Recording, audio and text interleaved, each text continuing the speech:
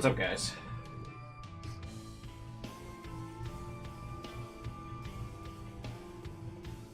Welcome. Today we're doing a small, or starting, I don't think I'll be able to finish it in one stream, but we're starting a smaller niche visual novel, Corpse Factory, with apparently a banger soundtrack.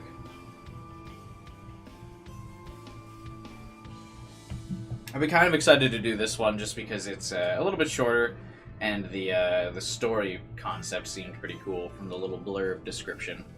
And not too many people have streamed this game, so thought I would be one of the first to do it. That could be fun. Looks like there's multiple endings. I don't know what Crow Factory is. An option to buy the soundtrack in the game. That's funny. Oh, I guess it makes sense we'd have no CDs unlocked yet.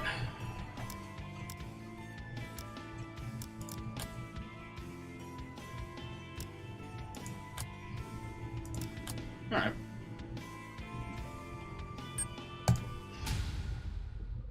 Let's get into it.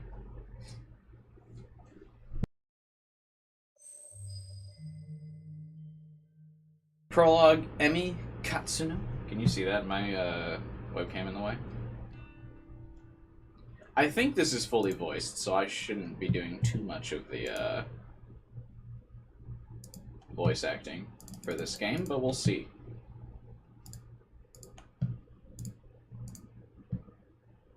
Uh-oh. It's not voiced. I thought it was.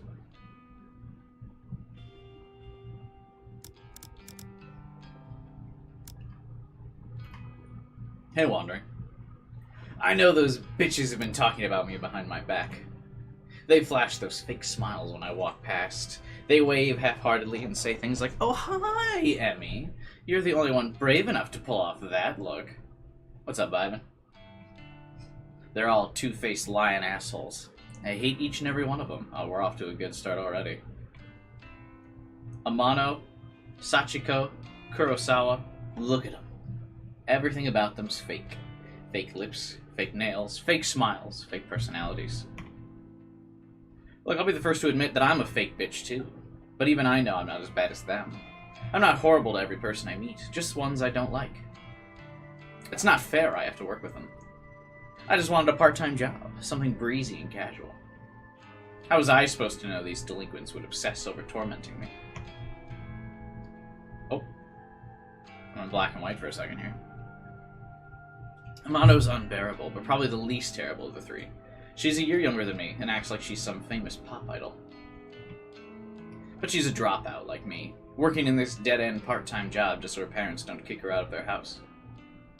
She spends her evenings singing to underground bars and hanging out with shady talent agents who swear they can promote her and make her the next big pop star. Same. She gets taken advantage of time and time again, but never seems to learn her lesson. I don't know if it's just she's just stupid, or if she really thinks she's on the right track to becoming famous. Sachiko is the kind of straight-laced girl you see at every school, studying her ass off to earn her parents' approval. The type of girl... Why is this, like, highlighted? Oh. She's the kind of girl that graduates, then the reality of the real world knocks her on her ass, and she realizes she actually has no clue what she's doing, like the rest of us. So she settles for the first crappy job she can find, and then suddenly it's 3 years later and she's still slaving away for asshole managers to make ends meet. Instead of being humbled by her station in life, Sachiko decides to take her anger out on everyone around her. I've seen her slap customers out of frustration. No way. You would absolutely get fired if you physically assaulted a customer. Rumor has it she strangled our boss on one occasion, and he's too afraid to fire her now. Oh, I don't blame him, I'm afraid of her too. Then there's Kurosawa. I could write an entire blog on all the things I hate about her. She's pretty, but very aware of it. She seems to have a new sugar daddy every few weeks. Some poor old fool that she strings along and milks dry. God, I wish that were me. She must be nearing 30, but all her friends are still in high school, so it's more than weird. They hang out around the train station, bullying homeless people and shoplifting from the convenience store. I'm pretty certain she's done time once or twice. Kurosawa is an all-around terrible person. She makes the other two look like saints in comparison. I couldn't ask for a worse group of coworkers. there's me. Emmy, university dropout, part-time cashier, up to my ears in debt. I live in a small apartment in a bad neighborhood to keep my head above water. My apartment building is filled with deadbeats, loan sharks, junkies, perverts, you name it. By some miracle, I managed to snatch up the best apartment in the worst building. Although the place is nice, rent is questionably low. I'm fully expecting the landlord to wander in one day and demand more money, or murder me. I'm constantly worried about money, worried about my safety, worried about what the hell I'm supposed to be doing with my life. As if that wasn't bad enough, I have to work 4 days a week, with the 3 worst girls I've ever met in my life. Today is no different from any other day. Mono greets me at the door, her disgustingly puffy and pouty lips pulled back in a half snarl, half smile. It's a really wholesome workspace. Yeah, definitely a wholesome environment so far for this game. I can smell the sickly sweet scent of too much lip gloss from 10 feet away. Oh, hi, Emmy.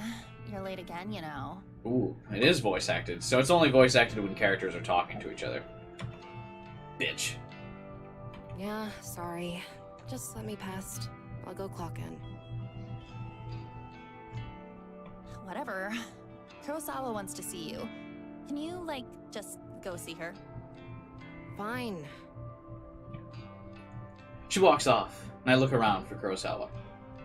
The stale stench of cigarette smoke eventually overwhelms the lingering scent of lip gloss in the air and leads me to her location. You wanted me?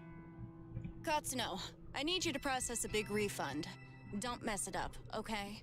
It's for a regular customer. Okay, I can do that. What am I refunding? There's a bunch of shirts on the counter. Just ring them up and refund them for cash. You can leave the money in the envelope under the register. Fine, I'll take care of it. Thanks. I'm going for a smoke break. I decide to clock in before processing the refund. I won't be paid for this shift, or the company doesn't know I came into work. I go behind the counter and retrieve the sign-in booklet, flip to today's date, and fill in my details. The shirts Kurosawa mentioned are lying haphazardly over the counter. I pick them up and scan each one. They're not cheap. The first rings up at 11,000 yen. The next is 13,000. 6 shirts in all, each one more expensive than the last. They don't look worn, the tags are intact. I'm supposed to ask for a receipt or proof of purchase before making a refund, but the customer is obviously not here. All this is going to get her fired, isn't it? Besides, the request came directly from Kurosawa, my superior, so I can't refuse. The refund goes through the system successfully, and the cash drawer opens up. I count out the correct amount of money in 10,000 yen bills, and pop an elastic band around the cash and put it in the envelope. I print a copy of the refund receipt and slip it in with the cash. I slide the envelope back into the register and lean against the counter, surveying the store. I can see there aren't any customers. It's still early after all. We don't usually get business until lunch. I hover around the register for a while, biting my nails and staring at the clock. Kurosawa eventually returns from her smoke break. Half an hour must have passed. Who does she think she is? You finished that refund? This is like every smoker that I've ever worked with. I swear to God. And I used to have hourly jobs back in high school, college. Everyone that was like, yeah, I'm going to take a smoke break, just disappeared. I almost considered smoking for a while just so I could also disappear at work. Yeah, I did it just like you said. Okay. She rummages around underneath the cash register and pulls out the envelope. Fingers flick through it, counting each note, and she nods. Good work, Katsuno. I'll pass this on to the customer next time they come in. Yeah, it seems like really suspicious that she wouldn't just process the refund herself. No problem. Anyway, I'll take over the cash register for a while. You want to go tidy up stock? Yeah, okay. I'm not too bothered if Kurosawa wants to take over my register duties. It's boring standing around. I'd much rather be doing something than nothing. As I head toward a rack of untidy jackets, Sachiko bumps into me. Sorry, I didn't see you there. Did she actually just apologize? The customer abuser? That's fine. You okay? I haven't been sleeping real well. I'm just tired, that's all. Well, get some rest, I guess. Very helpful. The Emmy that we're playing as sounds super familiar. I don't really recognize her, though. Look, while I've got you here, I know I haven't really been easy to get along with lately. I've got my own personal issues, but that's no reason to take it out on you and the other girls. And this character's mic quality is kind of low. I can't believe what I'm hearing. Has she had a change of heart? So I'm resigning as of today. I don't deserve this job. I wanted to apologize and make sure there's no bad blood between us. Sachiko. I don't know what to say. I never expected this from you. Oh, won't see ya. Yeah. If you're resigning, do you have another job lined up? No, not yet, but I need to work on myself first. I have a lot to think about. Well, I mean, as long as you're sure about this. I am. Not telling her to stay at all. She's just like, well, okay then. In that case, then thank you for apologizing. I forgive you. Thank you, Emmy.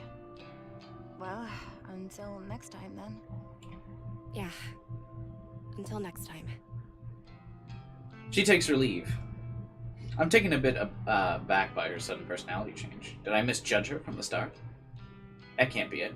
She has a history of abusing customers and coworkers. There's no way I imagined that. I'm actually kind of glad she's trying to get a grip on her life. I hope it works out for her. If she's resigning today, I suppose the only two terrible coworkers left are Amino and Kurosawa. I glance at Amino, who's standing by the door, waiting to greet customers. She has a vacant expression on her face, like always.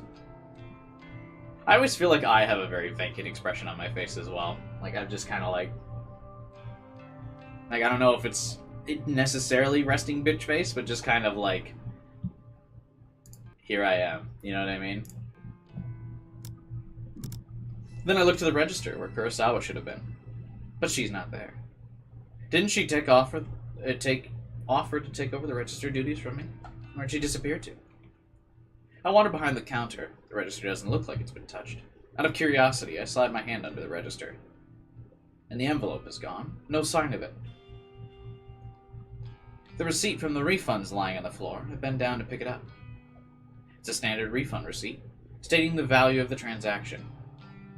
My name is signed at the bottom since I was the one who processed it. The refund money is gone, and so is Kurosawa. Did she? She couldn't have. Surely she wouldn't have run off with the money. No one would be stupid enough to risk their job over that, would they? Ah, there's Katsuno. You should go ask her about it. Huh? She's still here? She seemed to pop up from nowhere. Katsuno, a word, if you please. Oh, here we go. This is where we get fired. The manager of the store normally spends his time in the office out back, so it's unusual to see him here. What would he want? Kurosawa was tending to the register when she noticed the system flagged a large refund as suspicious. Do you know anything about it? Hang on. I want to adjust the, Well, the music is nice. It's, like, super loud compared to the voices, I feel like.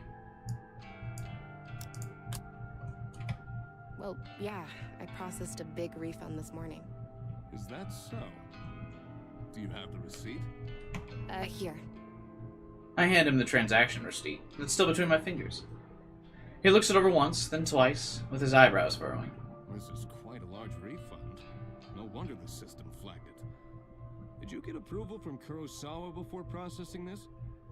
Kurosawa was the one who asked me to process it, sir. I never even spoke to the customer that it was intended for. That's not true, Hirota. I don't know anything about this refund. Wait, what? Where is the refunded money now? Well, I put it in an envelope underneath the register, but... Oh, did she reverse pickpocket us? There's no money here, sir. She's lying to you. Interesting. No money to be found. And Katsuno, you're the one who signed off on the refund. That makes you responsible. Yeah, I did sign it, but... You're going to have to tell the truth, Katsuno. Did you take the money? Don't make me get the police involved. Wait, hang on. Do you think I stole it? Kurosawa asked me to process the refund and leave the cash in an envelope. This would not be the time to, like, freak out, because it'll just make you look guiltier. Nonsense. That's simply irresponsible. It's not safe to leave cash out of the register. But I feel my stomach beginning to sink. What's happening? Confess at once, Katsuno. I didn't steal the damn money! If anyone stole it, it was that bitch Kurosawa! Hey, what's up, guy? Enough! We're not going to stand here and argue about this like bickering school children. Couldn't you just look at the security camera? Sachiko, Like a serpent sleeking out of the shadows, Sachiko slides beside Hirata. Hirota. did you witness Katsuno take an envelope of cash from the register? Oh, yes, sir. Just this morning. She acted like she was processing a refund, then pocketed the cash. I meant to bring it to your attention sooner, but... That bitch! She hasn't changed, she just sold me out. I managed to catch a glimpse of Kurosawa smirking at Sachiko. They nod in unison and giggle. They end this together, throwing me under the bus so they can steal some cash. I'm so freaking angry. There you have it. A witness to your crime. Kurosawa, if you would kindly call the police. Yes, sir. Wait just a minute! I scream louder than intended, but my blood is boiling, and I can barely control myself. I didn't steal any money. Why don't you check the security cameras, huh? You'll see that I'm innocent.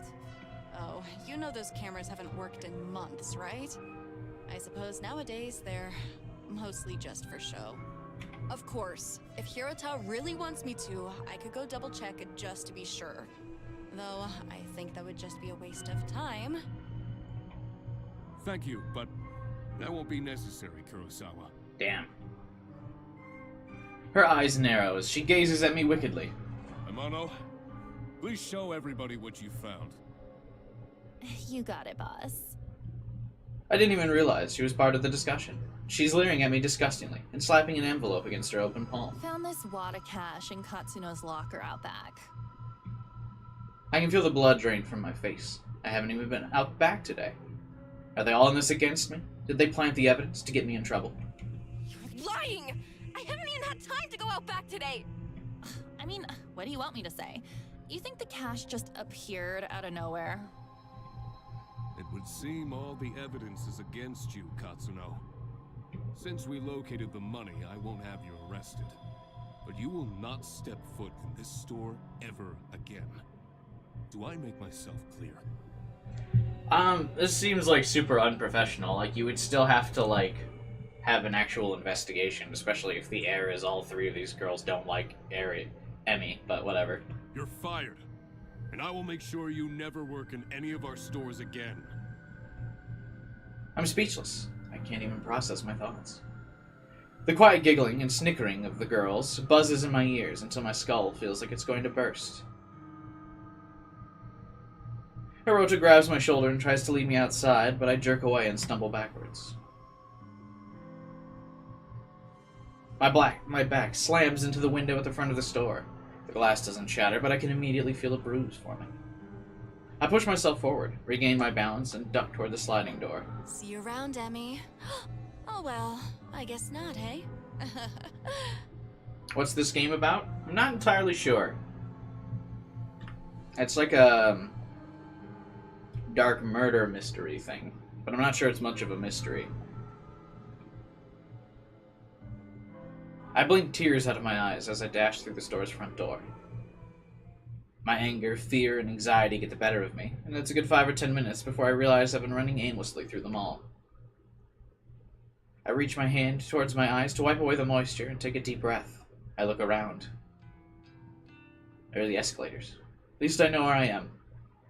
I need to sit down and compose myself. If I don't calm down, I might be tempted to return to the store and start punching those 3 assholes. With my head down, I blindly charge toward a small seating area. Watch out!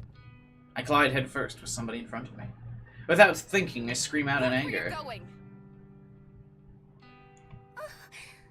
Sorry. I know this girl. She looks like her little sister. Katsuno? Is that you? Huh?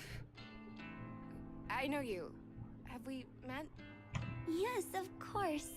We graduated from senior high school together. Remember? Did we? Why are they still wearing, like, school uniforms if they're both, like, graduated from high school? High school was more than a year ago. Feels like a different lifetime. How does she expect me to remember that?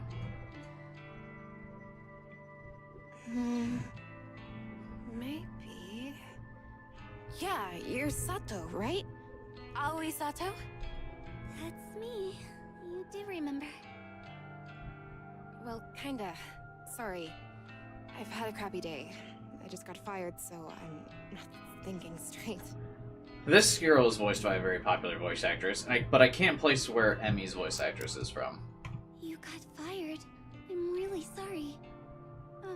You bumped into me pretty hard. Are you hurt? I'm fine. Aoi is rubbing her arm tenderly. I figure I must have injured her, but I'm really not in the mood to stand here and apologize to some old acquaintance. I have to go. Excuse me.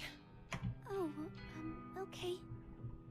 I push past her. Unexpectedly, the shy and spineless girl grabs my arm and stops me from leaving.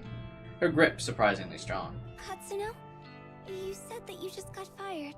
Is that true? Wait, yeah, I'm pissed off about it. Tell me what happened. Why are you so interested? I just thought maybe I could help is all. Are you gonna help me get a job? If not, you can't help. Whatever. You can't help. Some bitch set me up. She stole a bunch of money and made me take the fall. I see. Wanna kill him? Are we done here? Can I leave now? Sorry for keeping you. Yeah, okay. Once again, I turn to leave, but her next words manage to catch my interest. You know, if someone got you fired, there is a way you could get revenge. Let's go. It's time to start the corpses. Revenge? What's this girl on about? Does she have some way for me to get back at her? What am I thinking? I can't step foot back in the store. My chance to get any kind of justice doesn't exist. Revenge? What the hell are you talking about? Never mind. I shouldn't have said anything. Hell no. You're not going cold on me now. Tell me what you meant. Oh, okay. But let's talk quietly. There may be a way for you to get back at whoever got you fired. Have you heard the rumors of Corpse Girl's website? Ooh. Corpse Girl? Who is that? Sounds like some death metal band. She ignores my comment and continues. They say that if you visit Corpse Girl's website, you can request a death. Request a death? What's this girl ranting about?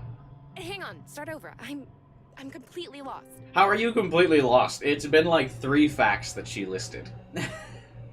She made like 2 simple statements. Visit a website, request a death. She frowns, a look of annoyance on her face. Say somebody wrongs you, and you want to get revenge on them. She's a shy, quiet girl. I'm sure a lot of people wronged her. Go on. Rumors state that you can visit Corpse Girl's website and fill out a form in order to request a specific person's death.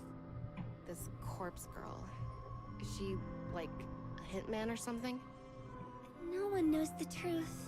All I know is that her victims always receive a photo of their own corpse before they die. Ooh. How is that possible? I don't know. I'm glad we're getting right into it. This game knows what I'm here for. I'm here for the murder. We're like, what is it? 25 minutes in? Well, actually, we're probably only like 15 minutes in because I just stared at the menu screen for a while. I've been wanting to use the website for some time. There's somebody that I'd be happier without. But I'm not brave enough to go through with it. Still, I want to know if the rumors are true. If you use the website, you could tell me if it works or not. This whole thing sounds sketchy. Risky. Are the police gonna come get me if I go on this website? I mean, in a situation like this, I wonder if you would have, like, plausible deniability. Like, if you put in a request, and then you, like, the police came back to you, right? Couldn't you just be like, bro, I just thought it was an internet meme. You put in people you don't like. I didn't know that they would actually end up dead. Would you get, like, manslaughter charges, or would you just... I wonder. Hey, David. I've got no idea. Well, thanks, I guess. Allie doesn't make a further attempt to stop me when I turn on my heel and walk away. I don't know what to make of her suggestion. Can such a website even exist? The ability to request a death sounds unbelievable. And yet... I find myself unable to get the possibilities out of my mind as I make my way towards the train station. A website tailored for revenge. I could dob in those three. If I could remain anonymous, then no matter what happens, whatever fate befalls those girls, it couldn't be traced back to me. If you use today's sponsor, NordVPN... No, I'm just kidding. I'm not actually sponsored. But, I mean, I guess that would be the way to do it, right? I start to wonder if ordering the deaths of a few girls simply because they got me fired is extreme. Although, they're not exactly saints. They're closer to human garbage more than anything else. They've always been hostile toward me. I'd probably be doing the world a favor if I had them all killed. If they screwed me over without a second thought, who knows what they might do to their next unsuspecting victim. Yeah. Killing all of them is the right thing to do. Removing them from the planet will prevent them from hurting anyone else. My heart begins to race.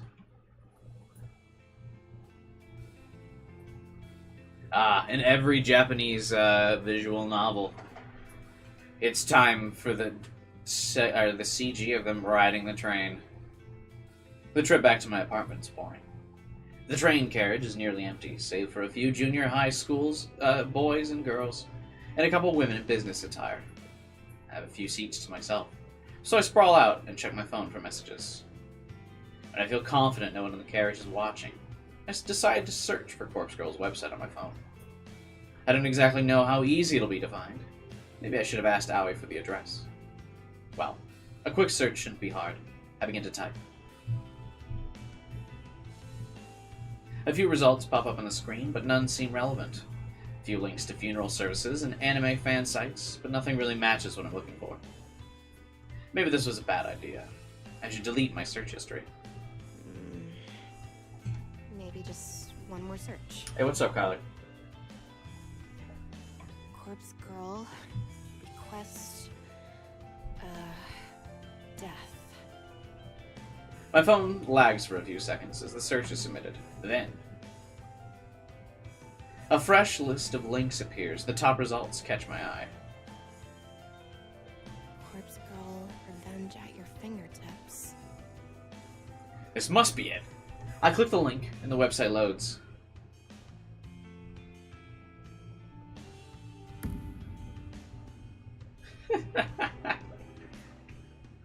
The website's simple. There's a freaky little dancing girl at the top of the screen who looks happy to belong to such a site. Fill out your victim's info and upload a photo of them. Your victim will receive a photo of their own corpse shortly before they die.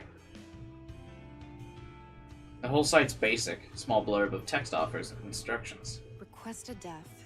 Fill out your victim's information and upload a photo of them. Your victim will receive a photo of their own corpse shortly before they die. Watch out. Don't be an idiot and enter your own information, or you will be cursed. What the hell? That's a cute girl. All the girls in this game are cute. Much like every anime. Is this site actually for real? I start to wonder if I should go through with this. There's very little useful information on the site. It does say request a death, but come on. Is someone actually going to go out and kill the person I choose? How on earth can someone receive a photo of their own corpse before they're dead? That doesn't make sense. My heart skips a beat and I nearly drop my phone when it buzzes at me. Thank God. It's just a text message. An unknown number. That's never good. Wait a minute. There's a photo attachment. Who could be sending me a photo from an unknown number? My curiosity gets the better of me, and I open the message.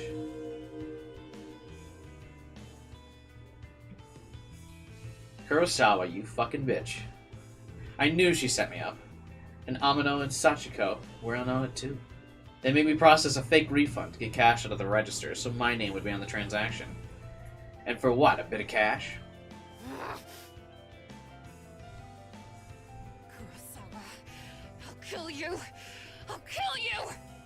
She says openly on the subway train. A few of the junior high school boys look at me with worried expressions, but I don't care. I'm angry. I'm furious. Kurosawa's gonna pay.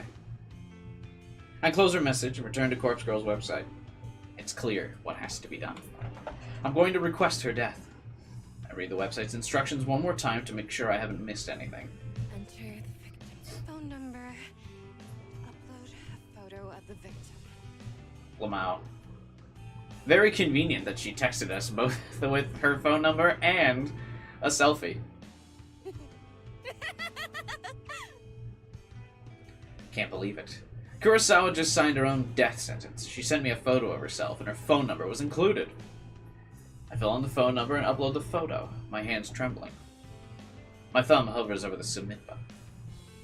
I feel a chill down my spine. Can I hear you? No, I can't hear you. I mean, you're texting. My face turns pale, and I immediately feel cold and clammy. Is Kurosawa really going to die if I use this? Or is this all a sick hoax? I run through the possible outcomes in my head.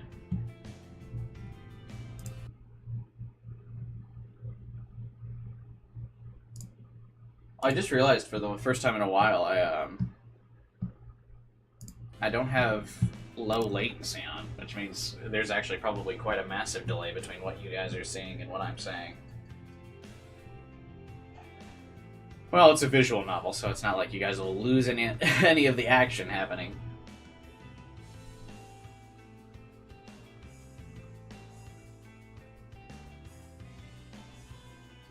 Yes, officer, that person was screaming the name of the person who died yesterday. Yeah, exactly.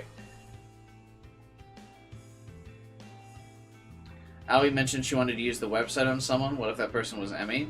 I feel like that would be quite a stretch. I mean, maybe for the shock factor, but like, they said they barely interacted with each other. So I'm not really sure why it would be like someone she really wants to go without. But maybe. I mean, I assume because it's Corpse Factory, like, everyone ends up dying by the end of this game. The third possibility... Wait, did I miss something?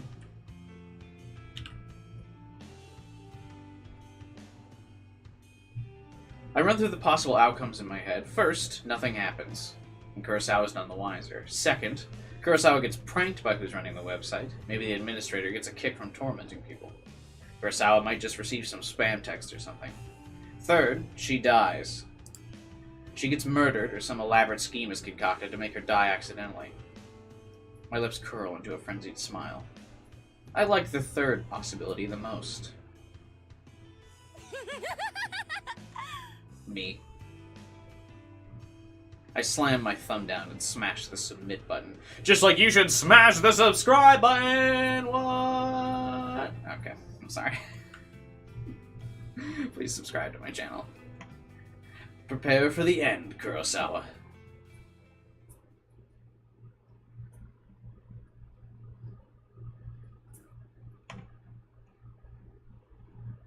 When I get home, I can barely contain my nervousness. I'm shaking as I open the door to my apartment.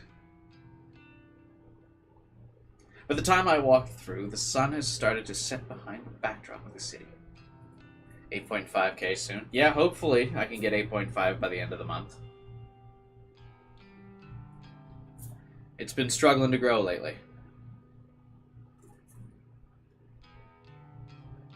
I need to sleep before 7 a.m. today. Jesus. Are you gonna go see the Mario movie, Kyler? All the new people left as soon as I made the subscribe joke. Even though it's not dark, I'm feeling physically and mentally drained. The drama at work this morning, the taunting laugh of Kurosawa. I feel exhausted. Like I just want to crawl into bed and sleep. Despite my dipping energy levels, I can't extinguish the burning question flickering within my mind like a candle flame. How will I know when or if Kurosawa is dead? Will Corpse Girl's website notify me? Of course not. I didn't give any personal info. The entire thing was anonymous. It's not like I can visit the store tomorrow and see if she comes into work. I'll be kicked out as soon as I show my face. So what do I do? That's it. I whip out my phone and open Noise, a social network app that all my coworkers are connected to. We're all in this group chat labeled Work Life. We use the chat to swap shifts with each other and complain about the boss. Just as I was hoping, I haven't been kicked out of the group yet. I swipe through the list of chat members and tap on Kurosawa's profile. Last online, an hour ago.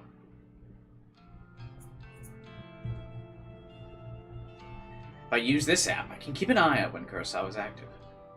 She only has to be using her phone for Noise to detect she's online. She doesn't necessarily have to be using Noise. It's the best way I can think of to monitor if she's still alive or not. It'll do for now.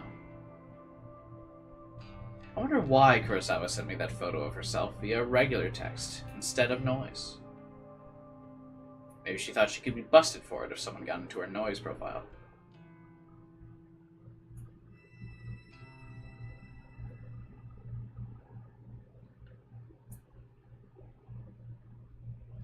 Hey, Quintuple A.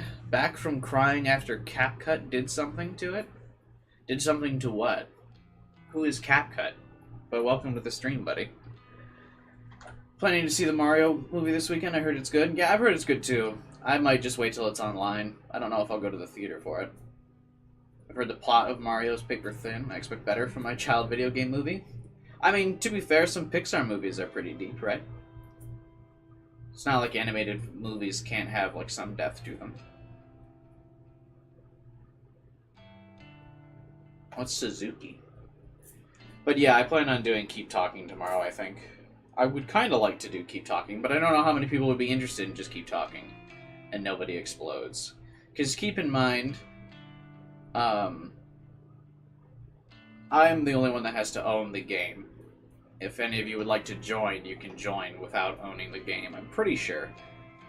I'll double check that. But I think you can just join as long as the host owns the game. If not, we'll just do Jackbox. But I'm pretty sure you guys will be able to play regardless as long as I own the game. It deleted your video? What were you making? Some sick gaming montages?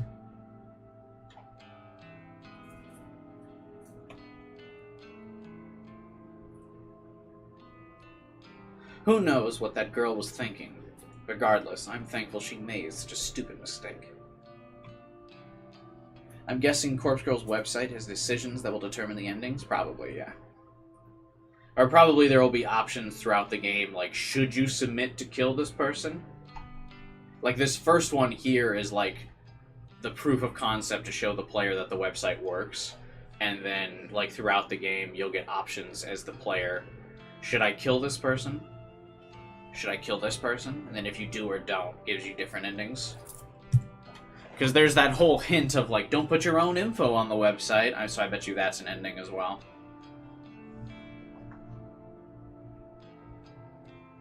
Who's Makoto Shinkai? I was making a video of Project Sekai. I don't know what that is. I wouldn't have obtained Kurosawa's phone number if she had decided to message me through Noise. After all, Noise is strictly an online service. No need for phone numbers. Come to think of it, where'd she get my phone number? Well, no matter. It worked out. I slumped down on the couch in front of the TV and keep my phone firmly gripped in my hand, knuckles whitening. Oh, she might have got her phone number because she submitted her to the website. That's how they're gonna all die.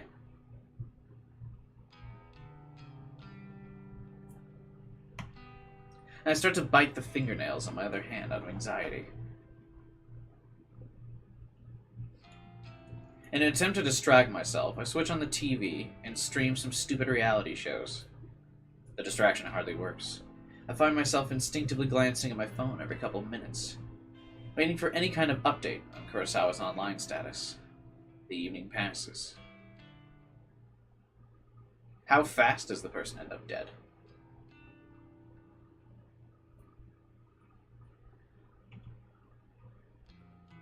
Sunlight streams through the open curtains, and I startle. Did I fall asleep on the couch? I do that all the time. You have to kill a specific person at a specific time, and then you have to put your own info before the other guy dies. Interesting. Maybe you can choose from a list of contacts at certain points.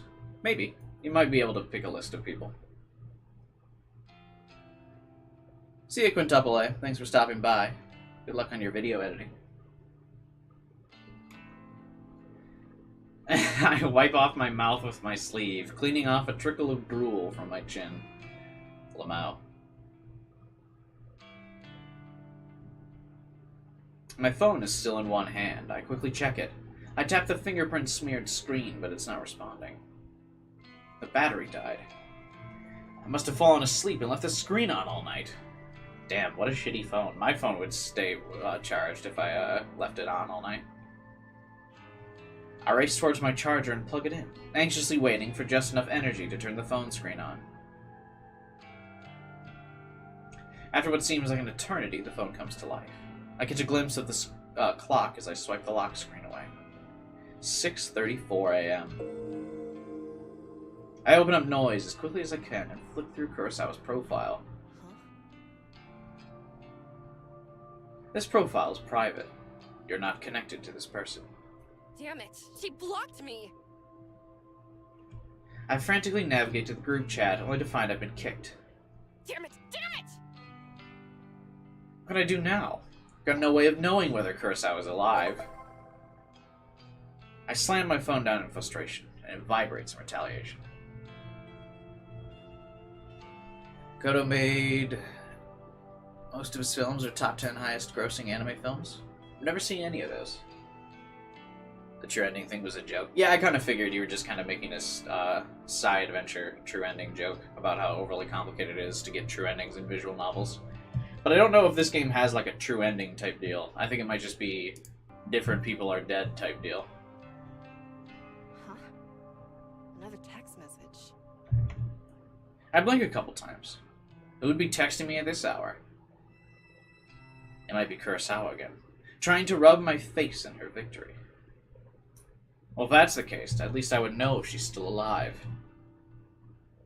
I hesitantly pick up my phone again and open the message. It's going to be a picture of her corpse. There's no text, just a photo.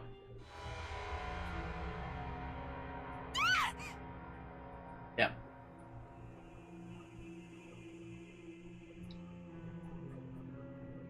What the hell is this? I nearly dropped my phone in terror. A photo of a dead body. Twisted and crumpled, like it's fallen from a great height. A splatter of blood is flecked across the grass. It's hard to make out the details of the person. The dirty blonde hair, familiar clothes, and smudged makeup. She dies in less than an hour. This dead body, is it supposed to be me? There could be no mistaking it. Without a doubt, this is a picture of my own corpse. I shriek again, unable to process what I'm seeing. I'm so entranced by the battered corpse that it takes me a minute to notice the timestamp in the corner of the photo. It's today's date, but something's off. The time says 7:28 a.m. It's about an hour from now. I shiver involuntarily and feel the sickening sensation of bile rising in my throat. This photo. Is this a prediction of my death? Am I going to die within the hour? And then the truth hits me harder than my face hit the ground in this photo. When you request a death on Corpse Girl's website, Your victim receives a photo of their own corpse before they die. Before they die. I can't look at it anymore. I throw my phone to the side and curl up on the floor. Did Corpse Girl send this to me? And how? How did somebody get a photo of my corpse? A photo that's seemingly from the future. It's impossible. It has to be a hoax, some trick, some psycho tormenting me. Yeah, that's all it is. Someone is messing with me.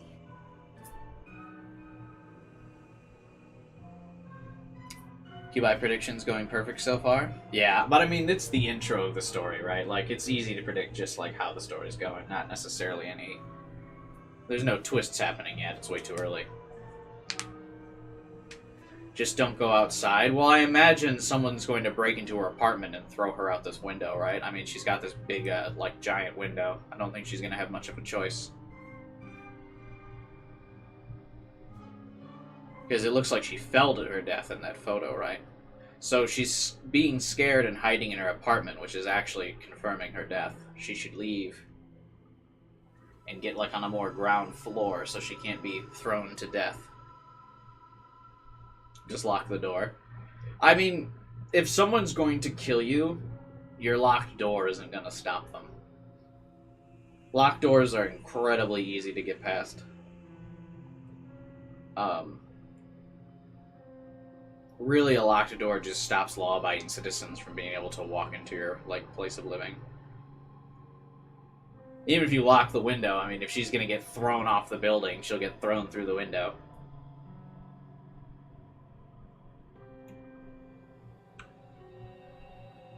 Go home alone on them. Probably Kurosawa. I get up off the floor and stumble around. I'm kind of lightheaded and unbalanced, and my stomach feels uneasy, ready to launch its contents through my throat at any second. I blindly reach around for my phone and grasp it with frozen fingers.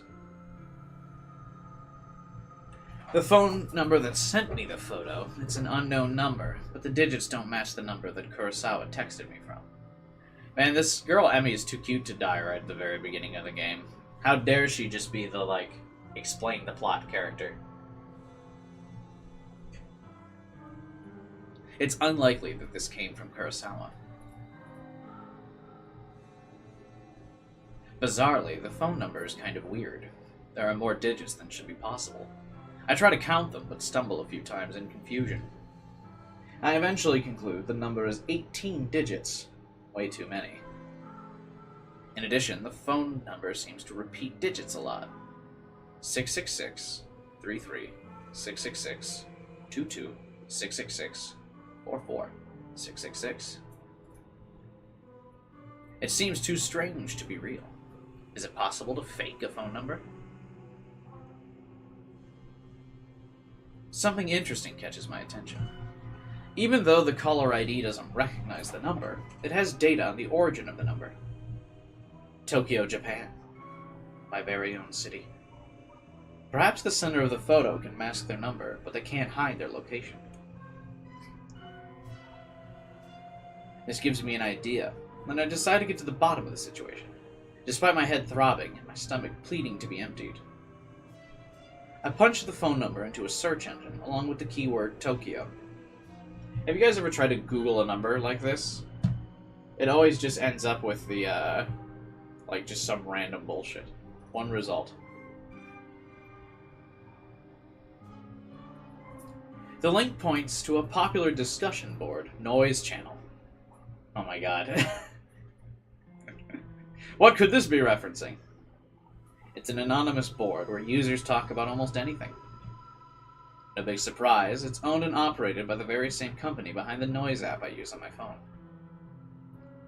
I tap the link and get taken to a discussion topic from less than a week ago, when I read through it. Topic: strange photo from unknown number. Today I got a strange gore photo from a number I don't have. Not sure what the deal is, it was gross. Wondering if any hackers can trace the number. It's 666, 333, 666, 22, 666, 44, 666. Seems like Tokyo. I'm in Osaka. Okay, thanks. The topic is one reply. You got this too? Was the gore photo a picture of yourself? I'm worried. Received a similar pic from the same number. Thinking about contacting the police. Not sure if I'm overreacting. And that's it. The end. Neither poster followed up. Damn it. That's all? That didn't give me anything to go on. Except now I know at least 2 other people have received bloody photos of themselves. I wonder if those photos were as extreme as the one I received. What happened to these 2 posters? Why didn't they continue the discussion?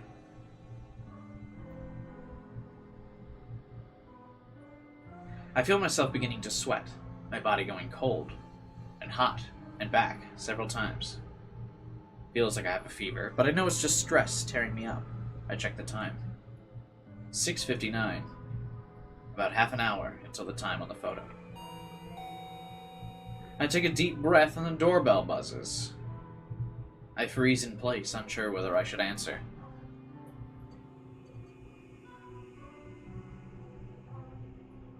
So I was interested in wondering, is it going to be like a curse type death, or is it going to be a murderer?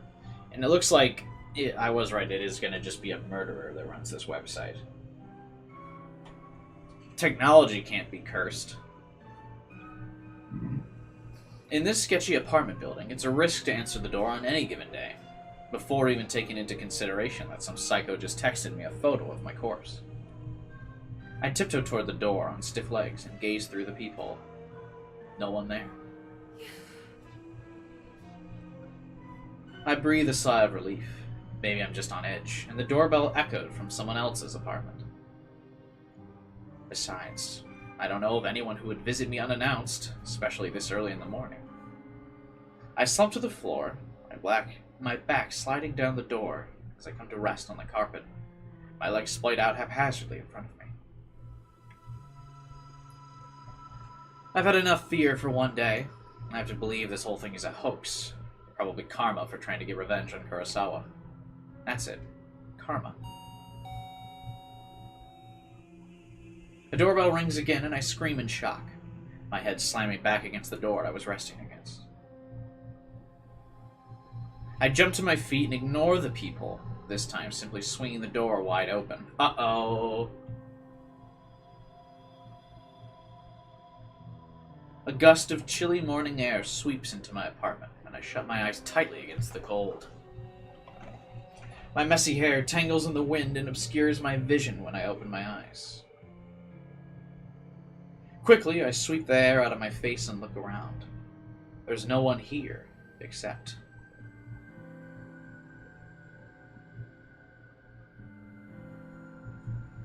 a metal trolley is blocking the walkway in front of my door.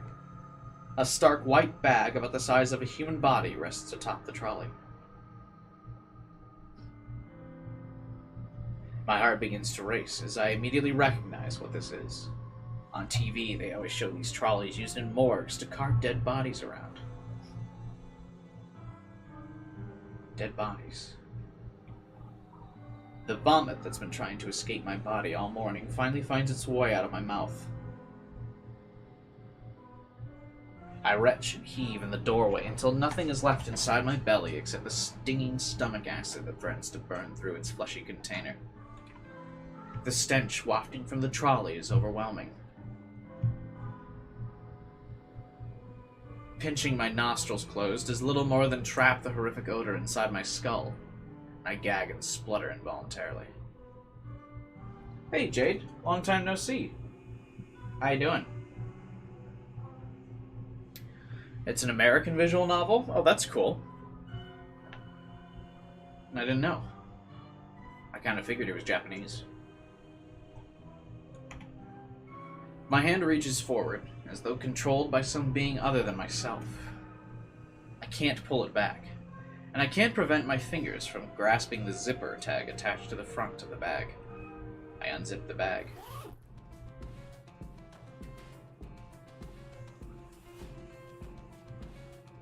That's a twist. I thought that would be Kurosawa. And there I am. A wretched corpse exposed to the day's first rays of sunlight. I stand here in the doorway as I lay atop the trolley. Simultaneously alive and dead, but more dead than alive in both bodies. The bruising on my face is horrific. I reach a stiff finger to my own lips, my living lips, tracing the outline of the bruise I see before me. There's no pain where the bruise should be, and I breathe a sigh of relief. For why would there be any pain if I'm already dead? To feel pain would be absurd, and then I'd really have to start worrying. I wonder how I died. Is this like her ghost looking at her corpse?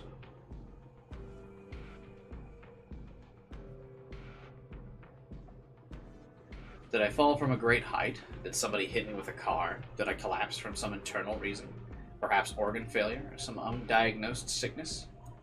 Maybe I didn't die and the corpse in front of me is alive, living and breathing just as I do. While standing in front of myself. Maybe this is all a prank I've pulled on myself. Dying just as a joke, but never really dying. Always living it to the point where I actually die and it's no longer a prank. Pranked ya! You're dead. Lamal, XD. My head is splitting and I can't think straight. All the thoughts in my mind are jumbled. The meanings behind unspoken words disappearing behind foggy clouds inside my skull.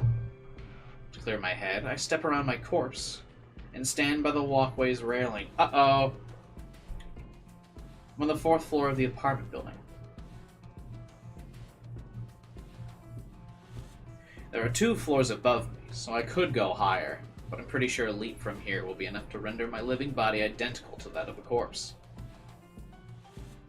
At this point in time, there exist 2 versions of Emmy. One is living and is me, and the other is dead, but also me. I can now choose to be alive and dead, or dead and dead, but I cannot choose to be alive and alive. I'm sorry, what? So even if I choose to be alive and dead, I'll still only be half alive. But choosing dead and dead is nice and clean. Absolute. An indisputably solid state of existence. I feel like this girl's just like freaking the fuck out. What is she even talking about? What's happening? You should do a Suspicious Stew Pringles review. Are they even sold in the States, like currently? Like, could I even get some? I feel like I wouldn't be able to get any, Kyler. I would do it, but I don't know where I would get it from.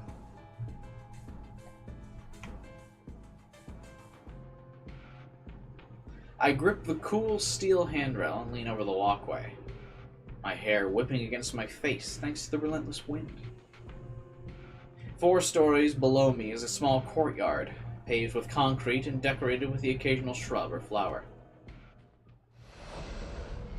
I missed the concrete by 2 feet.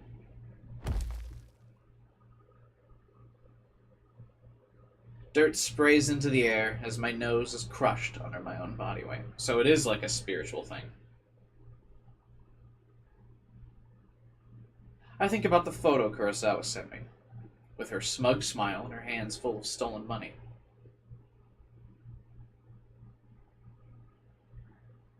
My teeth grind into my tongue and sever it, but it doesn't manage to escape my closed mouth. My mind wanders and settles on Corpse Girl's website. What was that about, anyway? As far as I know, nothing happened when I submitted Kurosawa's details. Huh. Maybe Kurosawa found the website as well. Submitted my details first. I guess Corpse Girl got me. Well played, Kurosawa. I think I can taste blood in my mouth. But it might just be a memory from some other point in my life. A blinking light from a nearby parked car kind of irritates me, but then my vision turns blue or black. My only concern is how I'll never truly know what.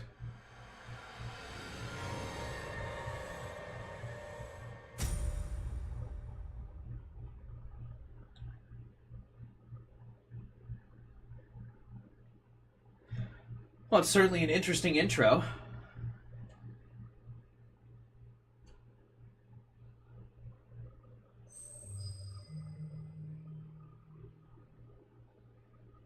Act 1. Kurosawa. 3 weeks earlier.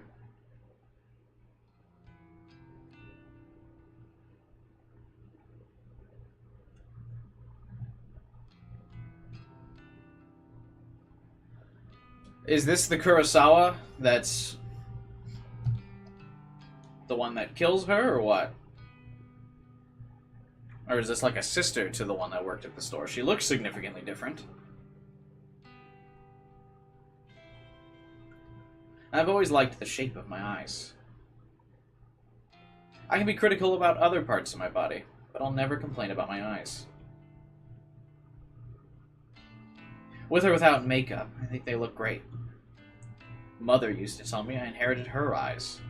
My big sister inherited father's. Oh, big sister, yep, must be the other Kurosawa. To be honest, I don't see any of father's features in myself or my sister. But I do agree that my eyes are replicas of my mother's. Each chapter we go through the perspective of a victim. It's possible. But this is the main character, as far as I know, because she's on the cover of the game, so I don't know if she's a victim. I have a feeling she's the one killing people. Mother doesn't see too well anymore, and that might be something I have to worry about in the future. But for now, my eyes are perfect. I couldn't be happier. I wear eyeshadow and eyeliner to bring out my best features. Some people tell me I use too much makeup, that I tend to overdo it and make myself look intimidating. Well, I don't really care. I mostly like the way I look, and honestly, how many people can claim the same? Today's morning ritual is the same as any other workday. I'm a slave to the wage, and I'm not proud. Call me a corporate sellout, but I can't survive without money. My alarm goes off at 6. The shower's running by 6:05. I'm dry and dressed by 6:15. I skip breakfast because I'm watching my figure, and spend until 6:30 working on my makeup.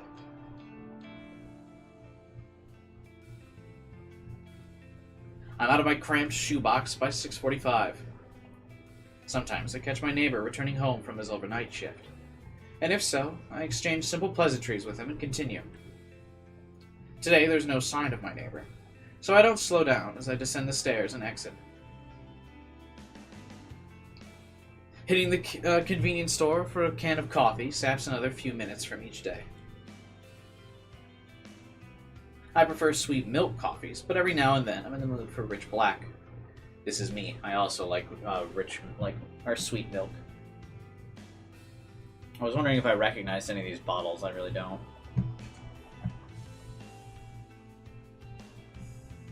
Regardless, I never start the day without it. I don't always need the energy boost, but it helps to stop my stomach growling. It's a milk coffee kind of day, so I pay for my favorite brand and get out of the store in no time. The canned coffee dives into my handbag and I continue on my way. The train station's always busy in the morning, and it's usually a struggle to navigate my way to the correct platform in time for the 7:12 train. Today's no different. However, I always make it in time, because my routine has been perfected over the last few months. It's nice that we're playing an anime game where every character is not in high school. That's a first. Oh my god, it's the train. I board the train bound for Shinjuku. A cursory glance reveals there are no empty seats, so I push through the throng of bodies and stand against the carriage wall. Whenever there are seats available, I like to sit and read, but it's much more common to have to stand and stare at my phone like everyone else. When I do read, I read the classics. Stoker, Lovecraft, Poe, horror, Western horror at that. It's my favorite genre. And of course, faithful translations into Japanese are as good as it gets. My English isn't nearly as strong enough to read these novels in their original language. If I'm stuck staring at my phone, I like to stalk people online. Acquaintances, or the few friends I have, lead such boring lives. They post about the most mundane topics all day, every day, acting like they'll shrivel up and die unless they get the attention they seek. Same. I also shrivel up and die without the attention, without the views. I find their dull, tedious lives fascinating. From behind the safety of a glass veil, I can fulfill my voyeuristic fetishes and consume as much pointless information as I desire. Knowing every mundane tidbit of people's daily lives turns me on. This morning is the same as any other. I stare down at the phone held in my frail hand. My fingers move of their own accord, scrolling and tapping against the backlit display, pausing, pondering, pouncing on any post or picture that my pupils haven't yet consumed. Standing in the train carriage, packed to the gills with people, I can't help but feel my face getting flushed. My steamy breath escapes my lips. I digest post after post, photo after photo, memorizing the comings and goings of every single person on my noise activity feed. Oh, she wasn't actually kidding about, like, looking at the mundane information turning her on. I kind of thought that was a sarcastic, like, oh, their boring lives turn me on. Turns out that wasn't sarcasm. That's what I thought that was going with. Whoops. I catch my breath getting heavier, my gasps becoming short and sharp. Ray went to the dentist yesterday for a root canal. Mizuno shared some photos from her international vacation. Kawahara objects to owning pets and thinks animals should be free. My cheeks glow crimson. My chest begins rising and falling quickly. I clutch the collar of my shirt, knuckles whitening, knees shaking. A few people start to move away from me, but I barely notice. My fingers keep scrolling and I hit the jackpot.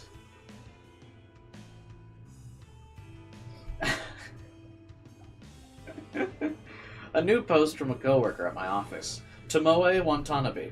She's a gal girl, the type with a heavy fake tan, bleached blonde hair, and questionable clothes. I hate her, but I love her posts. This morning update reads, Tomomo! 53 minutes ago. Just found this Corpse Girl website. Such fake bull, hahaha. Waiting to meet a bitch to try it on.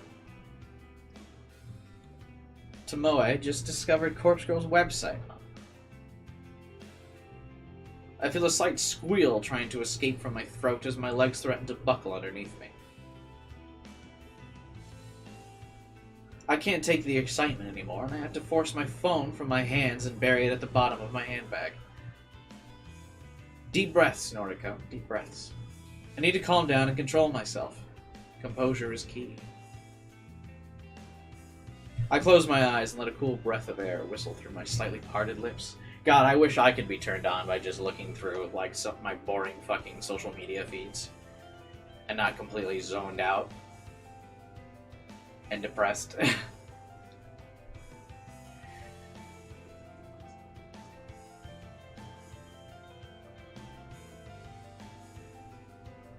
How do you butcher Wantana? I don't know. Remember how to say it? It's been like 5 years since I played Spider-Man PS4.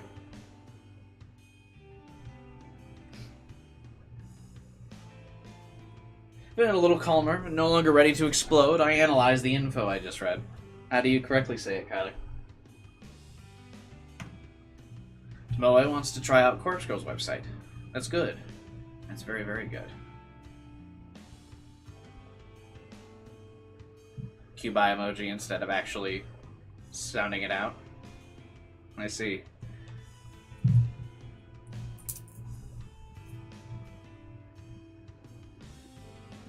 Rumor has it that you can visit the website and request the death of somebody you know. How and if the victim dies isn't known to the public. Because of that, some people are pretty quick to dismiss the site as a hoax.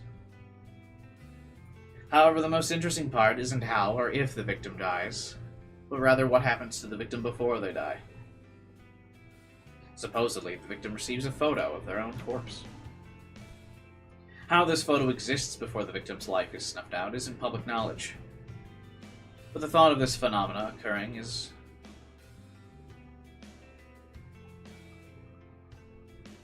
Watanabe? Yeah, that. Oh, okay, Kyler, like you knew. That's why you didn't do it.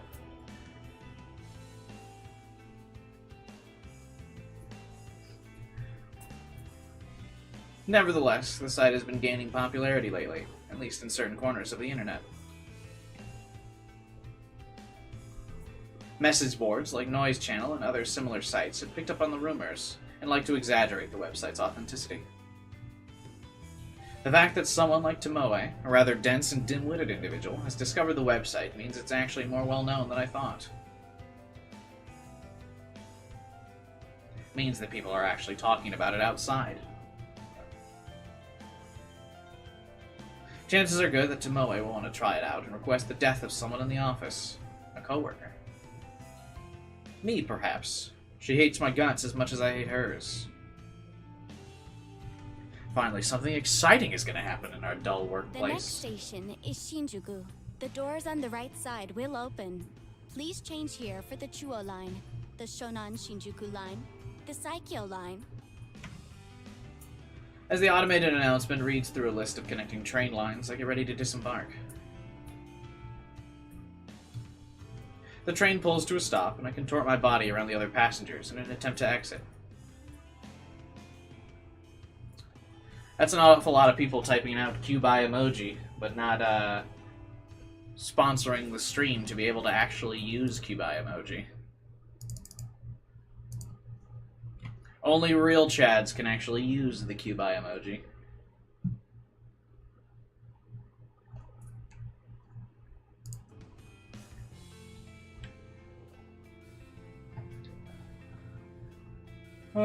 She's going back to the office. Da, da, da, da, da. Doesn't take long for the looming office tower to enter my field of vision. 32 stories of office space all crammed into one sleek, slim tower. The name, Temujin, is stamped across the structure in gigantic block letters. If you're looking for this building in Shinjuku, you can't possibly miss it.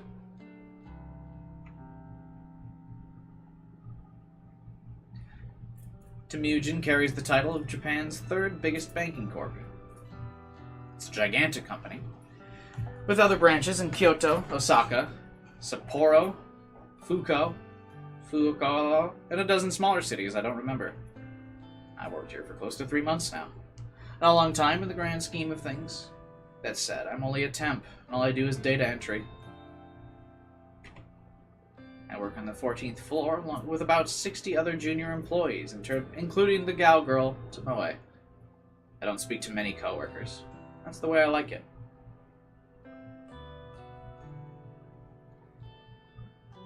I just don't... Why does every, Japanese media feel the need to be anyway, here's, all the different, city regions, and here is, our different, how close it is to other cities, and da-da-da-da-da-da-da. I feel like you never hear that in Western media. No one's like, and we were in New York City, which is 30 minutes from Manhattan, or whatever. And just so you know, you can also... we have our different subway stations, and here's what they're called. Oh my god. I feel like that never happens. Did you know?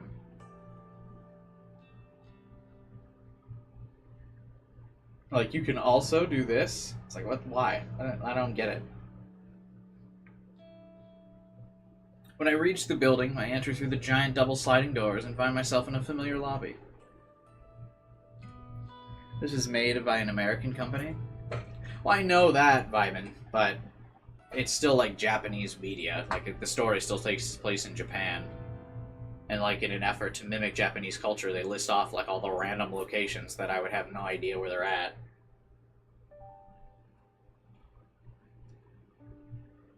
Comfortable couches line the walls, circling a reception desk. 4 large elevators are tucked away in a nook behind the reception desk. It's already busy this morning, though to be fair, this place is packed all the time. I avoid the crowds of sharply dressed business people, feeling a little out of place in my semi-formal skirt and shirt. Ducking into a newly opened elevator, I tap my employee ID card to a backlit panel and press the button for my floor. But you can definitely tell the American influence on this is that everyone's graduated from high school.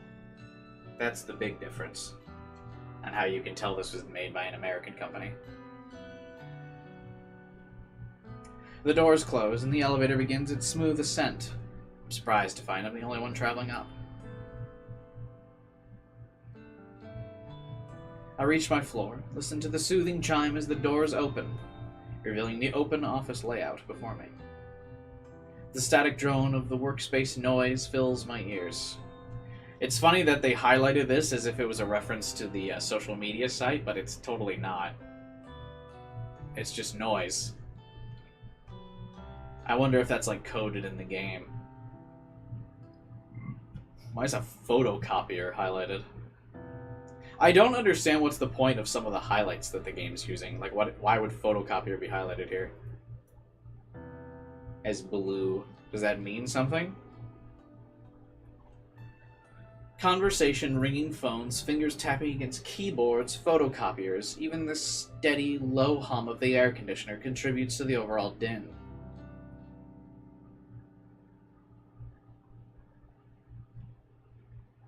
I make my way to my desk, stationed in the middle of the floor, surrounded by a dozen other identical desks. Plot relevance, watch it come into play 5 hours later. The photocopier is Corpse Girl. This was the foreshadowing. Is there a tips? I don't think this game has a tips list like Nirvana Initiative and Psy Adventure novels.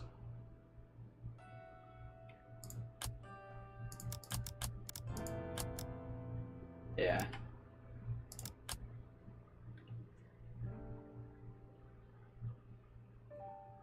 I was reading through the other night when I was getting the achievements in Nirvana Initiative, which I have all the achievements for now. The tip list is actually really funny in that game. But it doesn't like give you a prompt when the tips unlock like in the Psy Adventure novel, so I had like no idea that all these tips existed until like after I beat the game.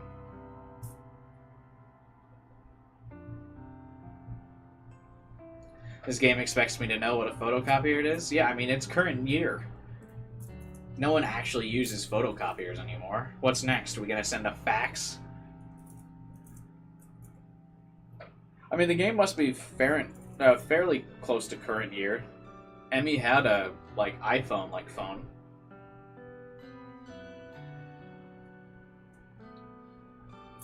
In any of my jobs, I've never used a photocopier.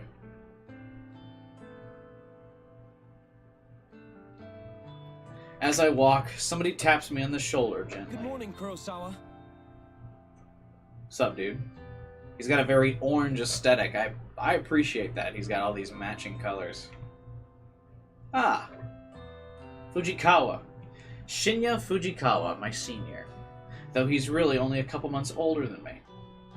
He's worked here for a whole year, after taking an internship straight out of high school. Why do they keep referring it to senior high school? What is senior high school? I assume they mean senior year of high school, yeah? He's not an intern anymore, though, so I'm not quite sure of his job title. Morning, Fujikawa. How was your commute this morning? Fine. Same as usual. That's good to hear. Did you read any of your novels? He's referring to the horror books I like to read. I can tell from his tone that he doesn't exactly approve of the subject. I have known Shinya since junior high. We go way back, but I wouldn't exactly call us friends. However, he's the one that landed me this job, even though it's just a temporary contract.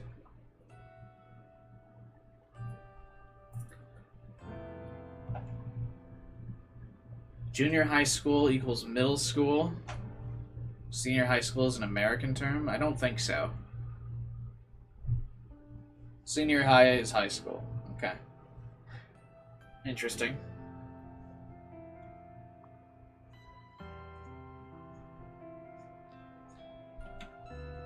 I always had the feeling he's a bit sweet on me. I could be way off the mark, though. Well, I couldn't get a seat on the train today. Too hard to read while standing. This is my favorite voice actress again, Erika. Voicing Noriko. One of the main reasons why I got this game is because I knew she voiced the main character. This reminds me a lot of her voice from the, there's another anime where she voices, like, a similar kind of, like, edgy character like this. Kind of psychopath yandere figure. It's this gambling anime. I forget what it's called. It starts with a K. I watched it like a year ago.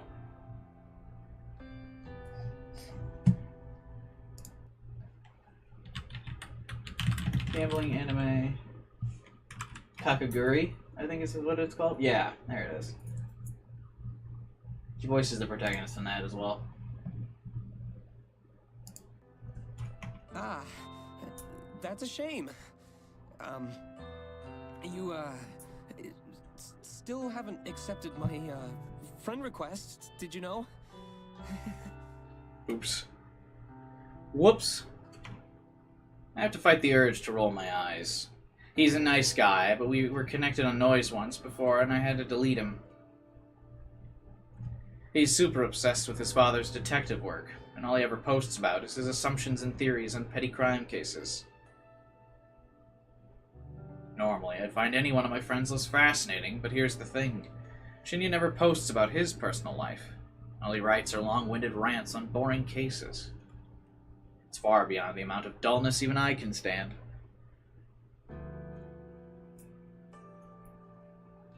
I fish my phone out of my handbag and pretend I'm looking at Noise. Oh, how about that? Looks like I don't have any incoming friend requests.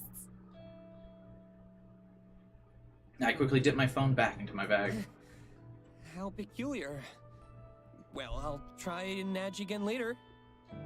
This guy sounds exactly like I sound like when I'm trying to voice, like, wimpy characters.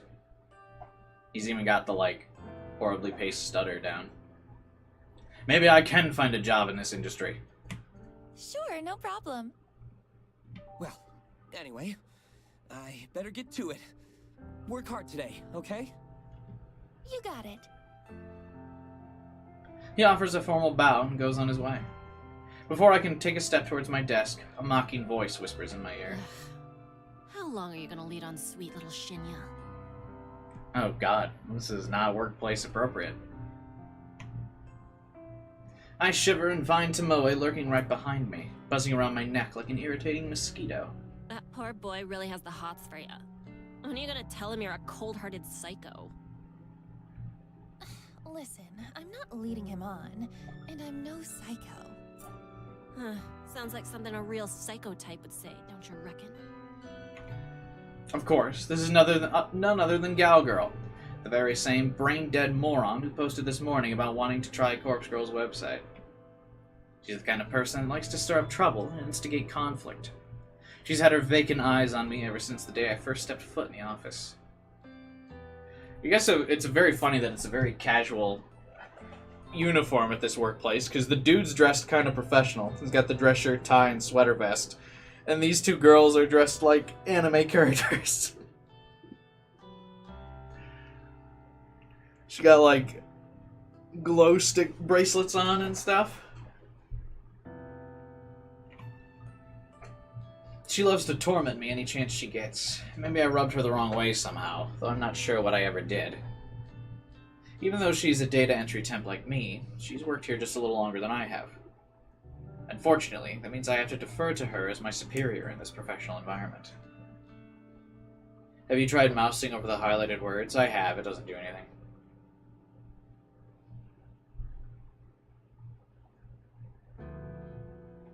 Why would you have to refer to her as a superior if you're the same position? That doesn't make sense. She knows as much and likes to take advantage of the fact as often as possible. It's funny, you know. He don't look like the type of skank to lead on a goody-goody like Shinya. Oh, I recognize this voice actor too. There's a lot of popular voice actors in this.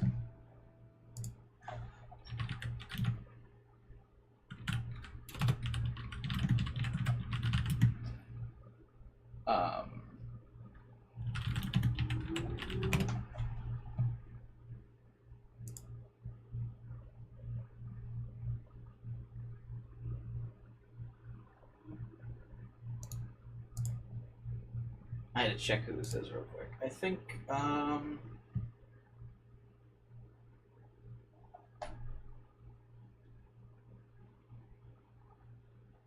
Oh yeah, she's Amame in Nirvana Initiative. She's Emily in Lost Judgment for you, Kyler.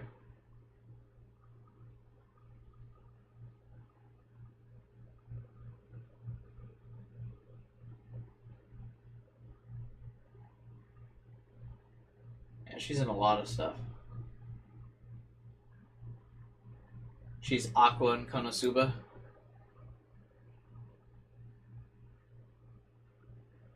And there's a lot of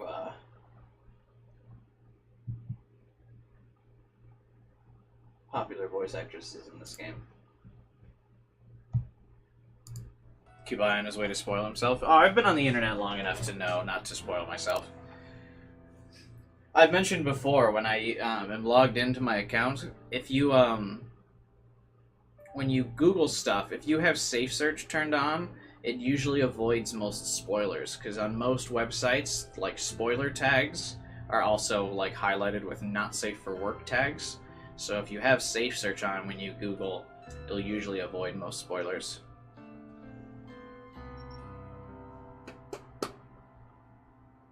So that's how I avoid the spoilers to most plots for games whenever I Google stuff about it.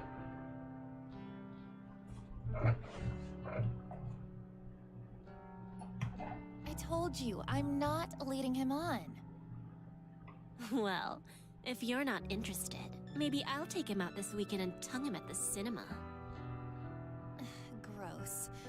Do what you want, but I doubt he's into someone with your, looks. She's totally leading him on, though. She was just like, oh, haha, I guess I didn't get a friend request from you. Oh yeah? What would you know? You think he likes your flat chest, little Miss Gothic Lolita? I know I should shrug off comments such as this. Normally I would. But backing down from Tomoe isn't something I can do easily. I'll give you a tip. Guys like Shinya are smart. Clever. If you want to impress him, don't let him know your head is as full of air as your inflatable breasts. A flash of crimson lights up Tomoe's face as she looks ready to lash out at me. I like this, This is a cool portrait. I like that face. Also, I want to get a necklace that just says my name on it. Also, yeah, hovering over this does nothing. A group of coworkers, juniors like us, look over to us in concern. Tomoe takes a step back from me, but not before signaling a rude gesture with her fingers. We ain't done here, Noriko. Watch your back. I'm trembling. She walks away, and I breathe a sigh of relief. If it wasn't for having to deal with her, I wouldn't dread coming to work every day. Anyway, I wonder when she's planning to test out Corpse Girl's website. Will she try it on me, since we just fought? I'm not really sure if I should be excited or scared. Either way, it would definitely be fun to find out what happens if she does try. I reach my desk and take note of the time. I was supposed to start working 5 minutes ago. So I quickly log into my computer and check today's task list. Why is it a different color? What's the point? I don't know, to be honest. I still don't know why photocopier was blue. Like, some words are just randomly highlighted, and I don't know why. Like, what do the colors even mean? Why is crimson green?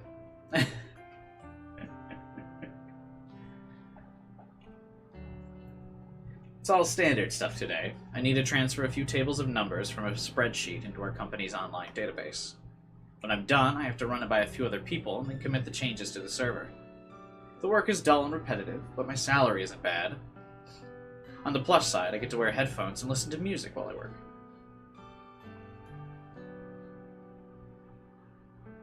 I dip into my handbag, retrieve my headphones, my phone, a can of milk coffee, a handful of breath mints, and I lay them out on my desk. Dude, mints plus coffee would be so gross. What? I slip my headphones on, plug them into my phone, and hit play on my work playlist. Loud, symphonic metal lovingly thrashes my ears as I crack open the can of coffee and take a sip. Okay, let's get started. I appreciate that we're actually just following a character that's, like the average, like, goes to work, hangs out type deal. Coffee itself is meh. Milk coffee is good, though.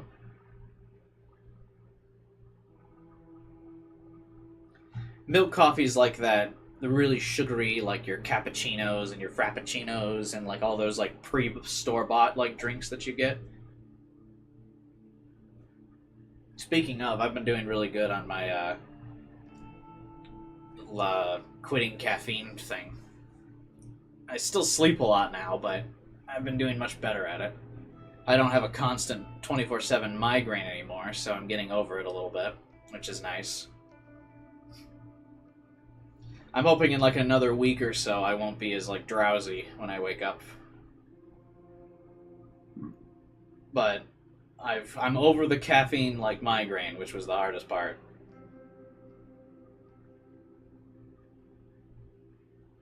But the worst part of it is I'm kind of excited for when I've completely ruined my like caffeine tolerance. I can drink like a small thing of coffee and like get that jittery caffeine rush again, because I haven't had that in several months. Almost actually I haven't had that feeling in like probably a year and a half. Keep I sleep now? Only begrudgingly, and that's just because of my caffeine withdrawal symptoms. As soon as I'm over those, I should be back to sleeping like minimal hours.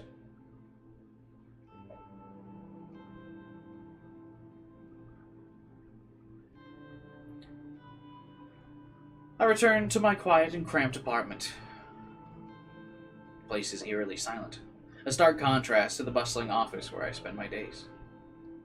Throwing my handbag into the tiny coffee table, I pick up my laptop and sit on the couch. I lie back and get comfortable, letting my laptop rest on my stomach as it boosts up.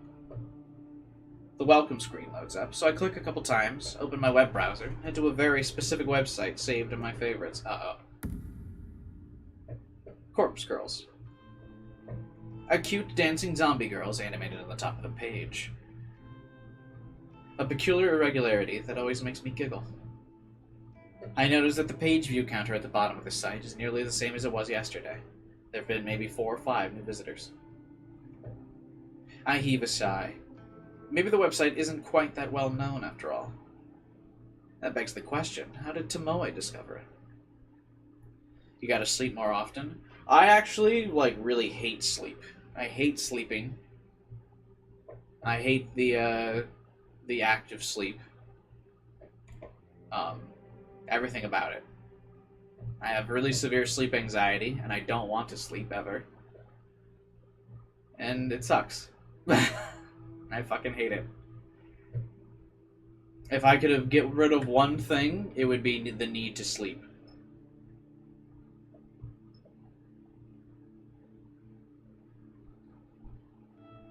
Never mind. My eyes scan the website's content.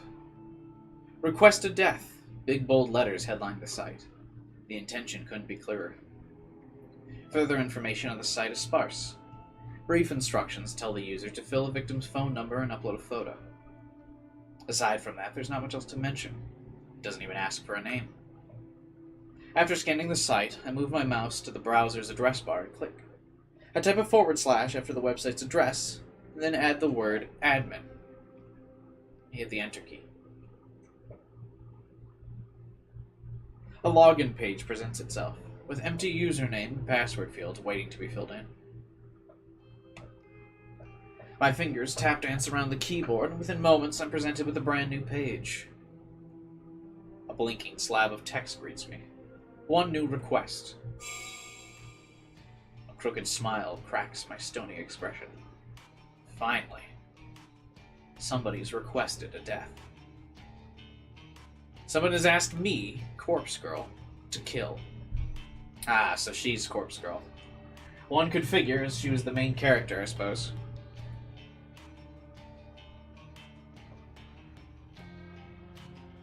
This is where things get exciting. I giggle and feel my cheeks flush red. This is the first request I've had for about a week. I've been logging in every evening, fingers crossed that somebody's elected a new victim for me. Today, my wish has come true. I can't help but feel emotional at a time like this. My lower lip trembles, and I feel tears welling up. I dab the corners of my eyes gently to avoid smudging my makeup.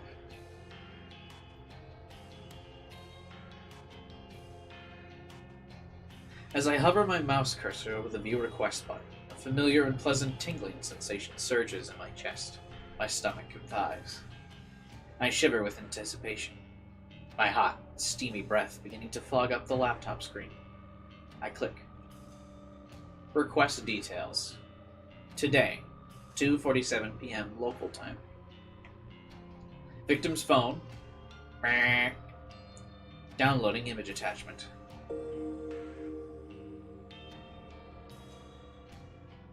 She looks kind of freaky. Something about the eyes, I think. The victim's photo automatically loads on my screen. The person in front of me is a total stranger, but that's okay. It doesn't change the task set out before me. A woman. Rather plain and in her early 30s. She's well-dressed with minimal makeup. She's not really putting her personality on display.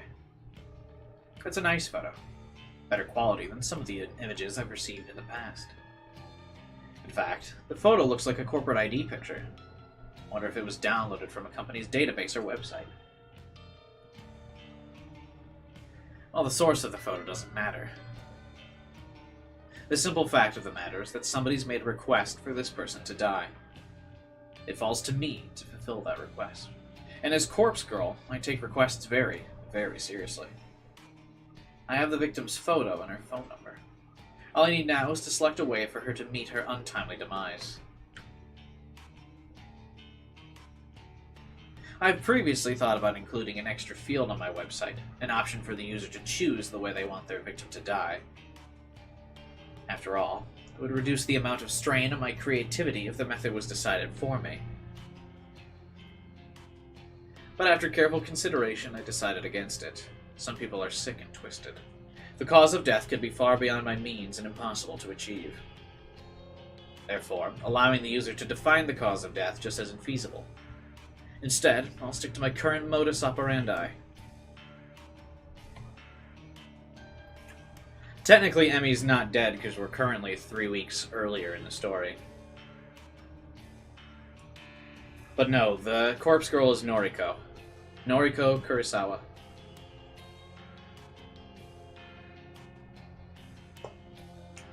Everything depends on the quality of the victim's photo. If it's detailed, and the victim's features are easily distinguishable, then I can be rather creative with the cause of death.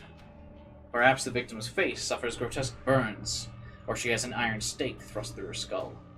However, if the victim's photo is low quality and doesn't provide enough detail to identify the subject, I have to resort to the default cause of death. A terrible, unlucky fall from a great height. That's what happened to Emmy. Maybe she slips, or maybe someone stumbles into her and sends her tumbling over a rail. The end result will be the same. A swift, crushing death from on high. The victim will end up face down on the concrete, completely unrecognizable save for her clothes and accessories. Do we know the MC's name? Yeah, I just said it. Kyler. Noriko Kurosawa.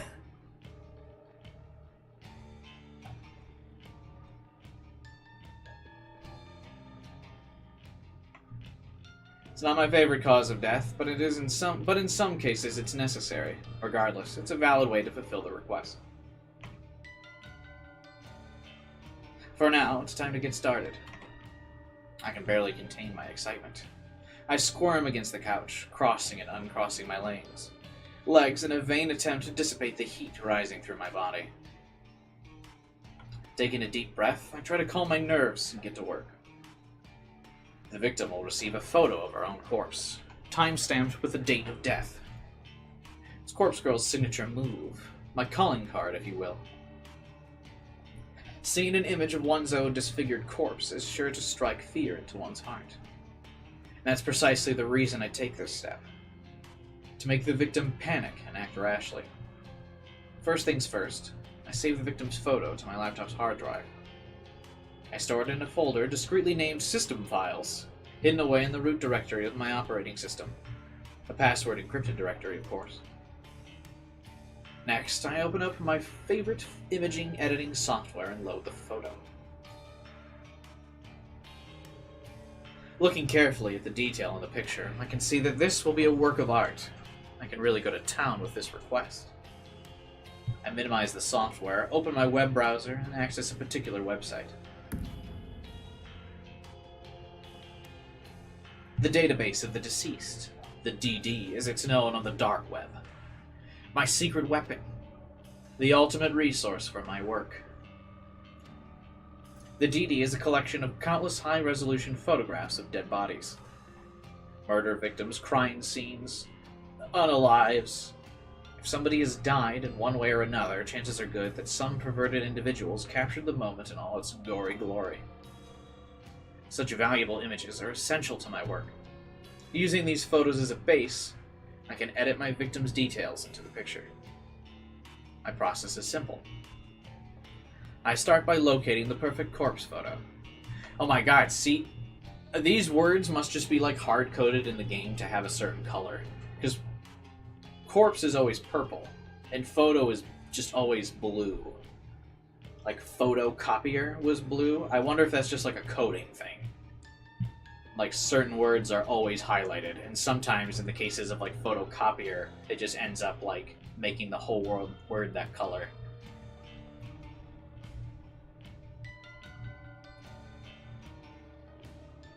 But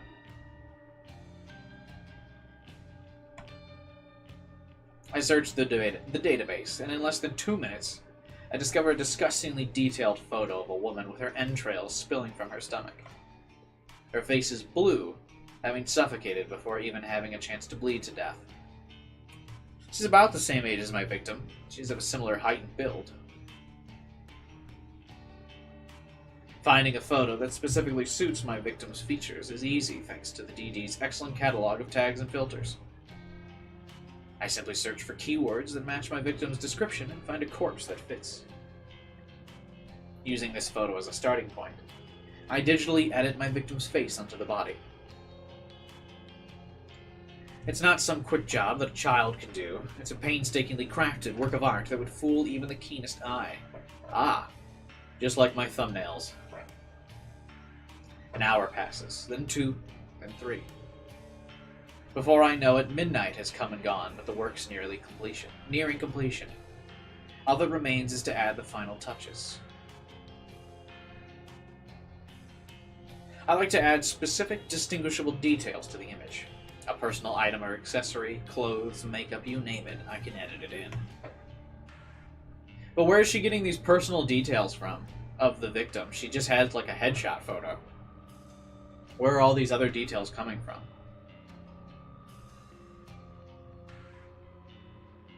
With personal details added, I adjust the lighting and color palette, just slightly enough to make the photo truly unique.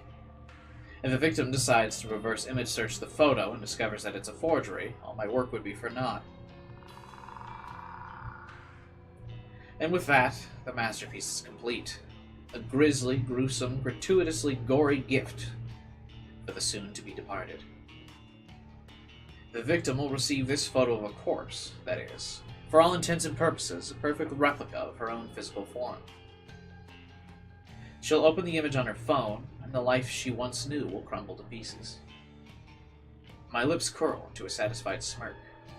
During my hours of work, my breathing eventually steadied. My excited nerves settled into a zen-like calm. But seeing the finished art piece now, I begin to feel my heart pounding once more. The macrobe vision before me is exhilarating. Adrenaline and dopamine surge throughout my body, giving me a sudden head rush of bliss. To say that I'm attracted to the sight of blood and guts would be misleading. I'm not into that at all. The excitement stems from the thought of taking control of somebody else's life, dictating their future, controlling their fate. For with the creation of this image, I've taken the victim's life into my own hands, like a puppet master pulling the strings of a marionette. By forging this convincing creation, I will compel the victim to take her own life. My own hands need not be stained. The hands of Corpse Girl have never been dirtied with the blood of a victim. This is the true nature of my work. Carefully crafting corpse photos in such a way to convince the victim that their fate's already sealed, and that no matter what they do, they cannot escape their death that awaits them. And the date stamped on the photo is the icing on the cake, the ultimate driving force behind the victim choosing to end their own life. A date so near in the future, at a time that has not yet occurred, a fiber of uncertainty, carefully interwoven into the image that causes the victim to pause and consider the possibilities. Is this photo from the future? Is this truly my fate? How can I outrun a future that's been pre-decided? These are the thoughts that run through a victim's mind. Despair and dread flood their senses. Overwhelming anxiety gives way to calm acceptance. This is my dead body. It's how I die. Why should I fight? And when the victim's last vestige of resistance gently breaks, like a silk spider's web being torn by a cool breeze, they finally give in and invite their end. This is the way it'll go for this woman, this complete and total stranger.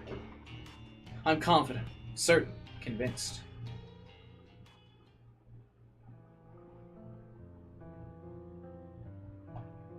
It was a sudden spark of inspiration that guided me to begin fabricating corpse photos about a year ago. I can never quite recall exactly what it was that spawned the idea. I'll be interested to see what the actual, cause is, because there's no way people just see this photo and are like, oh, yep, I guess that's it for me. There's got to be some other reason behind this, right?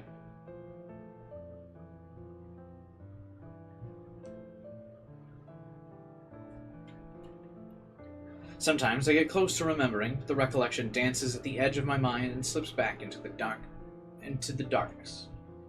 Regardless, I ventured down a dark and dangerous path. I built Corpse Girl's website and invited strangers to request the deaths of people they knew. It was a sales tactic, simply a way of encouraging users to submit images. I had no intention or means of ending lives. Little did I know of the true power I wielded.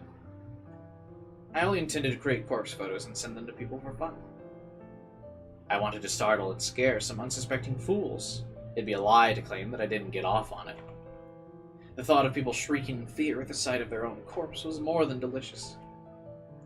It sated my budding lust. It filled a dark hole in the depths of my soul and gave me purpose.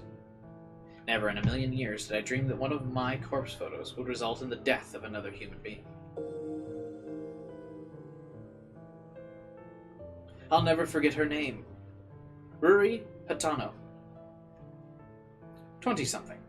Slim, gorgeous, eyes that took my breath away the moment I gazed upon her portrait. She was the first person to make me feel bad about crafting hoax photos. The only person to make me feel bad about it. But I did it anyway. Corpse Girl never rejects a request. It's my conviction. I forged a beautiful rendition of her death. Thanks to some rather macro-based source photos obtained via the database of the deceased, I strung Rory's corpse up in a field like a ghoulish scarecrow. The photo was incredible. It was my 5th or 6th work.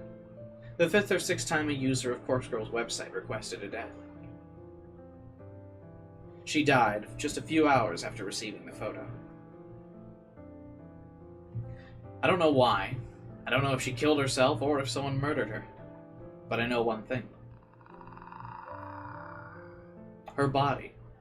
Her real body was found in a field, hanging like a scarecrow surrounded by crows. Her eyes gouged out of her skull, and her stiff fingers clutched her phone tightly. According to the news report, her phone displayed a familiar image, the very image I created of her corpse. When I first learned of her death, I was overcome with varying emotions. I felt sick, elated, disgusted, overjoyed, depressed, aroused. Had I somehow caused her death? Was Corpse Girl responsible for taking a life? Even though my hands weren't stained with blood, I still felt responsible. A lurid truth descended upon me at that moment. Corpse Girl had the power to end lives, and the more I dwelled on that fact, the more obvious it became. I began to feel that power pulsing through my veins. thrumming in my blood as my heart pumped and pounded within my chest. Can't explain how the power works, and I don't know why I have it. But somehow the corpse photos I create can compel a victim to end their own life, or compel someone else to end it for them. She died in the way I envisioned. Her dead body matched the fake corpse photo I painstakingly crafted. I didn't even have to leave the safety and comfort of my apartment to ensure her death. Corpse Girl's power is real, extraordinary, and I vow to exercise that power as frequently as possible.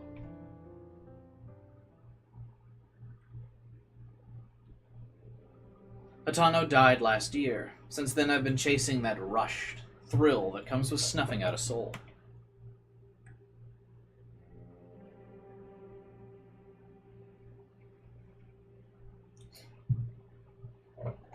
It wasn't hard to grow the popularity of Corpse Girl's website after that.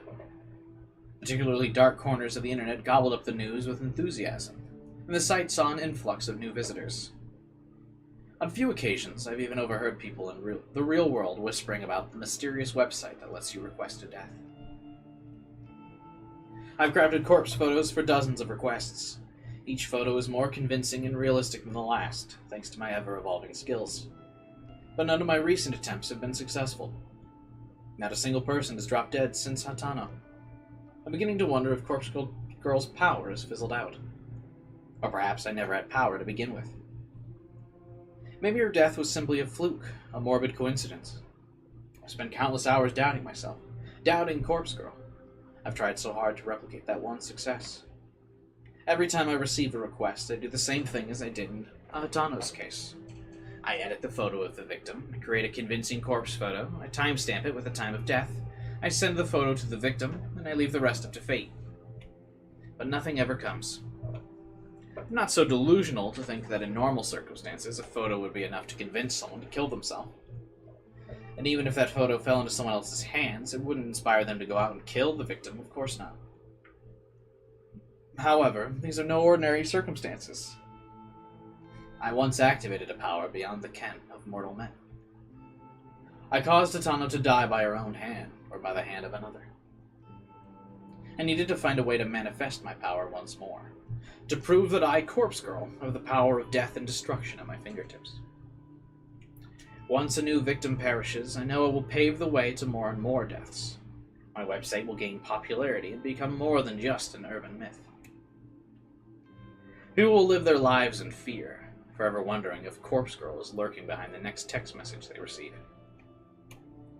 I can see the future I crave so clearly in my mind. I'm close to achieving my goal, I know.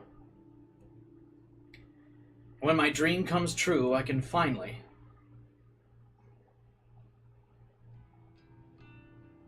Finally what?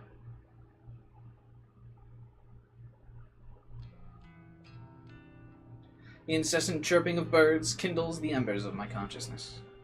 My eyelids open to find my body contorted before me, legs splayed across the couch in the most uncomfortable position I can imagine. I groan and twist my torso, letting my spine pop and crack until the aches in my body drift away. I need to stop falling asleep on the couch. I'm still young, but I can't handle a night away from my comfortable bed. My eyes fall upon my open laptop, lying on its side on the floor. The screen is blank, the battery drained. I briefly panic, hoping against hope that I saved my work before falling asleep. I stumble to my feet and pick up the laptop, then charge towards the power outlet. I plug it in and boot up, revitalizing the mechanical beast and feeling a wave of relief as the whirring of the internal fans signify the breath of life.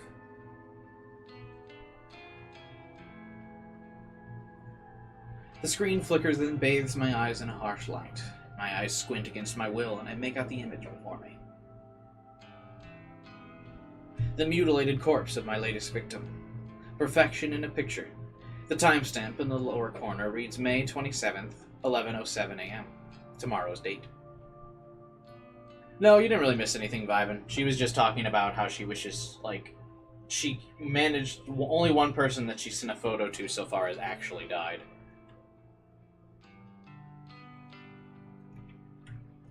The photo is ready to be sent. If I send it now, the victim will receive it immediately, notice the date, and realize her death is imminent. It's time to set the wheels of demise in motion. Leaving my laptop at the outlet, I quickly dart to the kitchen. Well, to call it a kitchen is misleading.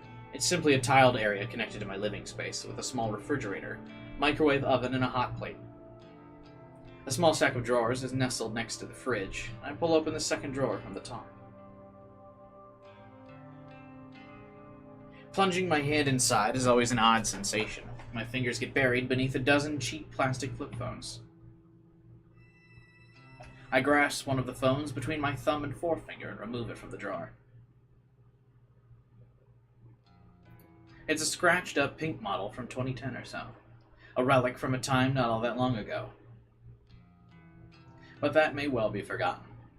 Is the person who died Emmy? No, remember, we're currently 3 weeks in the past from Emmy's death. The first person to die was... where's this girl's name? Ruri Hatano.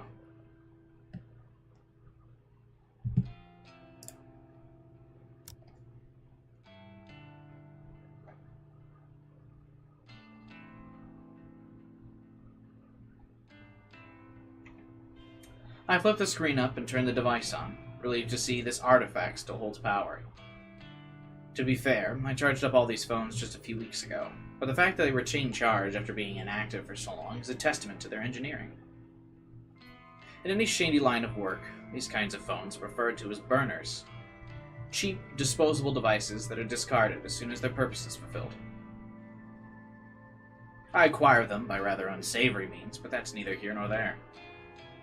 I use these phones to send out the photos I make. By doing this, I avoid using my personal phone, and thus prevent anything from being traced back to me. When a photo has been sent, I keep the burner phone for 24 hours. Just in case the victim sends a reply. I know I'd get a good laugh out of that. Of course, I don't keep the phone on my person. I store it in an old shed out the back of my apartment building.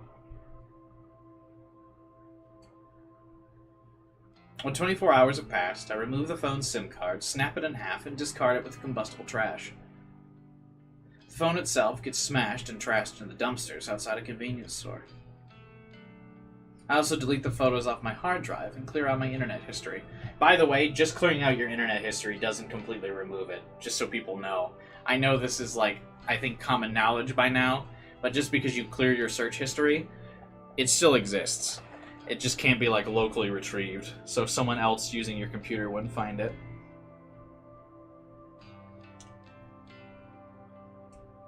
But if the police wanted to know your search history, they wouldn't take your computer and look at your search history.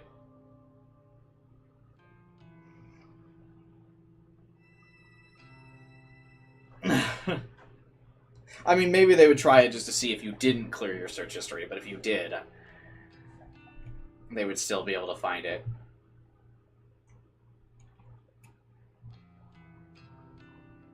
Obviously, I don't even use my own internet connection at home. I leech off my gullible neighbor's Wi-Fi.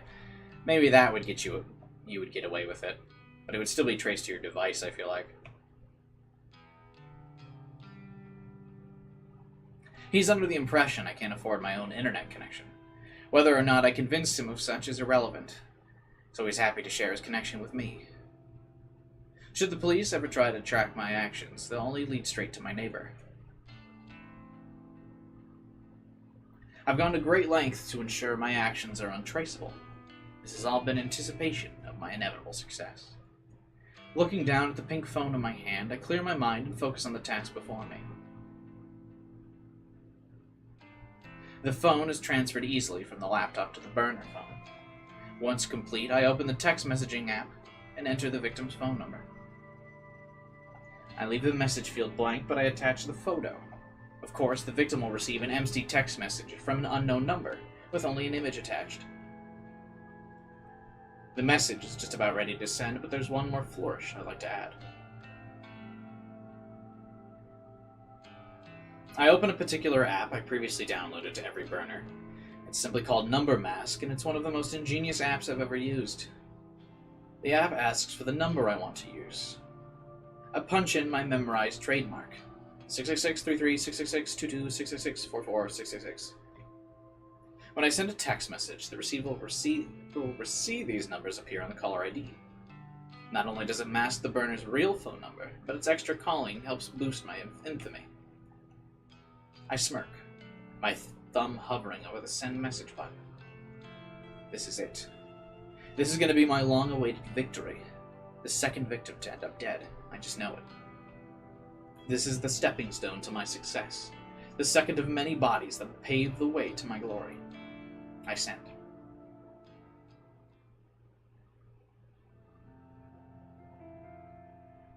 I arrive at work on time as usual. My handbag is heavy with the weight of several cans of coffee. Hopefully enough to help me power through the day after having such a late night. I can't help but yawn loudly as I wait for the elevator in the lobby. Just before the doors open, my phone starts to ring. I step aside and answer. Hey. Hi, Noriko. Good morning. Did I call at a bad time? Uh-oh. It's the one girl who spread the, rumor of the site. Hey, Magneta. What's up, my dude? How are you doing? Not at all. I'm just about to go into the office. Oh, should I call back later? It's no problem. Don't stress. Okay, sorry. The nervous, apologetic girl on the other end of the call is Aoi Sato, an old friend from back in the day. Though we never really had any common interests, we used to be inseparable at school. She was shy, I was introverted. It was a combination that worked in our favor, even if our conversations were a little on the boring side. To say that we're no longer shy and introverted wouldn't be entirely true. Aoi's gotten better. She's definitely more outgoing, but she still suffers from a great deal of social anxiety. As for me, I'm still pretty introverted. My tolerance for being around other people has improved a bit, but I prefer solitude. And visiting places I've never been to before puts me on edge.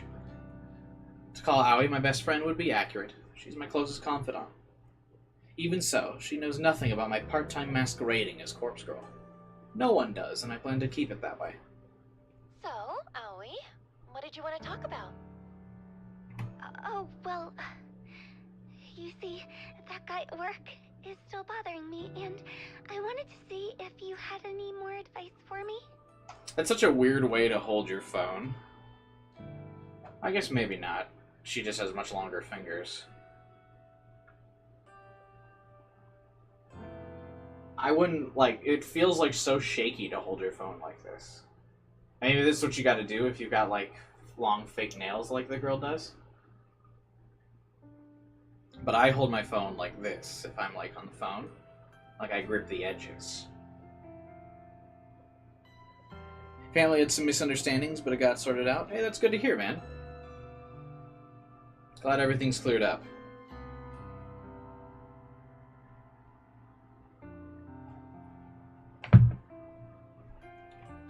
Jeez. The older guy that always hits on you? Yeah. What a creep. You're 19, for God's sake. He must be, what, 50? I think he's 52. You know his actual age? Well, whatever. If he's still bothering you, you have to take a stand. He's not your coworker, right? Just a regular customer? I hold my phone whatever way will garner the most attention, so do you hold it like this, then? Hello? That's right. Then tell your manager. Have him banned from the venue. I can't talk to the manager. I don't want to cause trouble for the company. Jeez, girl. Sometimes you need to stand on your own 2 feet. Yeah, see, girl's randomly purple again. I know. Well, if talking to the manager is out of the question, then you need to be firm with the creep. Tell him you won't stand for being groped anymore. His behavior is simply unacceptable, and if he won't change, you won't serve him anymore. He's scary, Noriko. I don't know if I can confront him like that. He's always drunk. Even before he comes into the place. I try not to serve him too much, but... Are you sure you can't quit that stupid job? Working at a maid cafe really doesn't suit you at all. I thought you wanted a government position. I do. I want to work in a cozy office, kind of like you, but you know I don't have any qualifications. I don't think you really need any qualifications for a data entry job. Why don't I see if there's anything open here? Maybe Shinya can help out. He got me this job, remember? Shinya. Maybe. He was always a nice guy, right? He's super nice. Stick in the mud, but a nice one. Noriko, don't be mean. Well, she's playing the dude.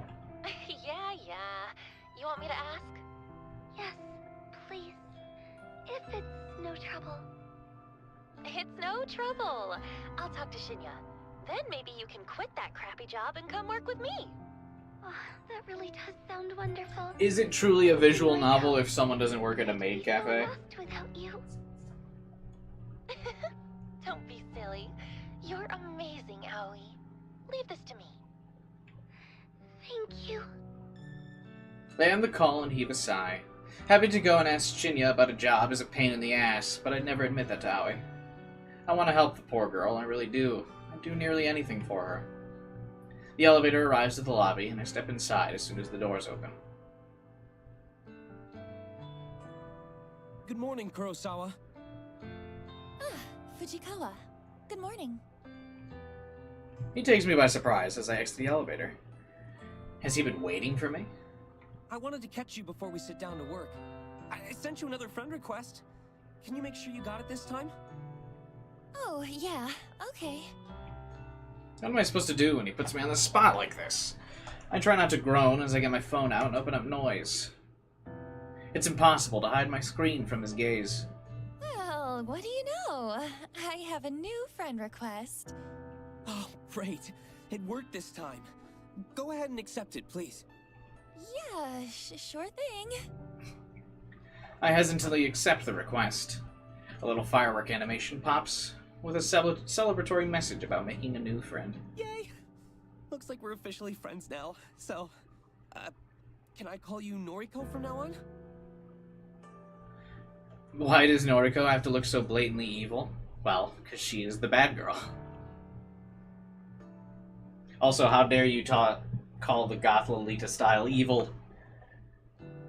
I've never cared much for formalities. I try to adhere to them in the workplace, but honestly, I don't care if people refer to me by my first or last name, regardless of whether they're friends or not. That's fine. You can call me Noriko. His eyes light up. It seems to have made the boy happy. Thank you! Oh, you can call me Shinya, of course. Shinya. Hey, we've known each other since junior high, right? Shouldn't we have been on a first-name basis anyway? Yes, that's true, but we're in the office now, you know? It wouldn't do if you started working here and called me Shinya right away. Look at her face as evil. Yeah, she's a bit yandere. She gets kind of, she gets into moods. I suppose. Anyway, I'm really glad we're proper friends now, Noriko. Maybe we can get a coffee sometime. I can't help but feel he's trying to push his luck as far as it'll go. Any suspicions I had about him having a crush on me are now confirmed. I brush a stray lock of hair out of my face and smile as sweetly as I can while I change the subject. Hey, actually, I wanted to ask you something. Are there any more temp jobs available here right now? Temp jobs, huh? Are you looking to pick up extra hours? No, not exactly. I'm asking for a friend who needs a new job. A friend of Noriko's. Well, let's see. We pretty much always have data entry roles up for grabs. Unless your friend wants something more interesting? Do they have any particular qualifications? This guy is bolder than I am. I mean, it's a pretty strong move, but it is a little, the, forcing her to accept the friend request thing is a little odd. There definitely is, a decorum of, taking a hint. But it wouldn't be an issue if he just, like, directly asked her, like, hey, do you want to go for coffee? But Noriko's also at fault for not just telling him no. Not really. Data entry is more than fine. Actually, you already know who I'm talking about. Remember Aoi Sato? Aoi Sato? Yes, I think I do remember her. That really shy girl from our school days, correct? That's her, yeah. Wow. I never knew you were still in touch with school friends, Noriko. Aoi's probably the only one. We're fairly close. Is that so? As for me, I don't really have any friends from back then. His heartbreaking confession doesn't surprise me too much. He doesn't strike me as the type of person to have many friends at all. Sure, I'm the same, but... No! But what am I saying? We're friends now. So I guess I do keep in touch with school friends. Yeah, I guess so. Hey, I'll ask my superior if we can get Sato an interview. Is that okay? I'd really appreciate that. Thank you, Shinya. No problem. Leave it to me. She is playing this poor boy. He gives me an awkward salute before skipping away. Our little exchange has obviously made him pretty happy. For some reason, something that Tomoe said yesterday pops into my head. She mentioned that I'm leading him on. But that's not true, is it? I shake the thought out of my head. I'm just being nice to him. That's not wrong, is it? I take a seat at my desk and perform my morning ritual. I retrieve my headphones, coffee, and breath mints. Computer on, music playing, coffee open. My fingers tap rhythmically against the keyboard as I sip into the usual workday trance.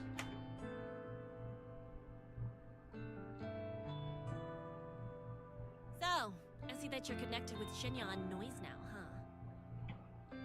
My walk to the train station is interrupted by a familiar, grating voice. Sounds like both of you are getting on pretty well. How did you... Of course. Tomoe and I are already friends on Noise. She would have seen the notification when I accepted Shinya's request. What are these, like, puffy things on her, like, hairpins? That's so weird. That's the weirdest part of her design. It's actually kind of strange that Tomoe and I are connected through the app. We added each other on my first day of work, before I learned how much of an intolerable excuse for a human being she is. We simply never deleted each other, even after all these months. Her posts are always entertaining anyway. Since I rarely ever post anything myself, she probably forgot we were connected at all, until today. Now look, don't get me wrong, you hear? I ain't actually interested in Shinya. Nah, I'm real happy for you both, like. But what I can't stand is a skank like yourself getting some while I'm over here all dry like a desert. What the hell are you talking about? It pisses me off that guys just sluts like you, and you barely have to put in any work. Meanwhile, nice girls like me gotta put in so much effort to even get noticed. Uh-oh. She's a nice girl.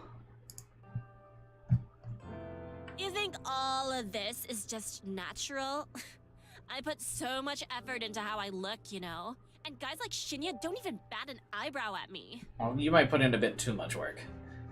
But then again, Noriko puts in a lot too. She spends, like, what, 30 minutes doing her makeup too? You mean bat an eyelid, right? Whatever, it don't matter. I'm sick of skanks like you getting everything for nothing. Look, let me be honest with you. I'm not interested in Shinya, and I'm not trying to be with him. I don't chase guys, and it's pretty rare that they chase me. You've got me all wrong. Like I believe you. Do you spend your time chasing chicks then? Hello, Sencelli? Hey, welcome to the stream, man.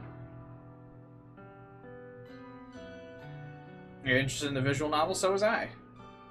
Be sure to subscribe to watch my playthrough. Wink, wink, nudge, nudge.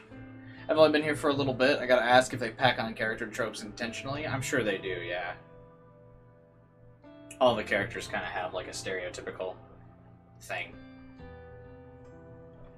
That's not your business. But you don't have to worry about me pursuing Shinya. Tell you what, any guy at the office is all yours, okay? I'm not interested. Oh, is that how it's gonna be, slut?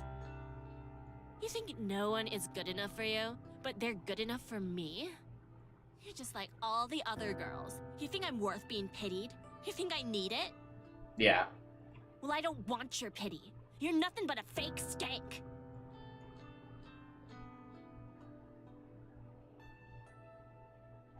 All I've done is watch the Noah VODs. Oh, I got plenty of other visual novels that you would be interested in if you've only watched the Noah VODs.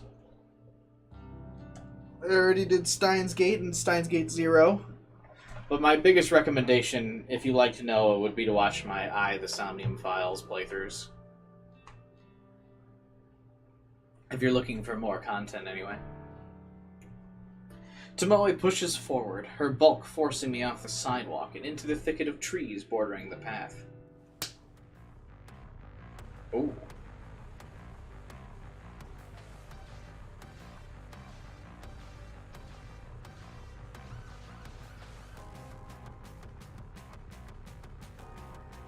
The burning slap across my face comes out of nowhere. I'm blinded by white stars, and my entire face feels like it's on fire.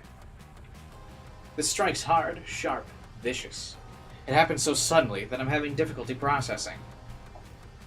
I stumble, but my legs don't quite give out. My mind races, trying to put together what just happened. Tomoe hit me. Why? Why'd she hit me? There's a strange sort of disconnect in my mind. My body doesn't feel like my own. Like this isn't actually happening to me, but rather I'm watching it happen to someone else. Time seems to slow down and speed up all at once. The slap replays twice in my mind before Tomoe's hand even leaves my face. I catch a glimpse of her furious expression, red and stained, and strained and overcome with anger. I stumbled on strain because there was such a mental disconnect for me here when I was reading red and the word is green. It like freaked me out.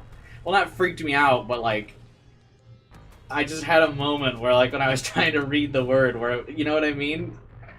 I saw it and was like after I said red, I started like just stumbling. I was like red and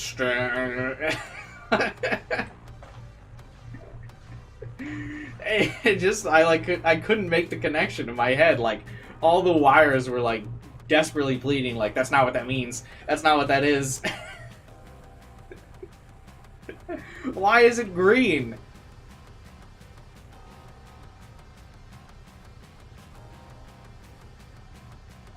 Crimson is also colored green as well. Like everything is colored. Every implication of the word red and all the shades are colored green. Why?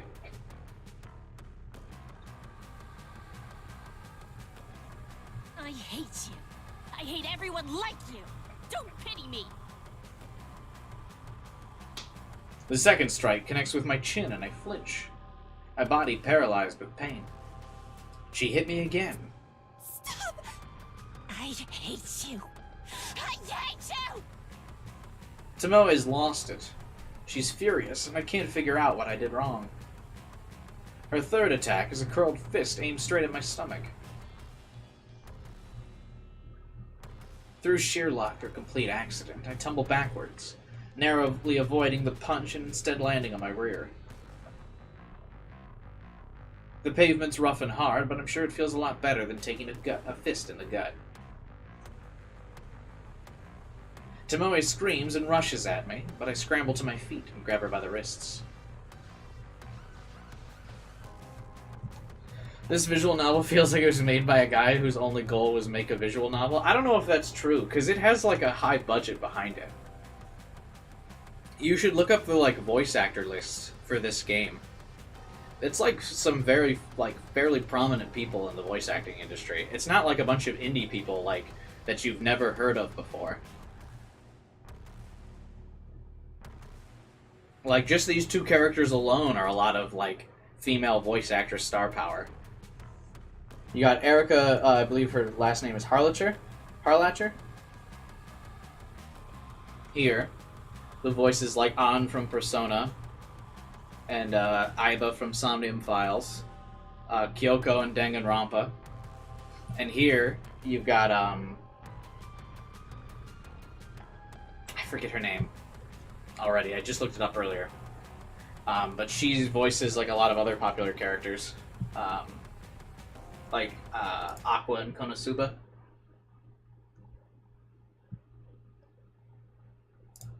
Faye Mata, I believe her name is.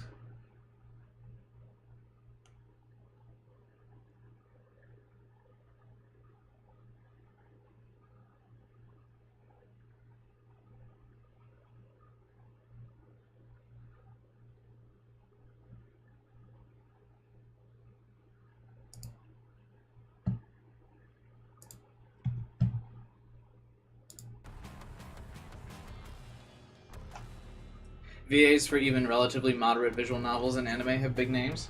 Well, yeah, but I imagine that's got to be a considerable budget cost for someone like just making a small game, right?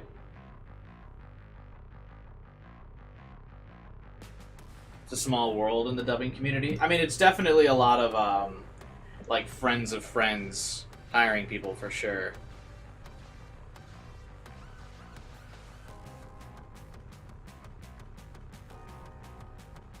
I feel like the dubbing community is definitely a lot of like, who do you know? For sure. And like they all help each other get jobs. But still, I imagine it's got to be costly to hire all these people. Anyway, Tomoe flails wildly, her eyes looking like they'll pop out of her skull at any given second. Her breath is harsh and ragged, and tears of rage have caused a flood of clotted up makeup to run down her face. Calm down! Calm down! She struggles against me, slowly giving in as my tight grip prevents her from attacking me further. She begins to sob softly. I hate you! I hate everything about you! Indie companies have more passion than some AAA games? Well, yeah, but they definitely don't have as much money as AAA games. And money is what gets these voice actors in. There's no way they do it for free.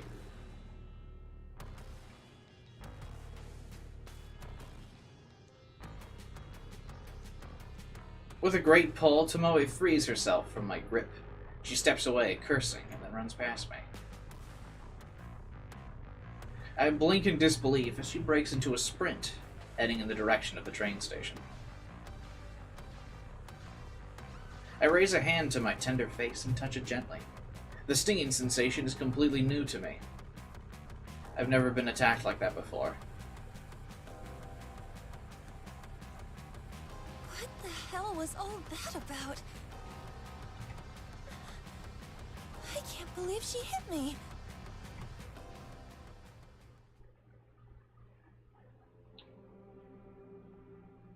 The pack of frozen vegetables pressed against my face soothes my swollen jaw, but does very little to calm my nerves. I'm still on edge after what happened today. Tomoe actually physically attacked me, all because I said something, I'm not sure what, that provoked her. Maybe that girl is more complicated than I gave her credit for. Seems like she has her own inner demons like the rest of us.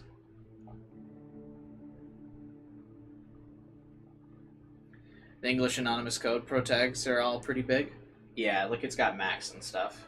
But I feel like Max is relatively new to the scene. But then again, I guess it might not matter if he's new or not, because he does have a lot of big starring roles.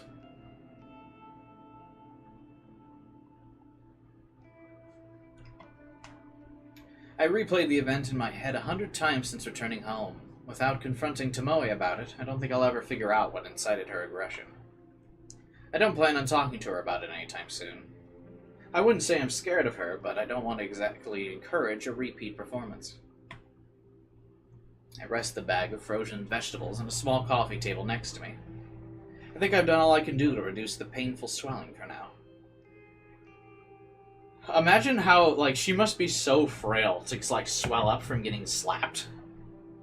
Like, from another, like, just some bimbo girl. Like, that's kind of crazy that she would swell up from that.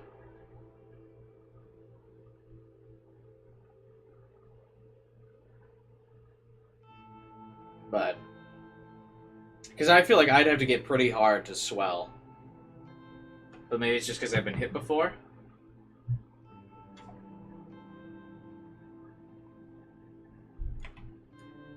Sighing and leaning back, I let the soft padding of the couch consume my body as I sank deeper. My eyes glaze over as I bring my phone to my face. Drink milk. I do drink over a gallon of milk per week. My fingers lazily tap and scroll as I look through a carefully curated obituary news feed, a list of deaths that have been reported throughout the day. Using a set of handy filters, I narrow the feed down to include only women's death. In the age range of 30 to 50, I set the location to cover all of Japan. I immediately exclude any results that mention natural causes of death. I'm looking for specific cases, unalives, or as more often reported, accidents. Of course, I'm looking to find out whether my latest victim has offed herself yet.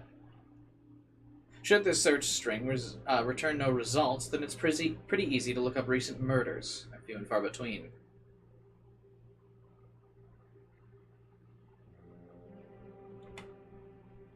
Between unalives, accidents, and murders, I've covered all the potential ways my victim could die.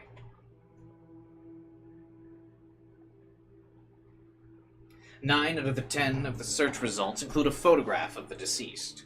Not a photo of their corpse, mind you. This is the database of the deceased I'm looking through. It's an unusually nice, flattering picture of the recently departed, submitted by their kin to go along with their obituary. I use the photos submitted with obituaries to compare and match with the images of my victims. This is the only reliable way I have to discover whether or not my victims have perished. If I knew a victim's name, I could easily look up their current fate. My website doesn't ask for that. Call it respect for the victim's privacy, but there's a lot more to it than that. That's a topic to dwell on another day. Tonight's search turns up no solid leads. I'm disappointed, but this result isn't entirely unexpected. After all, I set the date on my latest victim's photograph to tomorrow. There's still time for her to freak out and end it. I decide to go to sleep early. I'm not even feeling hungry enough to eat the cheap convenience store meal that's been sitting in my fridge since yesterday. Though if I go to sleep now, it'll feel like tomorrow arrives sooner. Tomorrow. I'll have to see Tomoe at work. There's no way I can avoid her since her desk is so close to mine. The idea doesn't sit well. On the other hand, my victim might conquer herself, which would make me feel better.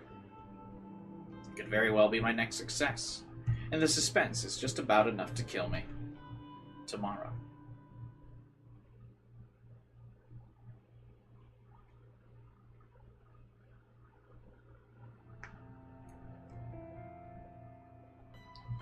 The story kind of gives me Death Note vibes. Yeah, but there's no... kind of. Like a modern-day Death Note, but there's not as much of like a chess match, which is part of what made Death Note so interesting, is the back and forth between someone trying to solve the case. But I guess a murder hasn't happened yet, so maybe there will be that like kind of chess match later. But right now, it's just kind of like... ooh. Cute anime girls. My typing is hesitant and distracted this morning. My fingers falter, misstep, and tap backspace repetitively. This is no good. I can't focus on work while I'm staring at the top of Tomoe's head popping up from behind a monitor a few desks away. Even my work playlist isn't inspiring me to pulverize the keyboard today. Normally, a blast of pure volume and a shot of caffeine is enough to carry me to the greatest heights of productivity. Relatable. I press a finger to my pursed lips, trying hard to regain my focus. I absentmindedly noticed that I missed the edge of my top lip when applying lipstick this morning. Damn. I'm really out of sorts today. At least I managed to apply some extra blush to cover up the faint bruising on my face. I might have overdone it a little, but it's better than looking like I just stepped out of a boxing ring. Good morning, Noriko. Boy, have I got some neat news for you. I'm so absorbed in my own thoughts, I barely register Shinya standing in front of my desk. Noriko? Excuse me? Noriko? Are you in there? Huh? My eyes fixate on Shinya's goofy smile. I remove my headphones. Fujikawa, Shinya. Sorry. Hi. Are you okay? Yeah, I'm fine. Tired is all. Oh, I hear you. I was up late last night. Gaming. Boy, I must have been up past 10. Just could not put down this new crime thriller I've been reading. Past 10? You madman! Oh, yeah, right. I was up late reading too. I could not stay up late reading. I feel like reading would put me to sleep. Your horror novels, right? Don't they leave you feeling a little scared before you go to sleep? No, not really. It's all fiction, so it's pretty easy to distinguish from reality. Is that so? Wow, that's not like my book at all. The crimes in this story are all based on real cases. My jaw hits the floor every time I turn the page. Uh-huh, yeah. Anyway, let me tell you this. Your friend Sato can take a data entry opening starting from Monday. She doesn't even need to interview. That's how much the boss trusts me. I'm genuinely impressed with Shinya's ability to score Aoi a job. Say what you want about the guy, but the bigwigs obviously have faith in him. Wow, Shinya. I don't know what to say. Thank you. Thank you so much. He's gonna be like, yeah, hey, for this favor, how about we go out on that coffee date? Don't thank me yet. Sato is going to be worked to the bone. I hope she's prepared for it. Trust me, anything will be better than her current job. Really, thank you, Shinya. You came through for us here. Well, I'm just happy to help. Hey, Noriko, can I ask you something? Sure. Shoot. Shoot? Oh, right. An expression.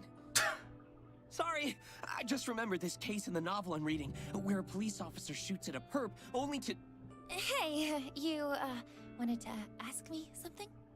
Right. Are you friends with Watanabe? I blink a couple times. Tomoe? You're on a first-name basis with her. Then you must be great friends. Yeah, she just slapped the shit out of me. I mean, I wouldn't say... Listen, would you mind putting in a good word for me with her? I'm kind of interested in, taking her out sometime. But I could never ask her myself. I'm stunned, gobsmacked, speechless. Shinya likes Tomoe? I thought he likes me. Is my intuition wrong? I wonder if the clues have been in front of me this whole time. What else haven't I been seeing? Noriko? What do you say? Shinya, look. Honestly, I'm not really friends with Tomoe. I don't think I can help you. Oh, I see. That's a shame. I thought maybe you were close. Darn. I guess there's not much to be done, is there? Even after I helped you and Sato out and all. Ooh, he's got nice guy vibes. He's guilt-tripping her. Is he seriously trying to guilt me? I have to hand it to him. I didn't think he had it in him. Well, I suppose you can just tell Sato to start work on Monday morning. Guess I'll see you around the office then. He leaves, and I bury my face in my hands. Had this world gone mad all of a sudden? Shinya likes Tomoe, not me. It's not like I'm disappointed. Hell, I don't have feelings for the guy. But for him to be interested in someone vapid like her blows my mind. To add insult to literal injury, Tomoe assaulted me yesterday. She has a vicious, violent side to her that Shinya doesn't know about. He could be in real danger if he pursues her. I'm completely unable to process what I should do. Shinya scored Aoi a job, and I'm truly thankful. Do I feel like I owe him one? Should I ask Tomoe out for him or warn him about her? I need to clear my head. Decide to step away from my desk and visit the restroom.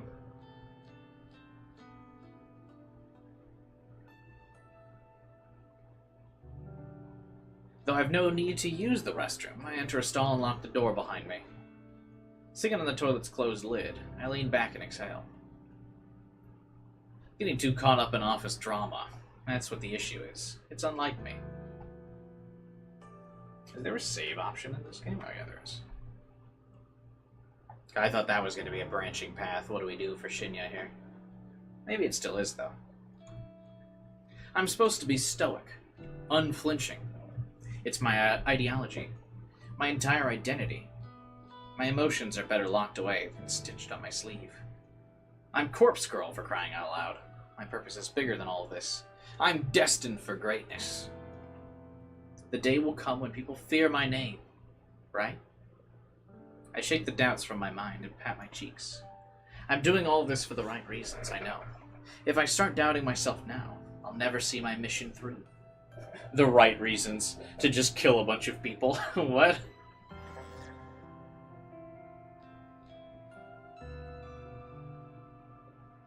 An unfamiliar jingle rings out through the restroom, echoing off the walls. It sounds like a phone alert, but where'd it come from? It takes me a few seconds to realize I have my phone in my hands and it's vibrating incessantly. I must have grabbed it subconsciously from my desk when I stood up. The screen's lit up and a message reads, "One article matches your custom filter, dead body lull." Wait, what? The auto newsfeed I set up last night located something? I hurriedly unlock my screen and open a certain app, the same app I was trawling through last night looking for obituaries. A little unread mail icon sits at the top of the screen, blinking and practically shouting for my attention. I hit the icon and read the information presented to me. Today, 11:22 a.m. Keywords found 3. Miss. Accident. Numerical data range 30 through 50. Image data found, yes. Wednesday, May 27th. Miss Akane Tsurumaki, 36, of the Chiba Prefecture, was pronounced dead this morning at her personal residence at 8:38 a.m. The chief coroner reports that Miss whatever the fuck was involved in an accident resulting in self-asphyxiation. She is survived by her husband, Mr. Goro, and their daughter, Miss Fu. 1. Funeral service will be held on Friday, May 29th.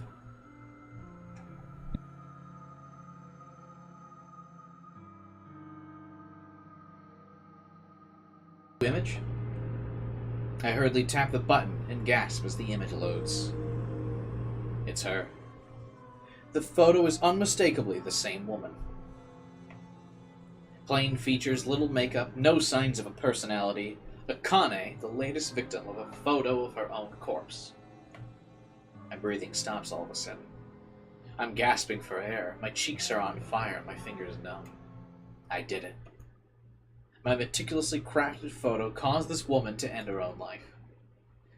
An accident resulting in self-asphyxiation, meaning she died by unalive, strangled herself, or held her head down in the bath. The news never reports anything like that. It's such a taboo topic in this culture. Everything's always an accident. All this time I've been trying to compel somebody to kill themselves. My corpse photos constantly becoming more and more elaborate, and more convincing and realistic. And now, somebody has died again. Because of me. Because of Corpse Girl. I was right. I do possess power. I have the power to end lives through my work, my art. I've known it all this time, and I've finally proven it. Ooh. Definitely the song of someone going mad. Atano's death planted the seeds of belief in my mind. The belief that Corpse Girl is more than a mortal being. And now Akane's demise has caused those seeds to bloom and blossom into pure certainty. Corpse Girl truly can end lives. It's a wonderful revelation, and it relieves my turbulent mind. However, I can't get my fingers to scroll back up and reread the obituary. My hands aren't functioning. My legs dangle lifelessly from the toilet seat. My coffee from this morning is working its way back up my throat. I feel the sting of tears in my eyes. Sweat trickles on my forehead, dripping down the uncharacteristically thick makeup. All of a sudden, I can't breathe. My lungs refuse to take in more oxygen. I panic and fall forward, miraculously slamming my hands into the stall door to prevent my head from colliding with the floor. Oh my god, they did it! My nails scrape against the door's enamel paint, peeling chunks of green from the surface as I slide down. Down and down until my head rests uncomfortably on the damp tiles. Green is red text! Oh, why? Is it just to make me uncomfortable in every aspect of this game? Is that why? It must just be to make you uncomfortable.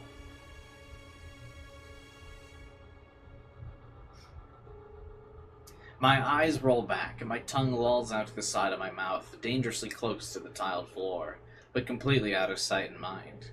I taste my foundation and blush, a little bit of sweat, and then nothing at all as the still air envelops my taste buds. My photo killed that woman. That woman killed herself because of my photo. My photo killed that woman. That woman killed herself because of my photo. My woman killed that photo of herself because of that photo of the woman who killed herself in the photo. My eyes began to regain their focus, my stomach turns. Heaves and shakes and warm coffee spills from my lips as I try to smile but only manage to gurgle. The gritty paint underneath my fingernails has a rough texture I don't like very much. I feel queasy and ecstatic at the same time. It's a horribly wonderful feeling I could do without. So much for stoic, unflinching Noriko. Remember stoic, unflinching Noriko? This is her writhing on the bathroom floor. Her lungs working once more, and her breath ragged and gasping, sucking in air like a mosquito sucks in blood. This is Noriko. Noriko with her grandiose fantasies of death and killing people without having to kill them at all. Without having to leave her apartment because the outside world is scary and there are people out there probably trying to kill her. This is Noriko. Me. The real me acting tough and fearless when I'm crying on the inside. Always sad, always miserable. Always lying on the bathroom floor with my fists clenched and my phone resting in a puddle. And my life slowly spiraling out of control. This is me. I did this. I killed that woman. She had a husband and a daughter. And some random person requested I killed her, so I did. She probably didn't do anything wrong. She looked boring. She must have just rubbed somebody the wrong way. Maybe she didn't even know what she did. Just like how I rubbed Tomoe the wrong way. And I don't know what I did, but Tomoe slapped me twice. Hard. And it hurt. And it must have hurt that woman, too, when she strangled herself. I killed her. I directly killed her with my indirect actions.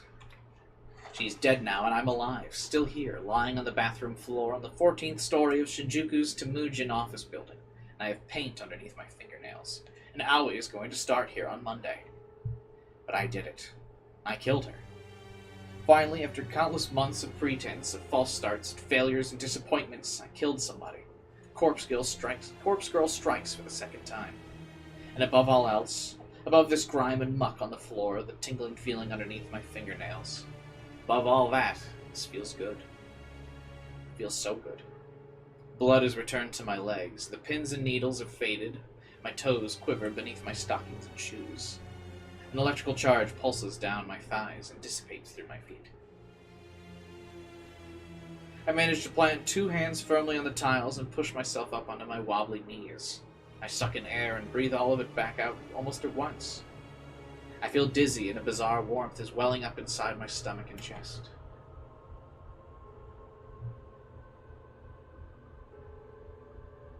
I manage to steady myself enough to sit back on top of the toilet seat, with my feet planted firmly on the ground, my hands resting on my lap.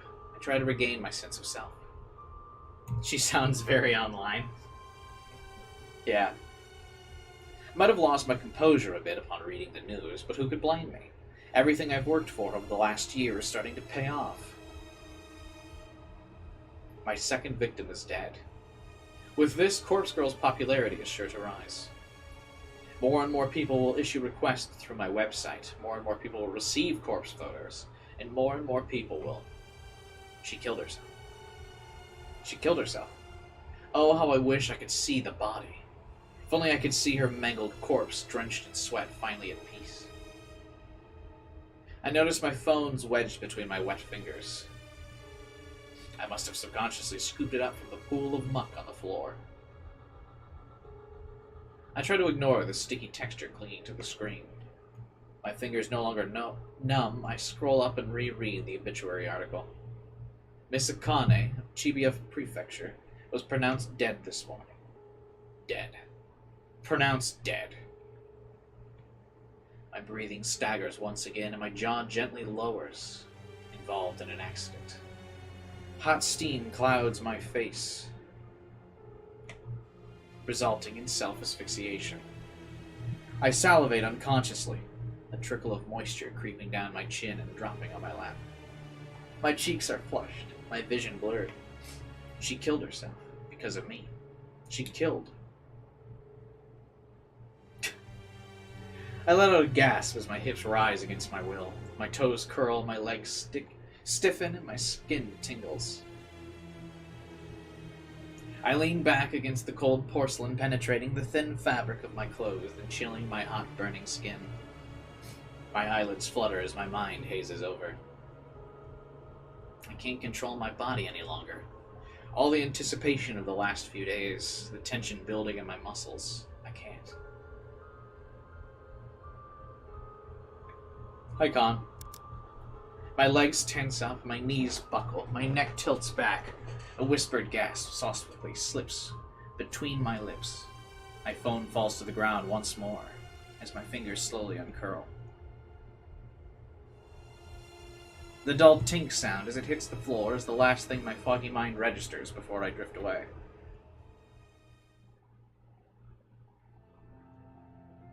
You look like horse shit. Tomoe's brazen drawl snaps me out of my dead-eyed stare. Looks like you've been sleeping in the sewer. It suits you. I don't know what she's talking about. I can't really focus on what she's saying. Do we get any little hint as to why she's acting like this? No, the only implication is just like her desire for the power of being able to get people to kill themselves. That's really about it. And like she gets off on that. Like she gets off on the power she has over others.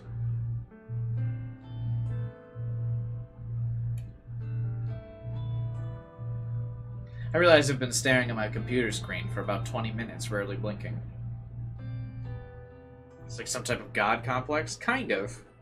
That's just what I've inferred so far. My mouth is dry, as though I've stopped producing saliva altogether. A dull throb in my lap causes me to cross one leg over the other in an attempt to get comfortable. You know, I'm talking here. It's rude to ignore your superior. I swallow in an attempt to moisten my parched throat before speaking in a cracked voice. Do you need something?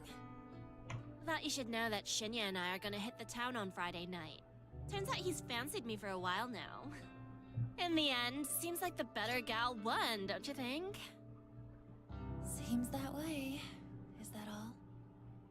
I can tell Tomoe is trying to get under my skin, but I'm honestly not in the mood to deal with it right now. I thought you'd be more torn up about it. I don't care in the slightest. Why don't you go sit back at your desk? Whatever. Hey, maybe I'll meet you after work again. Why? So you can attack me again? I realize my voice was louder than intended. A few people nearby tilt their heads quizzically. She takes a cautious step back. Keep your voice down, psycho. Stuff like that's between me and you. You assaulted me. I should report you to the police. Don't you dare! Lost for words, she turns tail and walks away. I sigh and lean back in my office chair. Why do I feel so exhausted? She just came. That's why. My mind flickers, piecing together fragments of memory from the bathroom a short while ago. That's right. I let myself get carried away in the exhilaration of my success. I wonder why they're being so coy about the wording. Isn't this game's like gotta be rated M? What's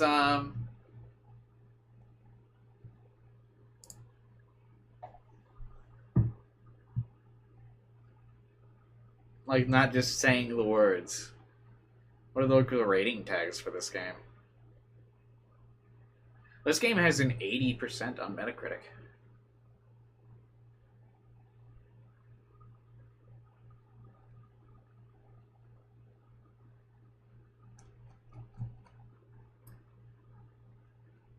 Weird, I can't see the review tag. Or the ratings tag, I guess. Oh, well, whatever. I let myself get carried away in the exhilaration of my success. I temporarily stepped away from my own body and let my basest instincts take over. But I'm in control now, myself again. I'm Noriko, stoic and unflinching. I'm Corpse Girl, successful and feared. I can kill people as easily as I can manipulate a photo. People like Tomoe should be scared of me. People like Tomoe shouldn't mess with me. I'm in control.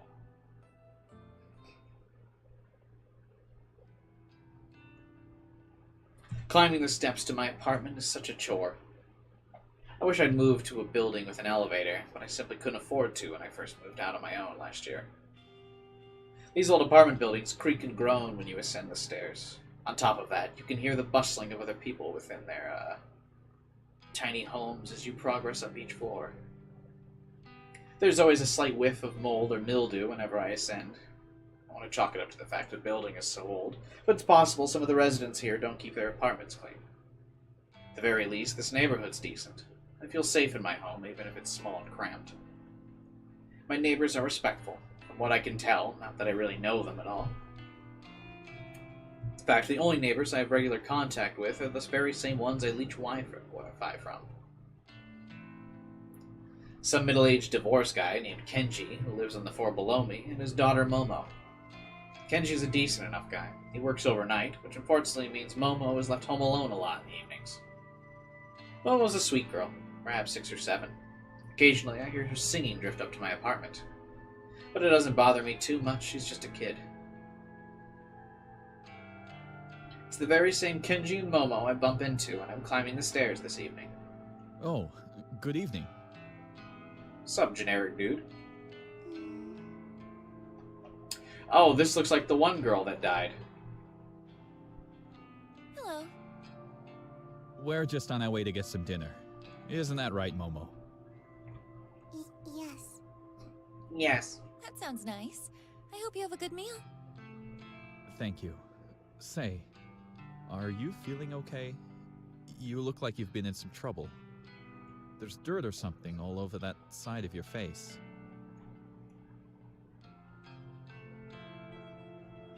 Ugh. I tilt my head and reach a hand to my cheek. Sure enough, dry muck has blended into my makeup and caked over my face. It seems like my eyeliner's smeared as well. Is this from when I fell in the bathroom? Damn, have I looked like this all day? Oh, right. I try to make up some lie so Kenji doesn't worry about me. I actually fell asleep on the train home, and I guess the seats were kind of dirty. Is that so? You should wash your face and do your makeup again. I can help if you like. I can't help but smile slightly at Momo's generous offer. Thank you, Momo. I'll be sure to wash up and make myself look nice again. You should go have dinner with your dad. The girl nods resolutely. Well, I hope you're okay at any rate. Have you been working hard at the bank? Oh, actually, I just work at the head office for the bank, so... Oh, that's right. Sorry. Data something, right? Yeah, data entry. It's a bit dull, but I'm happy enough. That's good. That's very good. I know it's hard for kids like you to get good work in this economy. When you find a job like that, you really have to hold on to it. When I was your age, I could only find cleaning work. I must have had a dozen different janitorial jobs before I met Momo's mother. I blink a couple times. It's not like I talk to this guy often. Really, we hardly know each other.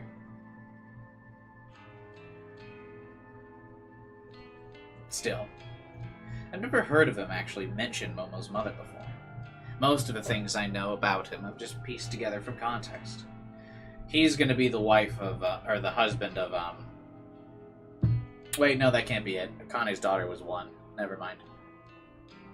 Noriko kills Momo and used it to convince Emi. No, Momo looks like, Rumi, Noriko's first victim.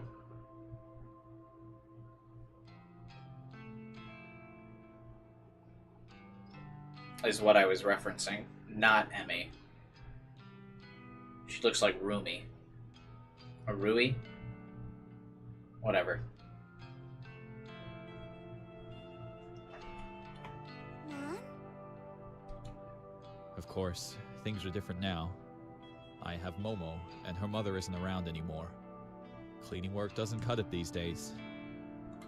I was really lucky to get into security. It means I can work overnight while Momo sleeps, and I can still take her to school every day. Security. Of course. Now I remember. He did mention when we first met what he does for a living. If memory serves, he works for a private security company. I assume he guards corporate offices or parking lots, something like that. Anyway, what was I saying? Oh, yeah. Hold on to a job if you like it. That's very important. Thank you. I'm happy at Temujin, so I plan to stay there. I knew how to say that word. Very good. Oh, Momo was telling me earlier what she wants to do when she grows up. Weren't you, Momo? Dad? Come on now. Tell Nariko what you want to be. A scientist.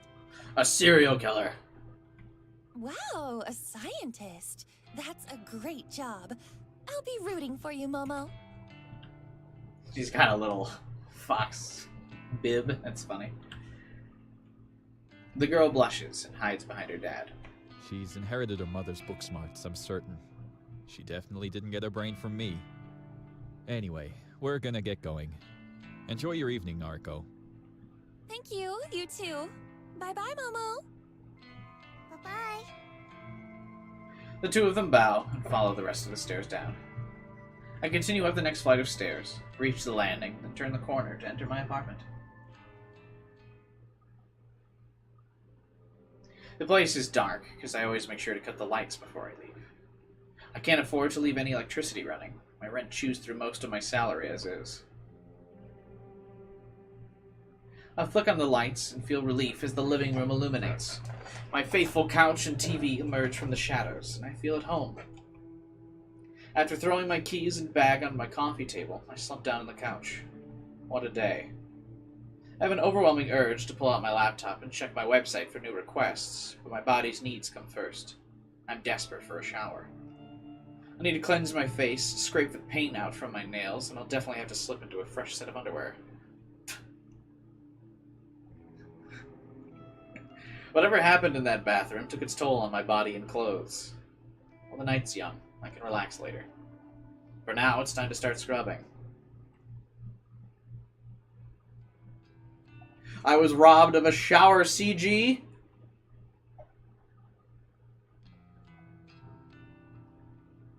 Is this even a visual novel, bruh?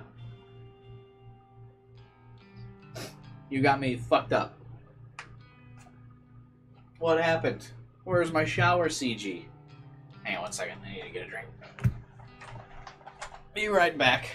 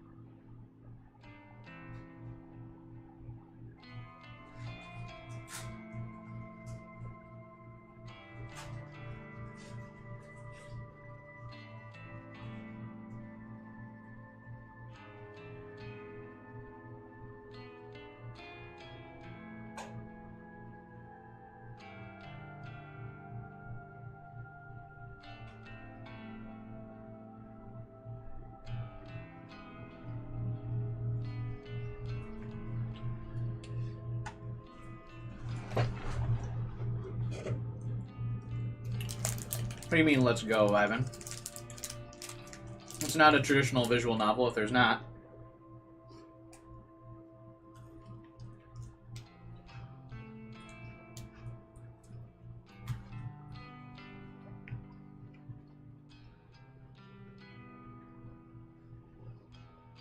We're defying the rules.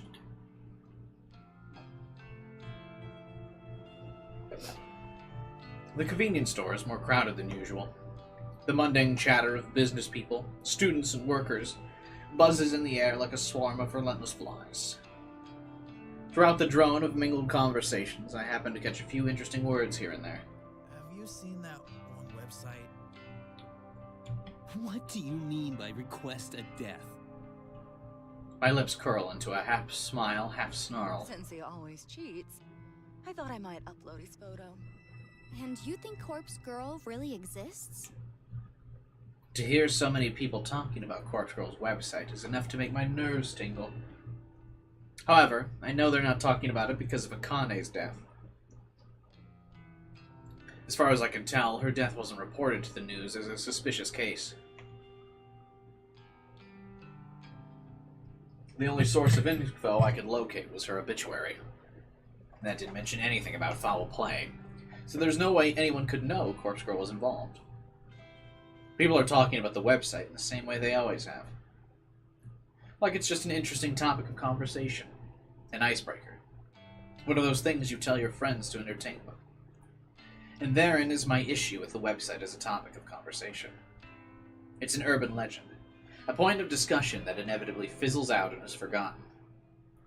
People talk about it, visit the site out of curiosity, but very few people take action and request a death. That's the part that annoys me. If people don't actively participate, how can I prove myself? How can Corpse Girl claim her victims if there are no victims to be claimed?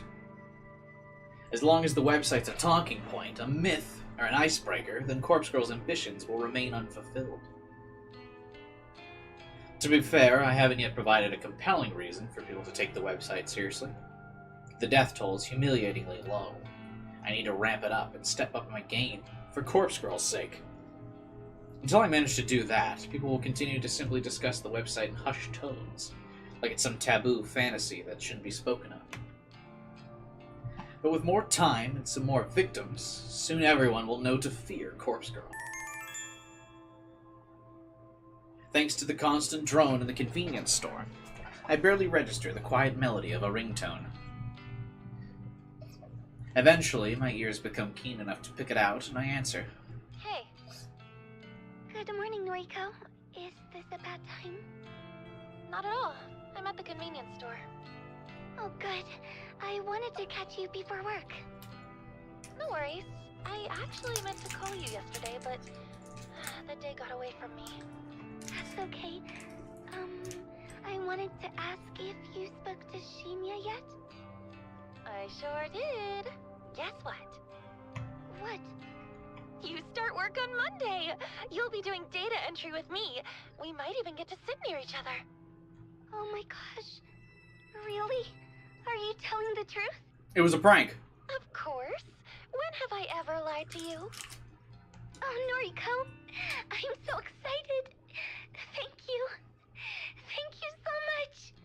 Does this mean I can quit the maid cafe now? Yep. Quit today if you can. Oh my gosh. Thank you. Thank you. Allie, are you crying? I'm so happy. Making Aoi so overwhelmingly happy feels good. I care so much for this girl. Her happiness is vital to me. I owe you so much. And Shinya, too. I know. I'll buy him a gift to give him on my first day. Do you think he'll like that? Yeah, I'm sure he will. That's a great idea, Aoi. What does he like? I managed to spill the answer to that without having to think twice. Crime novels. Oh, really? His dad is a detective, right? Uh-oh. We're spilling the news that her dad's a detective. I think we might find our chess match soon. I bet you Shinya's dad begins to research Corpse Girl. Okay, I can get something like that. Right now, I'm going to march into the cafe and quit. You tell him. Good luck, kid. Okay, bye, Noriko. The call ends and I smile. Aoi sounded so happy, I'm glad I could help her. She deserves to be happy. I barely have time to select a can of coffee from the line of refrigerated shelves before my phone rings again. Huh? Aoi? Sorry to call again, Noriko. I just, something was bugging me, so... What's up? Did I, this is going to sound stupid. Did I thank you for getting me the job? Oh, yeah, you did. A few times, I think. Okay, phew.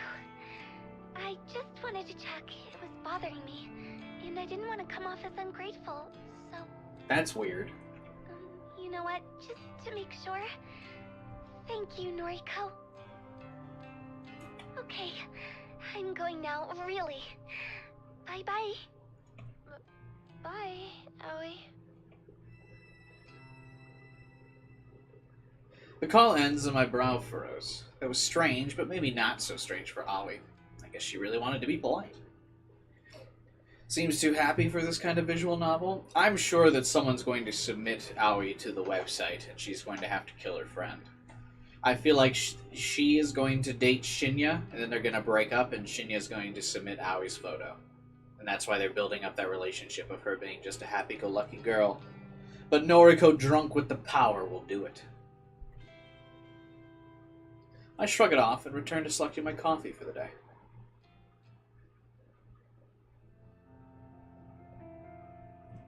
The office atmosphere is unusually somber when I exit the elevator. There are fewer people around than normal. Some executives I rarely see on this level are hovering around in one of the glass-screened cubicles on one side of the floor.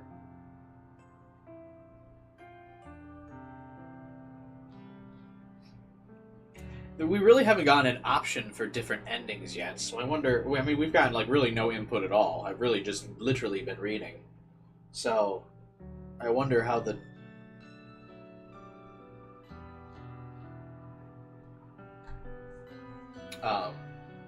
like, how we're gonna interact with the game for, like, different endings. Was she the girl who used Emmy to see if the corpse girl thing was real? Yeah, but I think now that we know that she's friends with Noriko, it's probably more likely that that Aoi was going around spreading the rumor and told Emmy on behalf of Noriko, but was like, oh my god, I don't know if I could use the website. It seems like a possibility now that we know they're friends. I spy Shinya standing at his desk, talking quietly on the phone. He's nodding and bowing a lot, despite the fact that whoever's on the other end of the call can't see him. I want to ask somebody what's going on, but nobody seems to notice me arriving. I shuffle my way to my desk and sit down. I spend my time looking over a spreadsheet of today's tasks. After going through it thoroughly, Shinya arrives in front of my desk, seemingly out of breath. Noriko, has anyone filled you in yet? Uh-oh. I have a feeling Aoi's job is not going to be available anymore. No, what's going on? Why is half the office empty?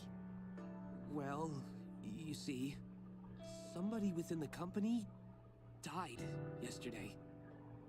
Oh? Somebody we know? Oh, never mind.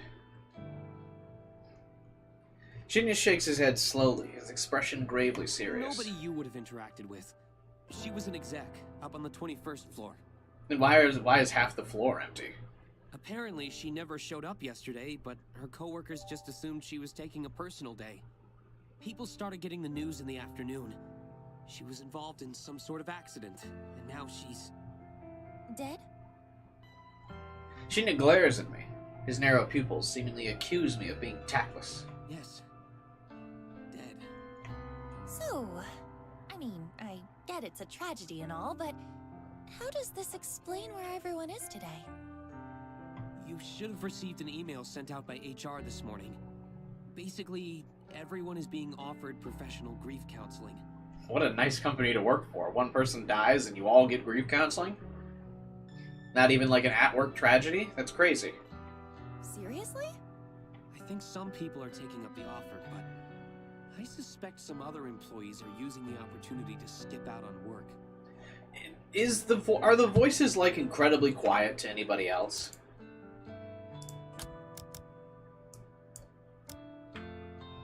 Like, look at how lower I have the music volume. I can, like, not hear this dude. Regardless, what happened to Miss Tsurumaki was a tragedy. So unexpected. I blink a few times, getting ready to turn back on my computer. Huh? Wait, what was her name? Huh? Ms. Tsurumaki. It should be in the email. She had a young daughter and everything. It's really sad. Bro, I just got to work. I haven't checked my email yet. Music's, far louder than I like. Yeah, I was thinking the same. Alright, let me lower it a bit more. Like, the soundtrack is good, but they're, like, way too proud of the soundtrack. And it's, like, just constantly overloading everything. Akane. Though I've never met her before, her face appears in my mind with startling clarity. This girl looks like... They keep describing her as plain, but she looks like crazy. Like, this looks like an insane person to me. Self-asphyxiation. An accident. She worked here? I can scarcely believe it. It's true that this is a massive company with thousands of employees Japan-wide, but still... For her to work in the very same building...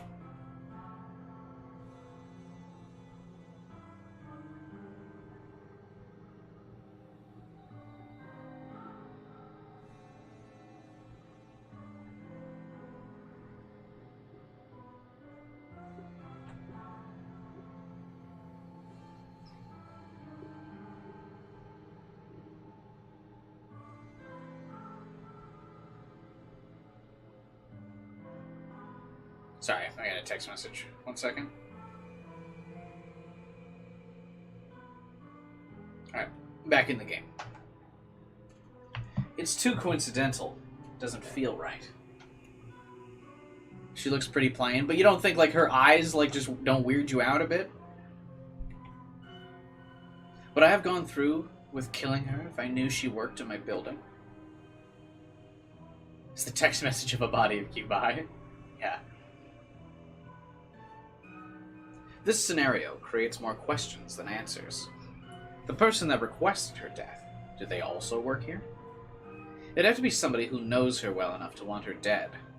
Odds are high they work here as well. You okay? I realize I've been spacing out. I turn back to Shinya. Yeah, sorry. Just thinking is all. Well, grief affects us all in different ways. I think. The details for the counseling sessions are in the email. Be sure to take up the company's offer if you think it'll help. As for me, I think I'll be okay. Some quiet reflection on the matter should help clear my head. Sure, okay. Plus, I have a date with Tomoe to look forward to. It's important to look ahead in times like these, isn't it? I think I read that somewhere. Ugh, yeah, that's what they say. Very well then. Do your best today, okay? Right. Shinya takes his leave, and I let my shoulders slump. I killed someone from my office building, but I didn't know that at the time. Could my involvement be traced? I was careful to cover my tracks. I deleted the photo from my computer, discarded the burner phone's SIM card, and trashed the phone. We actually didn't see her do that. Discarding the phone SIM card. There's no way anyone would find out I'm involved. Besides, I don't even know if authorities are treating the case like a murder. As far as general info goes, it would seem like it truly is being treated as an accident. I'm in the clear, I know I am. However, I sure would like to uncover the identity of the person who requested her death.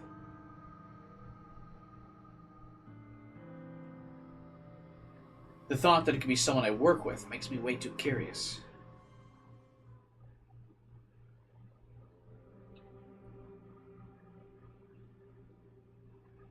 Where are we? Despite work being eventful this morning, the rest of the day passed quietly. Even Tomoe kept her distance from me. I wonder if I scared her off when I casually mentioned reporting her to the police.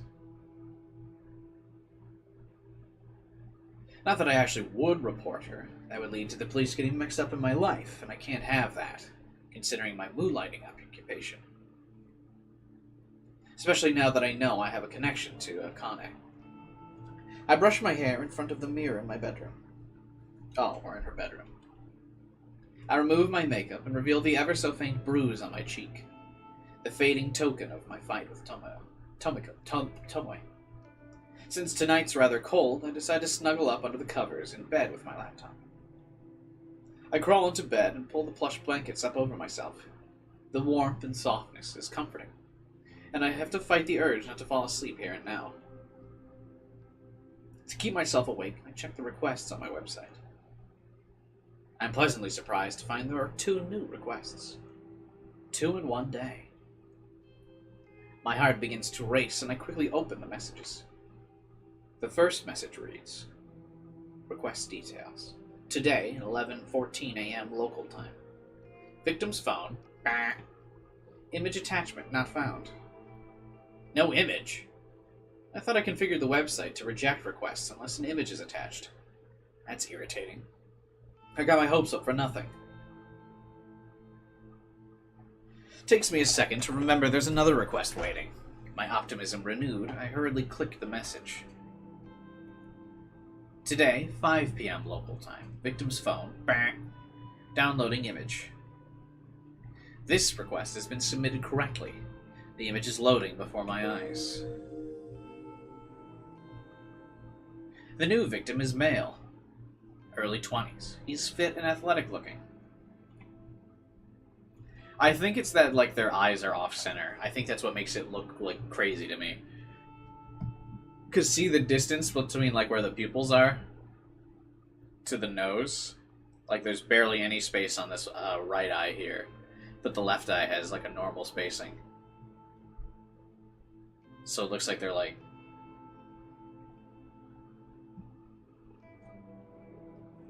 His clothing is casual, so it's impossible to infer what kind of work he does. The photo of him is pretty simple. I don't know if he uses it for his noise profile, or if it's an ID photo of some sort. Either way, he looks happy. I'm not so naive to pretend I can't guess at the reasons this guy is wanted dead. Perhaps an ex submitted his details after a bad breakup, or a jealous sibling wants him out of the picture. People's motivations are selfish. Requesting the death of somebody is guaranteed to be motivated by self-interest. So why did somebody want Akane dead? She was so plain-looking, so uninteresting. She didn't even look like she was capable of thinking about wronging somebody.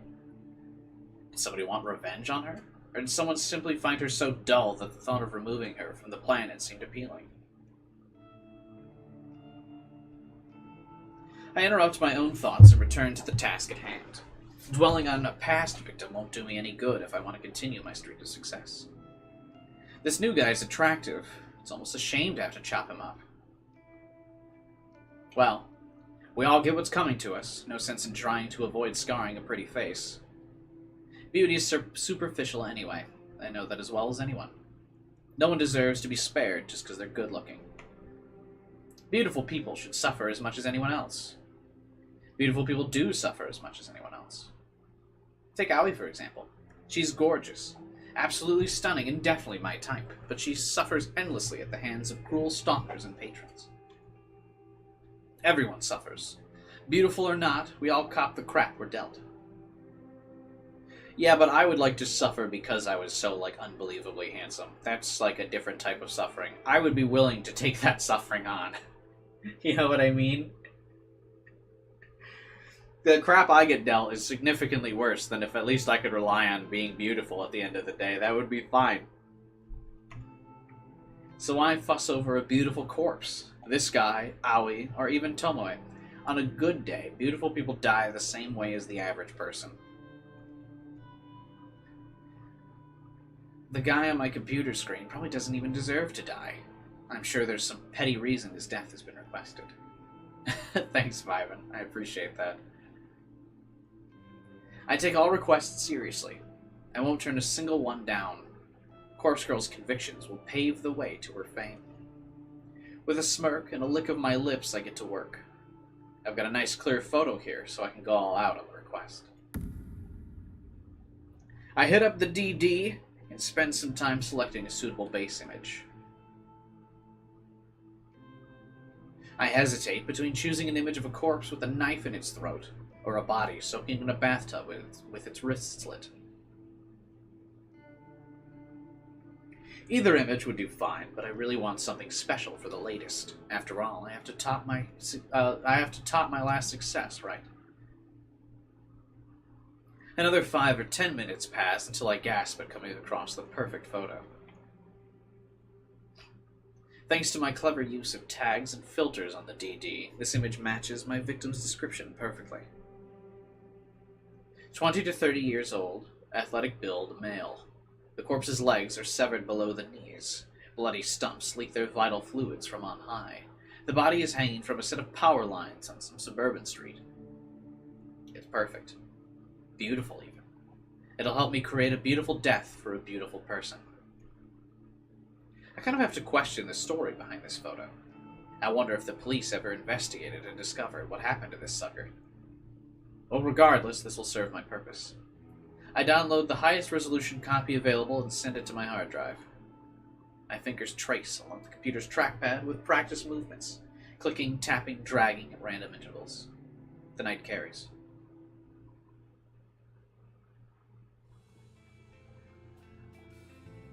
She does all that high-edge photoshopping with a trackpad?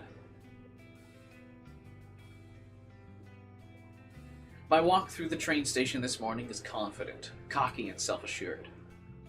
When I board the train, I even manage to take a seat for the first time in a while. I withdraw a worn book from my handbag and flip open the cover. There's a name scrawled in blue ballpoint pen on the first page, but it's become faded and illegible over time. I don't quite remember where I picked up this book. Maybe I discovered it at a secondhand bookshop, who knows? I own so many obscure tomes that I can't be expected to recall purchasing every single one. Its aged cover and weathered spine both bear the same title. Faust Photography, a comprehensive history of photo manipulation. Lamau. The book's written in English, and it's slogged to work through with my limited knowledge of the English language. But I like to skim through it primarily for the photographs contained. The examples of early image doctoring from centuries ago fascinate me. The book even features techniques and studies as recent as 1993 when it was first published.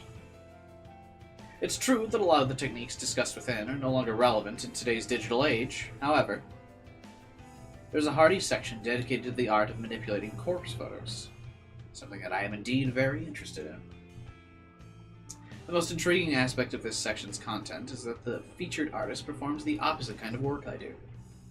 Instead of manipulating the images of the living to make them appear dead, the artist in the book edits images of the dead in order to make them look alive once more. In bygone eras, when photographs of people were taken few and far between, a sect of artists dedicated themselves to honoring the memories of the deceased. They did this by making the photos taken upon death look beautiful and full of life. These photos were gifted to family members and loved ones. The tradition makes sense. Imagine if you lost someone dear to you and you had no photographs of them. Wouldn't it be wonderful to receive one last memento? A beautiful image of the way you remember them? Instead of using makeup to beautify a corpse, these artists apply paintbrush and pen directly to a photograph and bring the deceased to life. The impressive aspect of this process is the way they illustrated the corpse's eyes to look full of life. Even though it's a far cry from the work I do, I can't help but feel some sort of kinship with the artists discussed in this book. Surely we're cut from the same cloth. Browsing through the images in this book inspires me to work hard on my own photo editing. Many of the pictures are in black and white, but to me, that only drives home how impressive these old techniques were. I finish flipping through a chapter and close the book. I hold the tattered tome close to my chest and breathe a sigh of satisfaction. The next station is Shinjuku. The doors on the right side will open. Please change here for the Chuo line, the Shonan Shinjuku line. The Psycho line. I quickly stuff the book into my handbag and get ready to disembark.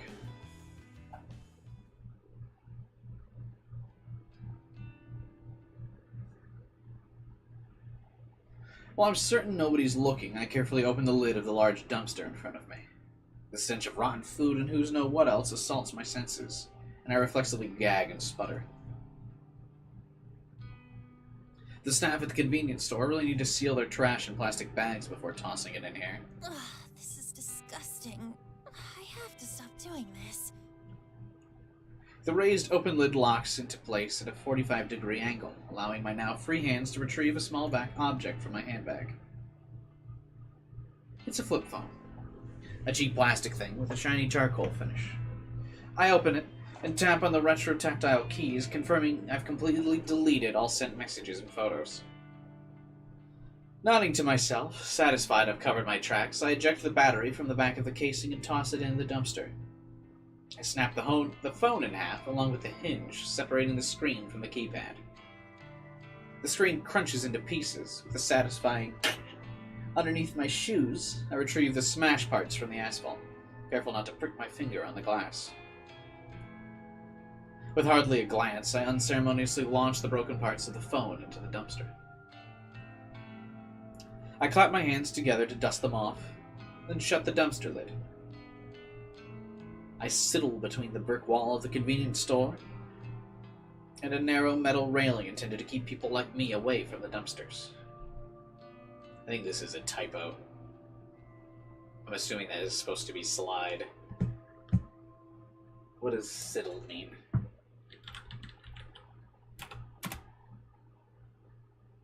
Oh, nope, it's a real word. Walk in a timid manner, especially sideways. Okay. Now in front of the convenience store, I finally feel I can breathe deeply without fear of inhaling the toxic contents of the dumpster. I let my lungs take their fill before nonchalantly crossing the street. That takes care of my latest burner phone. Before leaving the office building, I cracked the SIM card in half and disposed of it in the combustible trash. With the phone itself destroyed and discarded at a different location, my mind's at ease. It's been slightly less than 24 hours since I messaged my latest victim, that athletic guy that I may have briefly fantasized about during my restless slumber. My general rule of thumb is to keep a burner phone for exactly 24 hours after sending a photo. However, I made an exception today. I wanted to discard the phone early, clear my anxiety, and get a full night's rest tonight. Besides, it's not like anyone ever replies to the messages I send. I'd love it if they did, but it is what it is. So really, there's no point holding on to the evidence of my wrongdoing for longer than necessary. If memory serves, I wrote tomorrow's date on the latest victim's timestamp, May 30th, 10:31. The victim may decide to kill himself today, of course. He could end up just like Akane. But if he's anything like her, he'll hold out for just a few hours before the designated time. He'll let panic and fear boil and build inside him until he just can't take it. Or someone else will come along and end it for him. Can't be sure. I still don't know what happened to Ruri. Did she kill herself, or did someone else snuff out her life? Either way, I'll start researching obituaries tomorrow. I'm confident that this will be another successful request. If it is, I'll truly be on a winning streak. With butterflies in my stomach, I cross the road.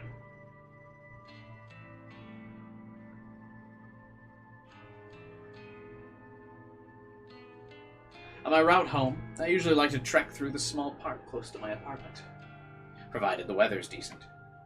I avoid the park in the mornings, as a lot of people walk their dogs, and I can't risk my allergies flaring up before I reach the office. In the evening, the park is much emptier. I suppose I finish work a bit earlier than most, so while everyone else is busy, I enjoy the fresh air and scenery. I make my way along the neat, broad dirt path that connects one side of the park to the other.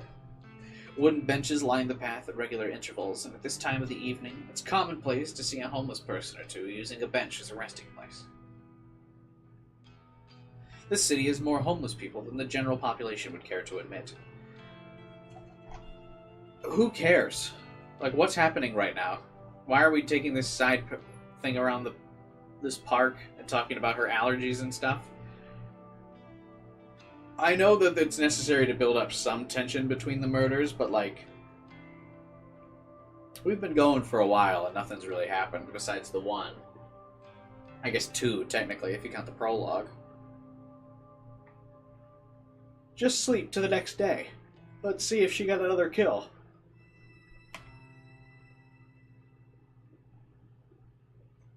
I try not to think of it as I walk by every day. I already know that many people have it worse than I do, but there's not exactly anything I can do to help. Should I be giving these people money that I can't afford to spare? Wouldn't I just end up homeless as well? I'm not exactly broke, but I live month to month on salary. It's expensive to live on the outskirts of Akihabara, and commuting to Shinjuku every day isn't exactly cheap. Add in electricity bills, phone, food. I mean, I don't eat unless I have to, but I'd starve if I didn't buy a meal every other day. Don't even get me started on the cost of the coffee I drink. If I'm lucky, I can score a can for 100 yen, but more often than not, I'm paying up to 150 for a single can. Even if I were to buy canned coffee in bulk from one of those variety stores, I'd still only save a handful of change. And I won't have access to the familiar selection I get at the convenience store. I'm just thankful I don't go out for drinks after work like most of my colleagues. If I had to buy a few rounds of beer every week, my bank account would dry up. By avoiding that group outing, not only do I save money, but I'm also not forced to spend more time around people. It's a win-win. Realizing I'm trudging along the path at a snail's pace, I tell myself to speed up. Toward the exit of the park, the silhouettes of two people on a bench come into view. The sound of laughter carries on the wind, and I can't help but feel like I've heard the voices before. As I draw closer, a sinking sensation clutches my stomach. I immediately get the urge to turn around, but I'm so close to home. Aha! It's Noriko! Fancy seeing her here. Noriko's here. Wow. Tomoe glares and flips her long hair behind her ear with a shit-eating grin on her face. Shinya looks kind of out of place outside the office. His face is filtered by an especially uncomfortable expression. I start to wonder why these two are here. But then I recall that Tomoe did mention they were going out to date on a Friday night. I suppose it's just bad luck I'd run into them on the way home. What are they doing here in Akihabara? I have to assume Tomoe came here on purpose to spite me. On your way home? Uh-huh. How's your, date? We're having a blast. Right, Chen? Yes, of course. A great time. Doesn't seem like he's having a great time. Also, do you notice his tie, like, disappears? Like, it's got the little square, but there's nothing, like, putting it into the collar of his shirt. It looks... maybe it's just a clip-on tie? I wonder if Tomoe has been dragging Shinya along against his will. Okay, well, I'll leave you to it. Hey, we're gonna grab some chicken. Why don't you come with us? No thanks.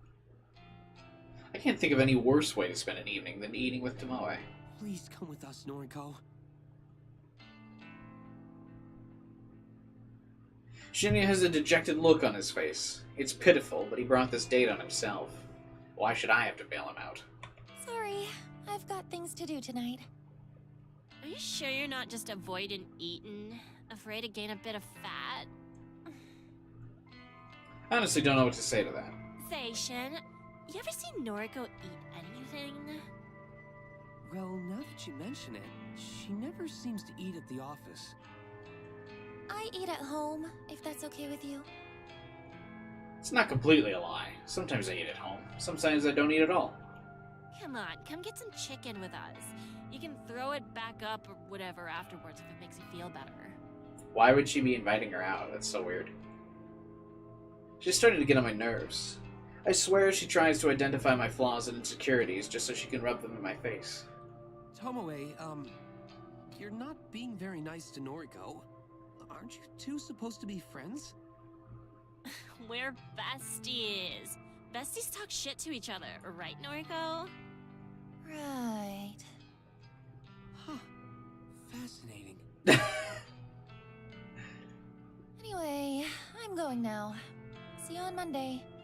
Okay, see you then. Buzzkill. She's such a drag. I let Tomoe's words hang in the air as I walk past her. I'm pretty annoyed she dragged Shinya all the way here just to taunt me. Is this her idea of a good date? Does she care about Shinya at all, or is this whole thing just to annoy me? Tomoe dating Shinya doesn't even get under my skin. I don't have feelings for him at all. What does get on my nerves is simply the fact that Tomoe is trying so hard to get on my nerves. Of course, it wouldn't be fair if I could carry on my way home without one final interruption. Tomoe calls out to me again. Your friend Aoi is gonna start work with us on Monday, yeah? Oh, fun. I can't wait to meet a friend of Noriko's. I grimace. I suppose Shinya told her about that. I turn back to face them both. Don't even think about messing with Aoi. That girl has dealt with enough crap at her last job. Ooh, that's a new sprite. A very angry sprite. Oh, has she? Maybe big, strong Noriko can protect her now. I'd do anything for her. She's my best friend. If you had any friends of your own, you'd understand what that feels like.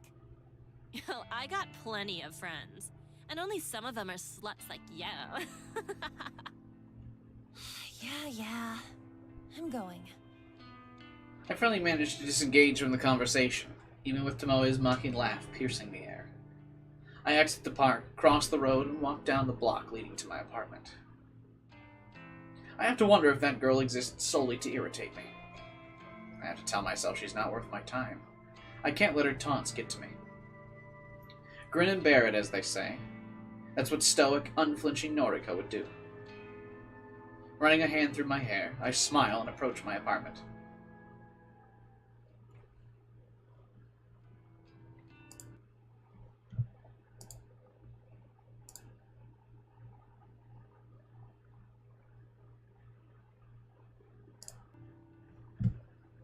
Saturday. I spent all morning trying to unsuccessfully calm my nerves. I'm anxious about finding out whether my latest victim has perished. It's afternoon now, so the time written on his photo has passed. My work was successful, I should know soon enough. I've already set up an obituary news alert on my phone to keep me informed. Instead of sitting at home all day and waiting for my phone to go off, I decided to visit an old favorite hangout. Public libraries don't get the credit they deserve in this age. They're quiet, calm, and soothing. I could sit here for hours for free and just get lost in different worlds. I never utilized the library at my college. There were a lot of books I could use, but I don't know if I ever rented one. I would usually just get PDFs of books online. Plus, they always carry works by my favorite authors. Sometimes the librarians are even kind enough to recommend titles that might fit my tastes. I don't feel judged here. Nobody looks at me and mocks my clothing or my makeup.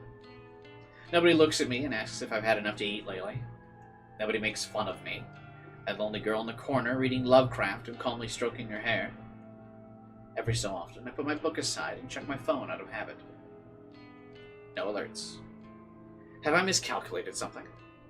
Did my latest photo not look convincing or damning enough to inspire unalive or murder? I find myself growing increasingly anxious and impatient. Cthulhu, huh? You a Lovecraft nerd? I blink twice and look up at the strange man standing over me. Huh? Sus. Didn't mean to interrupt. Notice you're reading Lovecraft. Huh. In Japanese, too.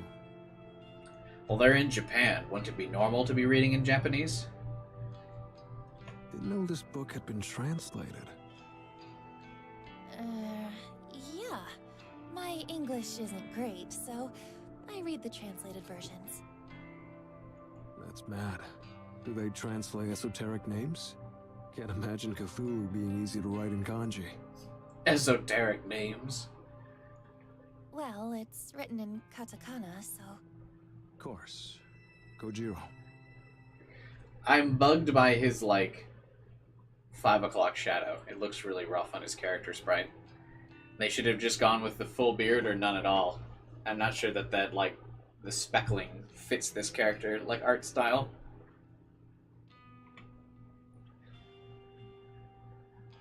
The man extends a hand. I can't tell if he wants me to shake it or pass him my book. What? I'm Kojiro. You?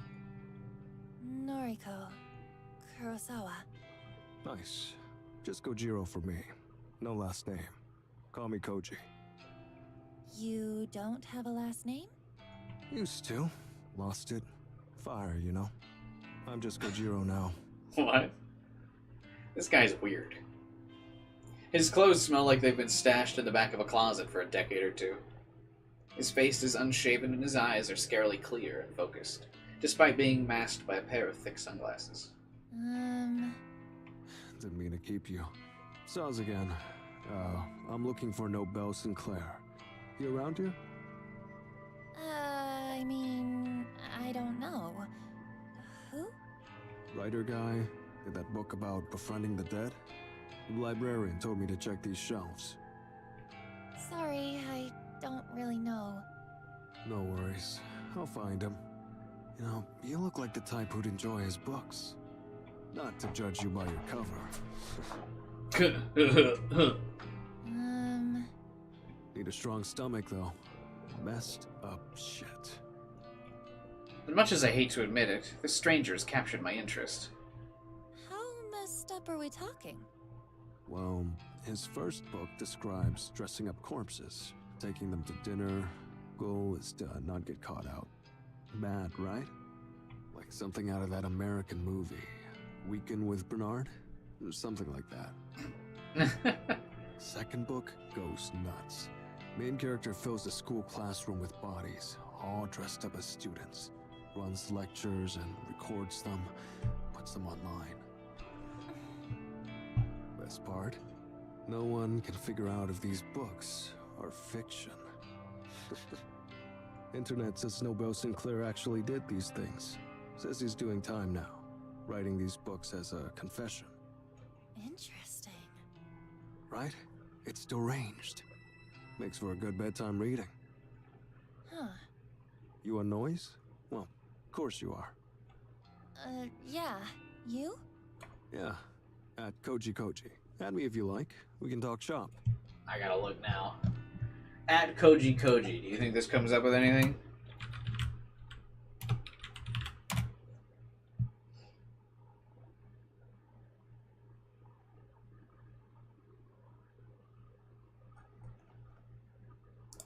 There's an Instagram. Definitely not connected to this game. What about Twitter?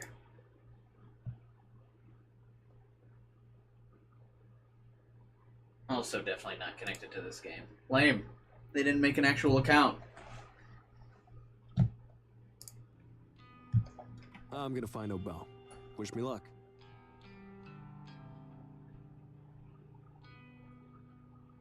Without so much of a glance, the man walks away. I try to return to reading, but the whole conversation replays back in my head. What a bizarre encounter. Maybe I'll just head home for today. Being here has helped me calm down, but I'm still eagerly anticipating the fate of my victim. Besides, I have to admit I'm growing a little hungry. Maybe onigiri, a rice ball from the convenience store, will tide me over till tomorrow. I gather my things and stand up, thinking out a little hoo as I stretch my muscles. As I head towards the sliding doors to leave the library, a little alert sounds from my phone. This is it. My phone is in my hands in less than a second. The screen unlocked and the obituary page loading. Article posted today at 2:39. Keywords found. Mr. Accident. Numerical data range 20 to 30. Image data, yes. Saturday, May 30th. Mr. Echi Hanada, 22 of Tokyo Prefecture, was pronounced dead this afternoon at a traffic intersection. Coroner's office reports that Mr. Hanada was involved in a traffic accident. No other casualties have been reported. Mr. Hanada is survived by his fiancée, who wishes to remain anonymous. The funeral service is yet to be arranged. View attachment. I load the image and can't believe it. The photo is the exact same as the one that was sent to me through the Corpse Girl website. There can be absolutely no doubt this is my latest victim. I've done it again. My breathing starts to quicken, my cheeks begin to grow hot. I know from experience if I don't get somewhere private and quickly, I may very well make a fool of myself in public. I glance around the library for a sign pointing to a restroom. As soon as my eyes settle on it, I dash towards it, swerving between bookshelves and through narrow aisles. There's a door for a unisex bathroom and an unremarkable beige portal. The muscles in my thighs are tightening, and I squirm as I reach for the door. My hand grasps the cool metal handle and presses down, only to be met with immovable resistance. It's locked. There's a sign on the door, a notice I completely ignored in my haste. Closed for cleaning. Shit! I curse, despite my best efforts to keep a low profile. My head turns frantically, looking for somewhere, anywhere, that I can sit down and remain out of sight while my body reacts erratically to my latest success. Yo, you busted? This guy. I need to use the restroom. I hope he can't tell that the expression on my face is not one of desperation to use the facilities. On it. To my surprise, he strides up to the restroom door and begins to slam his fist. Hey, cleaning time is over. Get out of there. I hear a panicked yelp from within. Kojiro's commanding voice was more than a little intimidating. Within seconds, a terrified old woman emerges. I just can't... He shows up like, hey, you bustin'? She wheels her cleaning trolley around behind us, bows and disappears. All yours. About to hold it. Thanks.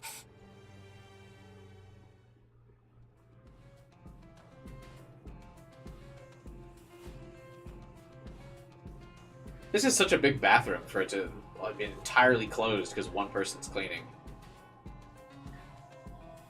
Does the log let me repeat audio lines in this game?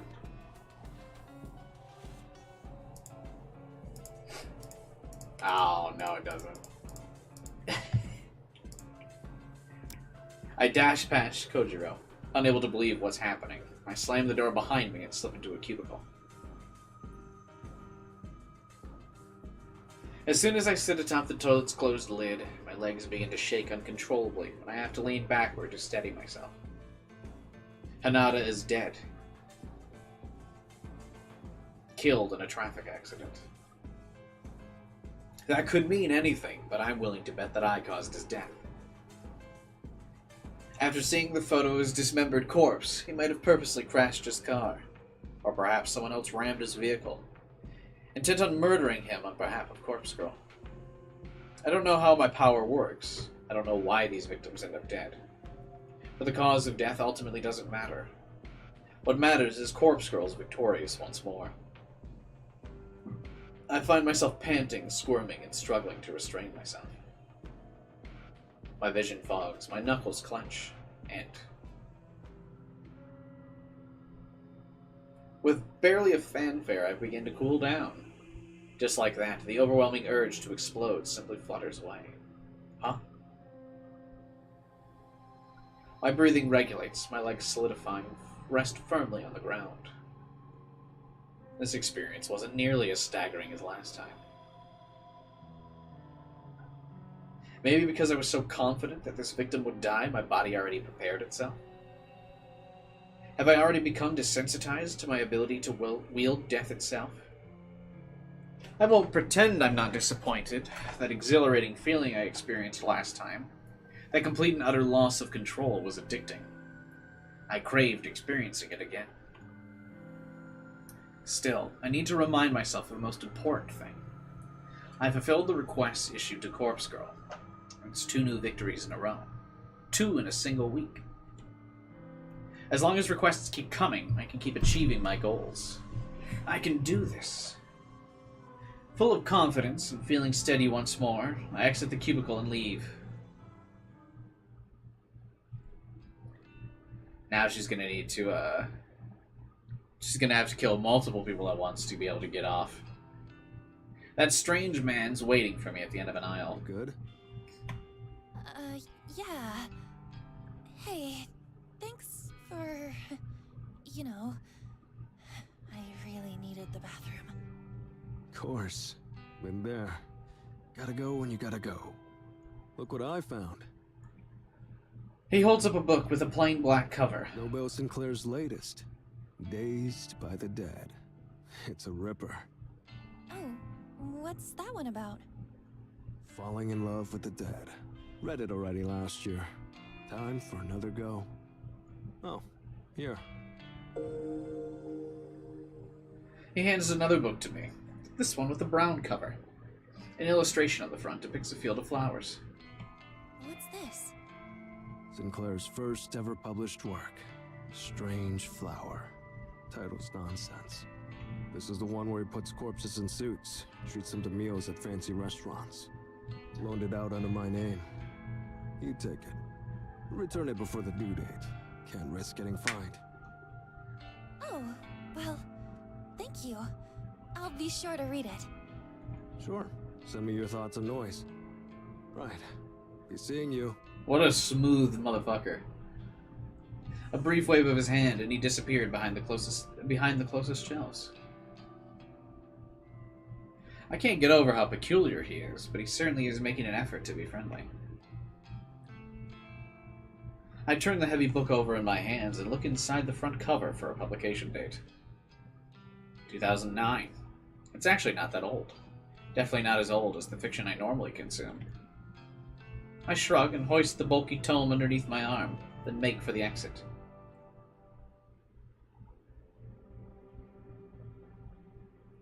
I feel uncommonly hungry on my way home, so much so that I decide to stop by a restaurant and get dinner. I wonder if killing stirs my appetite. I often pass this establishment when I exit the train station in Akihabara. It's an old venue that serves traditional Japanese food as well as popular Western dishes. To say I've always been curious about eating here would be accurate. I've been working hard lately, achieving goals. I can afford to treat myself to a cooked meal, right? Why do I find it so hard to justify?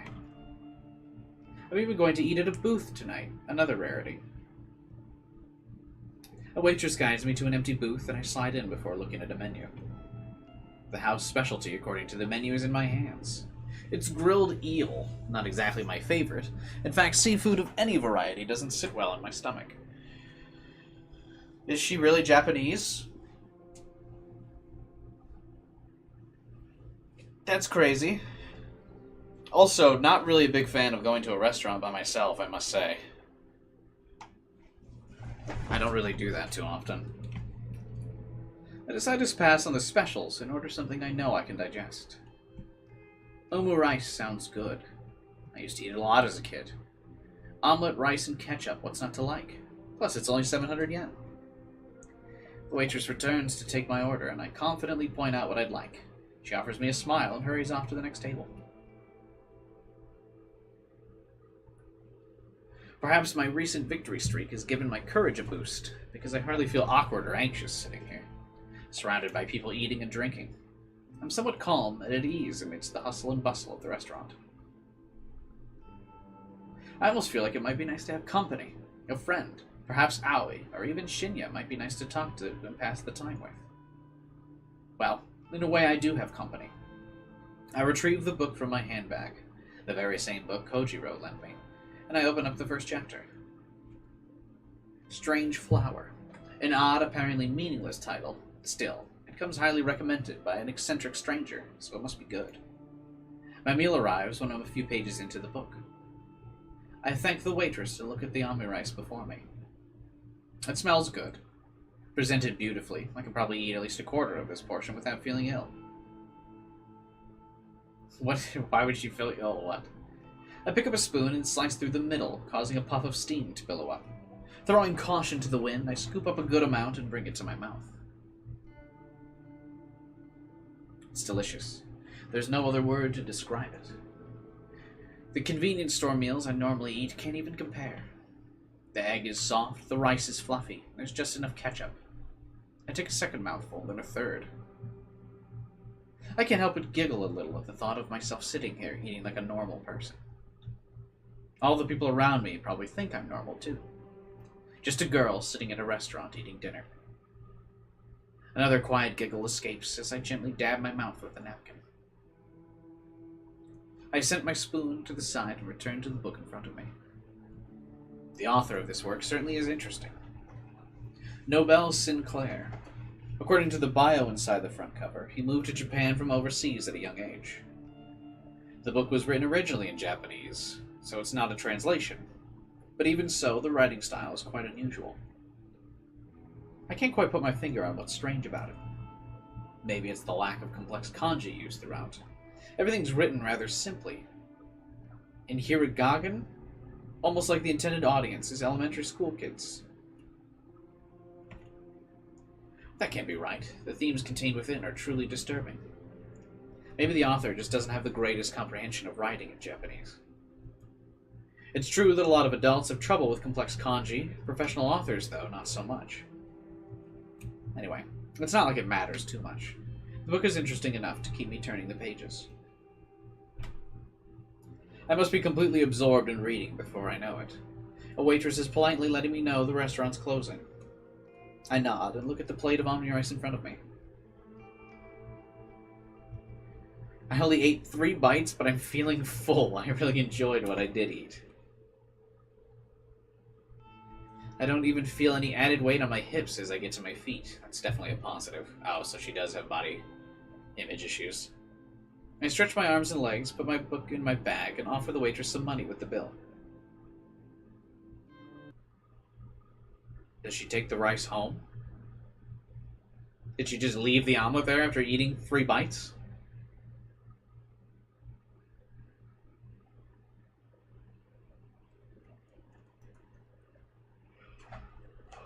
A blast of frigid night air sweeps me off my feet when I step out of the restaurant. If I'd known the weather was going to take a turn for the worse, I would have brought my scarf. It's the end of spring, so unpredictable cold weather is pretty rare. Well, I guess I can't be blamed for not bundling up. It's not raining and I'm close to home, so it shouldn't be a problem. I head down the street and watch a few shop owners closing their stores. They don't pay me any mind as I wander. Oh! My phone bursts to life and rings. I grab it and press it close to my ear for warmth. Hello? Aoi? Noriko, hello. Is this a bad time? No, I'm just walking home. You're out at this time of night? That's not like you. I stopped somewhere to eat. What's up? You stopped to eat? Say, about the new job. What is it? Hey, Alpha. How is it so far? It's definitely a slow ramp-up so far. I mean, some people have died, but we really haven't gotten to the nitty-gritty of it. There is English voice acting. A lot of popular people are voicing it. I spoke to the manager at the Maid Cafe, but he said I can't quit. What? He said that? Oh, well, it's not up to him. You have every right to quit. Did you tell him you've landed a new job? Yes, I told him. But he said he spent so much time and money training me that if I quit now, he'll treat it as stealing from the company and he'll call the police. That isn't how that works. What a load of crap! Hang on. Are you at the cafe now? Yes, I just finished my shift. We're closing up. I'll be right there. I'm only a minute away anyway. I'm going to give your manager a piece of my mind. No, Noriko, you can't... Just watch me. I'll be right there. I end the call despite Aoi's objections. I can't believe how furious I am. Aoi finally has an escape route from that god-awful job, and now the manager won't let her quit. That has to be illegal. I've never met her manager, but I can just imagine his type. A self-important, wretched, greedy pig that thinks he's king of the world because he runs a shady maid cafe in the back streets. Well, I won't stand for it. People like him are the ones that should be reported to Corpse Girl's website. I'd love to target victims like that. I change direction and take up a running pace. The cool air against my face is kind of nice now that my body's warming up.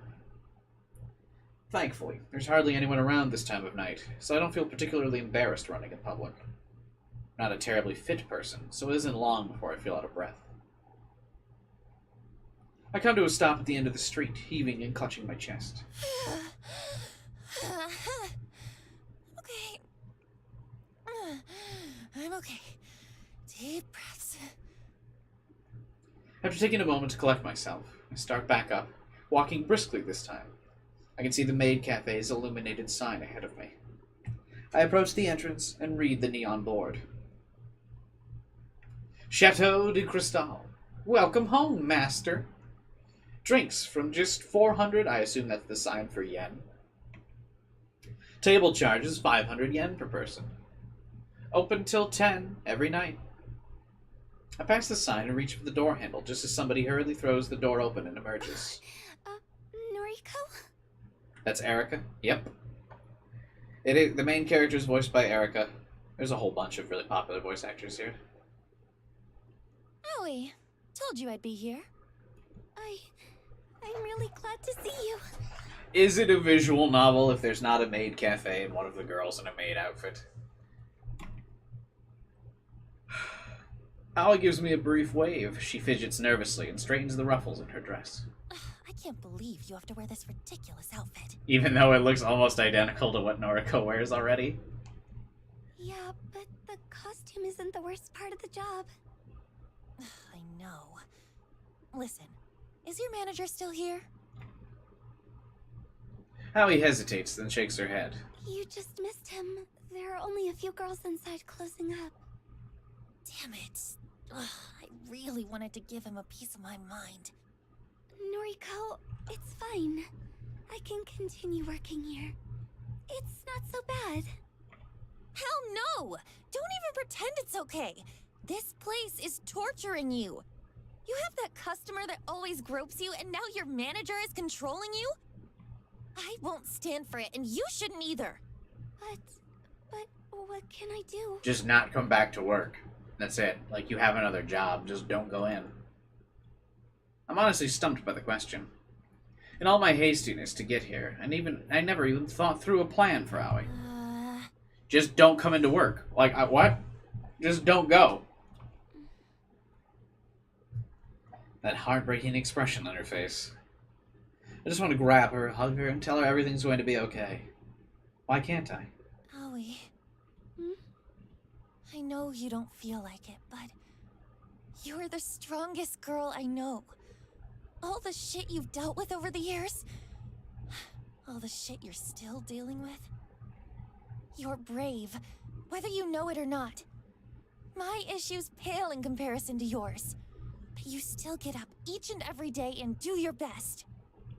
I'm proud of you, and I want to make things easier for you. Come work with me at Temujin. Just leave this place behind. Forget all about it. Noriko. You're my best friend. You always will be. Even if we can't be anything more than that, I'm happy just having you in my life. What does that mean? Even if we can't be anything more than that? Does that imply a past romance between these two? I'd do anything for you, Aoi. I hope you realize that. Of course. I know. Thank you, Noriko. Let's get out of here. It's really late. Come back to my place. You know I can't. All my things are at home, and I need to check everything first. Otherwise... I nod calmly. I understand. I can't push her too much. Don't worry. I get it. What? And the thing is, I can't just run away from this place. Why? That stalking customer. He knows where I live, and, well, if I stop showing up to work, he said he'll visit me at home. Why don't we go to the police? I can't do that! Without warning, Aoi bursts into tears, just as the rain begins to spill from the clouds.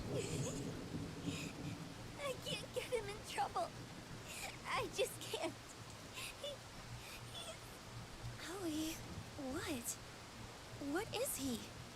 He's family. A gust of wind blows down the narrow street, causing my hair to whip wildly in my face. I brush it out of my eyes and mouth, only to see Aoi standing still, her head down. A stalker. He's family? I could never bring myself to tell you. But surely you must have wondered why I've put up with it for so long. I love the effort put into this that you don't see from other visual novels. Yeah, there's definitely a lot of effort put into this game for sure. I don't know what to say. I'm stunned. There's a lot of different like background environments. Yeah, there's like little animations, English dubbing.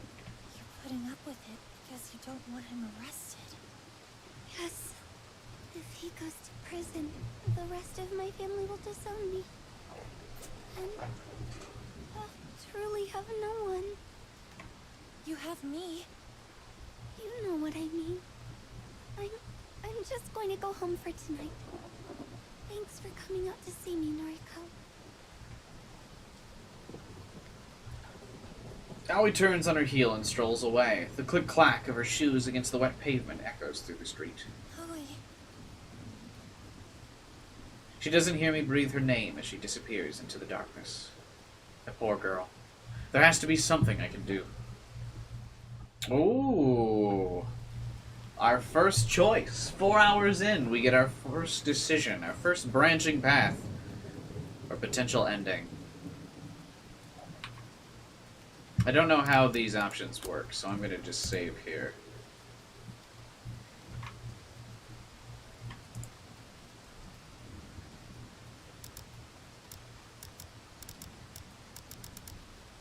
Lash. Okay. So I guess this is how the images will, or the different routes and endings will work then, huh? It'll just randomly be like, hey, what do you guys think? I'm thinking we go after our friend. We can't just let her walk away. Yeah, this is our first choice. We can't just let her walk away and sad. I'm going to grab a snack real quick. I will let you guys let me know what you think. But I think we should go after her. Be right back.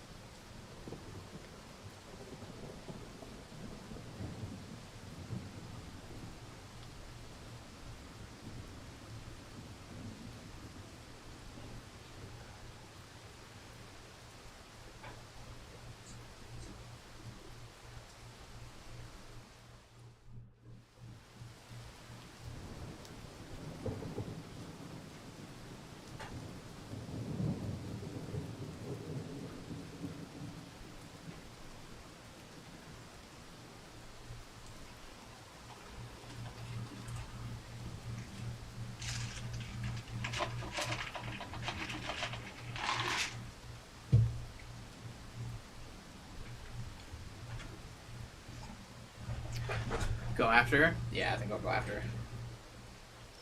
I grabbed some peanuts. I can't let her go. I can't let her just walk away. As sad as she is.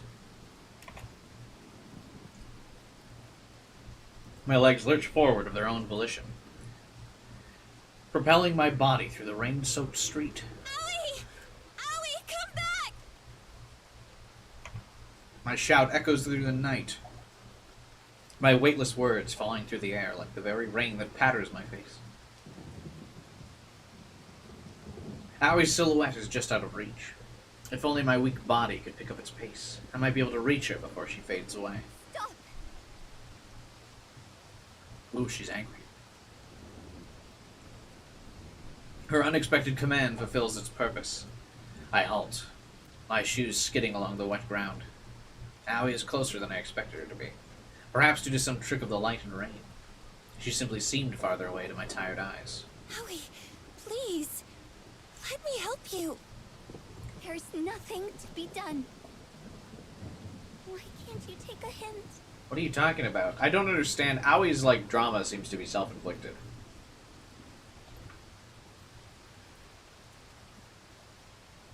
Like, truly. If your family would disown you because another family member is groping you, first of all, fuck them.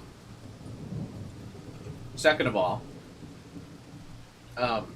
you have another, like, decent job lined up already. It's not like she'd be quitting the maid cafe for nothing.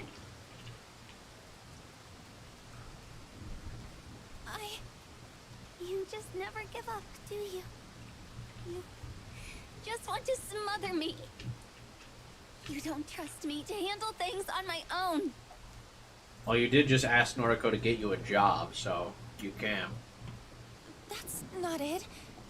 I just care for you so much. I know that. You think you haven't made that clear in the past? Rarely have I ever seen her this angry.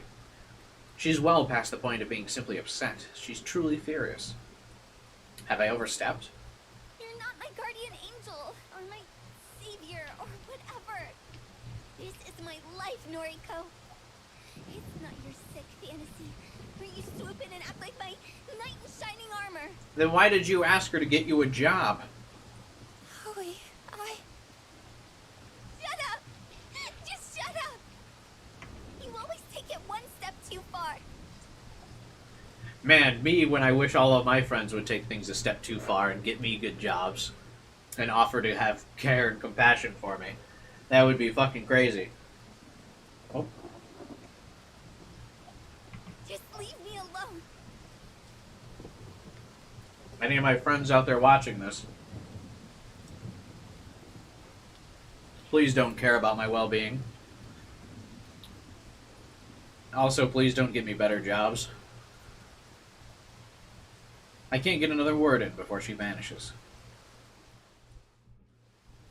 I reach a hand out to the darkness like some foolish attempt to stop her, but I know it's pointless. She made her thoughts clear. She doesn't need or want my help. Even if she cares for me, she doesn't love me in the same way I love her, and I don't think she ever will. I sigh and look up at the thick cloud, or thick cloak of clouds above. Okay, so it is like unrequited lesbian love.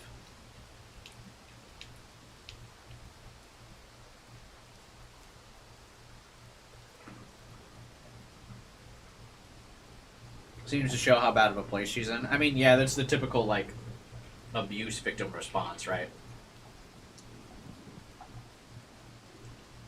To, like, defend the, like, horrors that are being placed upon them, like they deserve to be treated like that. And that it's their fault. But still.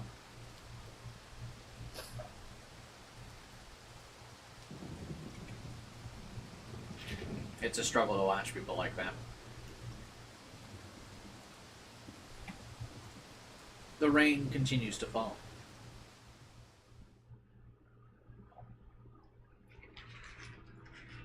I got these honey roasted peanuts instead of salted peanuts, and I don't think I like them as much.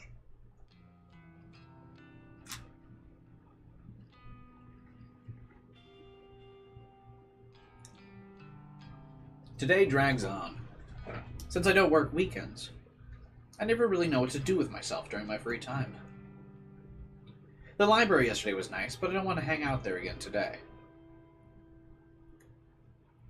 So far, I've spent the day simply reading at home, and brewing the occasional cup of tea to stave off hunger. I kept checking my phone, but Aoi hasn't replied to any of my texts, and when I call, she lets it go to voicemail.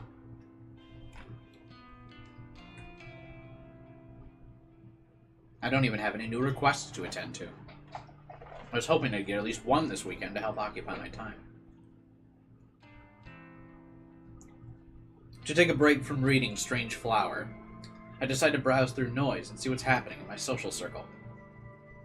Though I'm not close to any of the people I'm connected to, save for Aoi, reading their posts always lifts my mood. Rather annoyingly, the first post I come across is from Tomoe. Bitches be trippin' if they think they gonna steal my man. We thick as thieves. He getting lucky tonight, XX. The garbled post is accompanied by a photo of her and Shinya getting cozy together. He looks more than a little nervous. I'd be willing to bet that Tomoe is the first girl he's ever snuggled like this.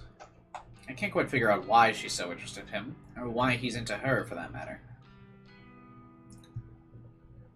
At first I thought she was just trying to bug me, to annoy me by pursuing someone she thought I wanted. But surely this is taking it too far, right? Haven't I made it clear that I don't care? As for Shinya, maybe that boy really is into the blow-up doll look. I guess I understand him less than I originally thought. I noticed that I've been frowning while looking at the post. So I decided to slam my finger down on the thumbs down button. A little text box below the post now reads, Noriko disliked this. My frown breaks and I smirk. It feels somewhat satisfying to publicly dislike her posts. I can imagine her face going tomato red when she reads the notification. With a little giggle, I scroll up past the post and keep browsing my feed. As expected, it doesn't take too long to find a post from Shinya himself. It's out of character for him, but he's actually not posting about criminal cases and detective work for once.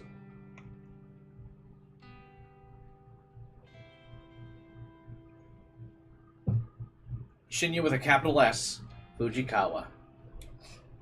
I never believed in love until I met her.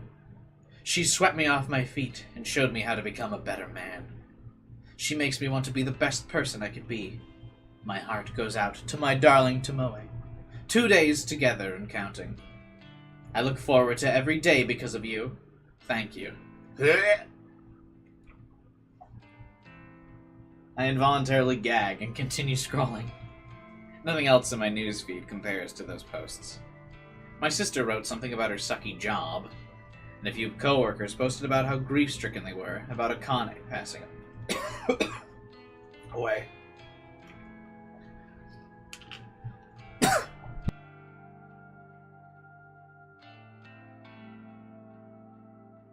Akane, followed closely by Hinata, and long before them both, Hanato, the one who started it all. 3 strangers, 3 people dead, all because of Corpse Girl. People wanted them dead, and because of that, I also wanted them dead. I won't forget their names. When Corpse Girl rises above the muck and filth in this world and becomes truly famous, I'll share a toast to their memories. Until then, I need to trudge forward.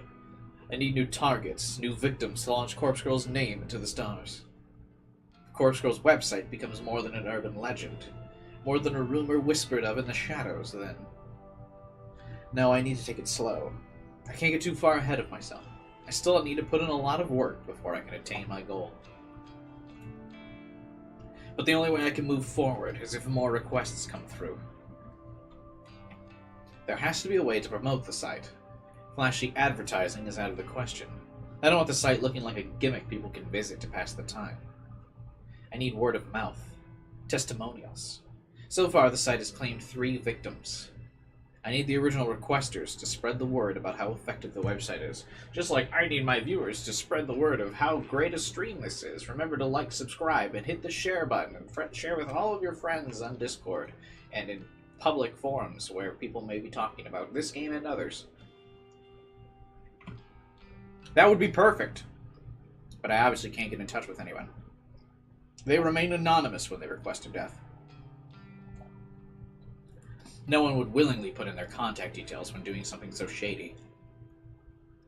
I sigh and scratch my head. Thinking about it like this won't do me any good.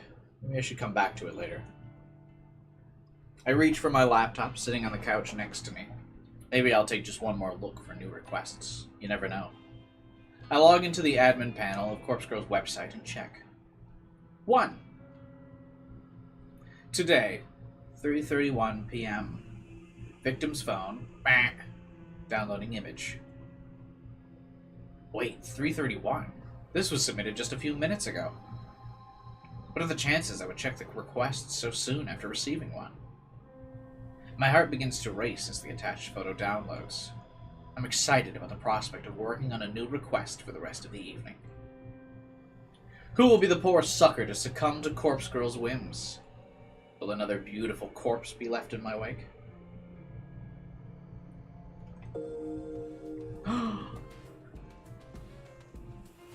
My heart skips a beat and my hands instantly turn cold. What the hell? A photo of myself appears on the screen. It's the very same image used for my company ID tag. I'm not smiling in the photo or in real life. Is this some kind of joke? Somebody's requested my death. Somebody's requested my death. Somebody wants me dead?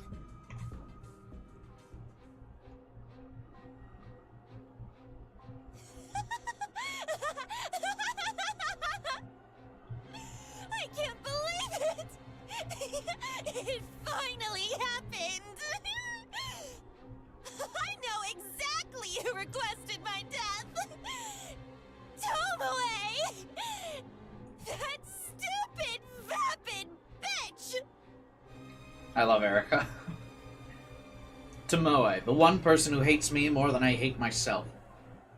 Of course she's the one who uploaded my photo. Of course she wants Corpse Girl to take care of me. She's been looking for somebody to test the website on. Her noise post from the start of the week confirms that. And she's beginning increasingly obsessed with tormenting me lately. Oh, and she disliked her post. And that probably set her off. I'm willing to bet that when I disliked her latest post, it finally triggered her request to my death. Tomoe, you brainless whore! I am Corpse Girl!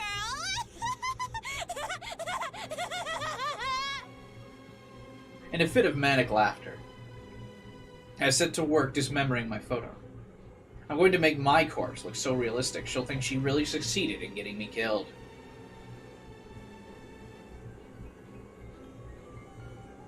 And then when her guard is down...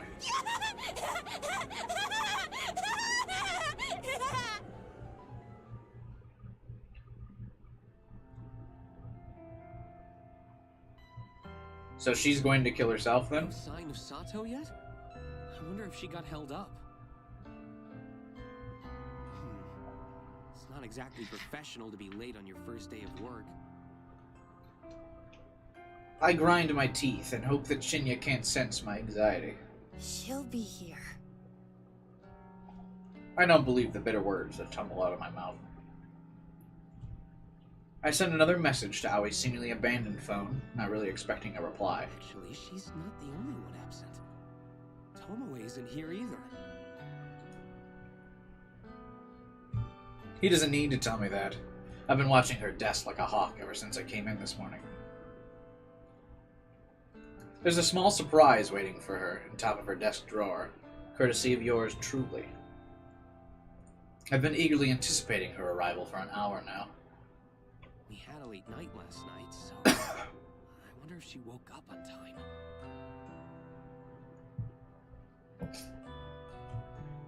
I taste something foul in my mouth. I don't really need Shinya's recap of his knife with Tomoe. Don't you have work to do? Of course. I need to...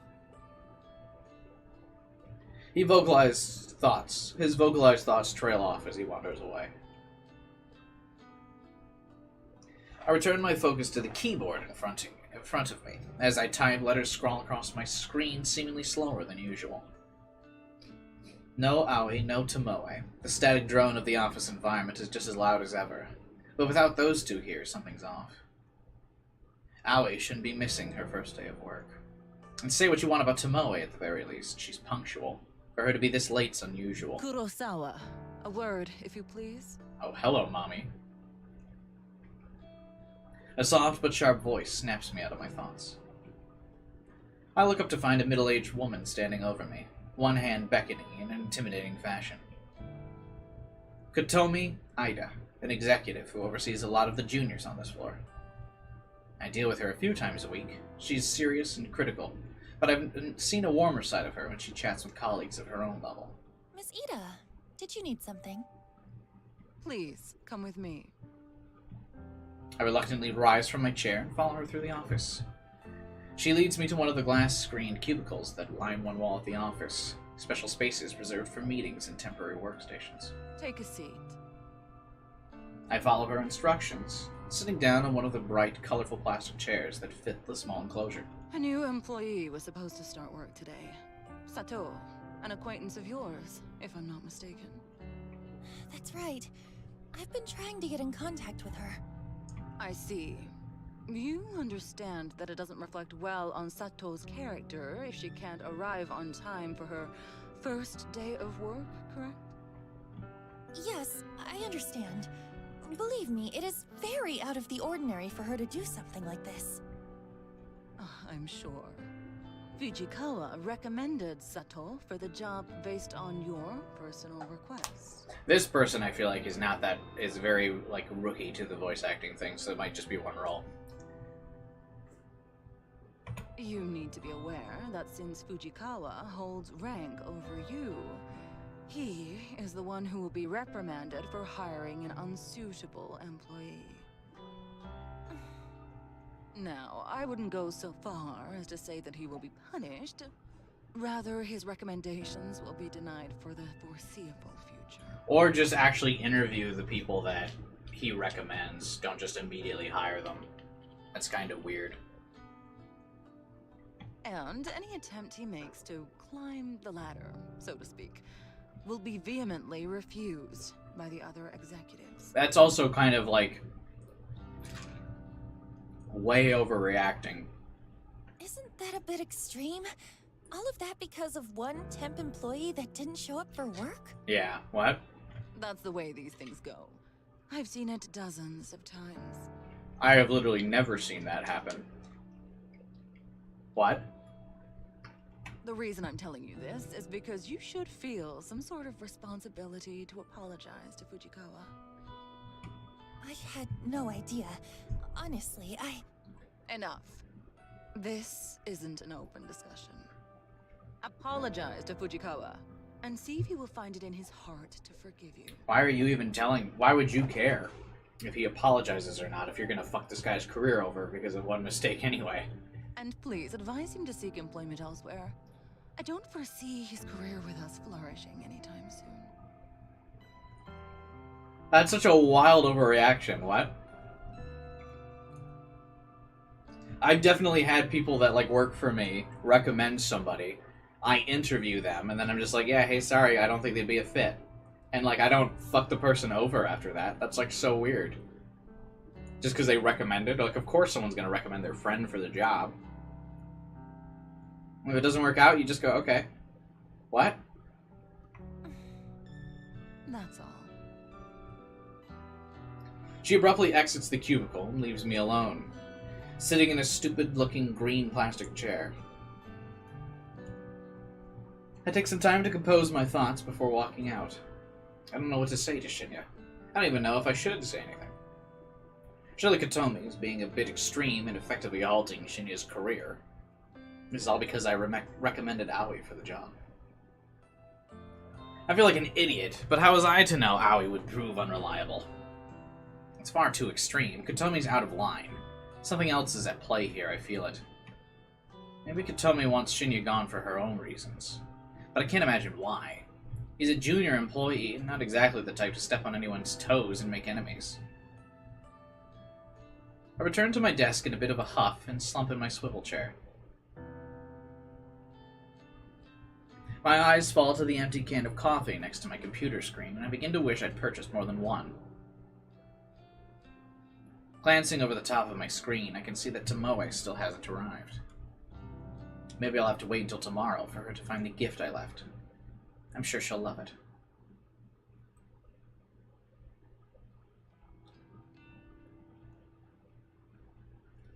I don't enjoy my walk home as much as I normally do. There are too many things weighing on my mind. Aoi, Tomoe, Shinya, and Kotomi.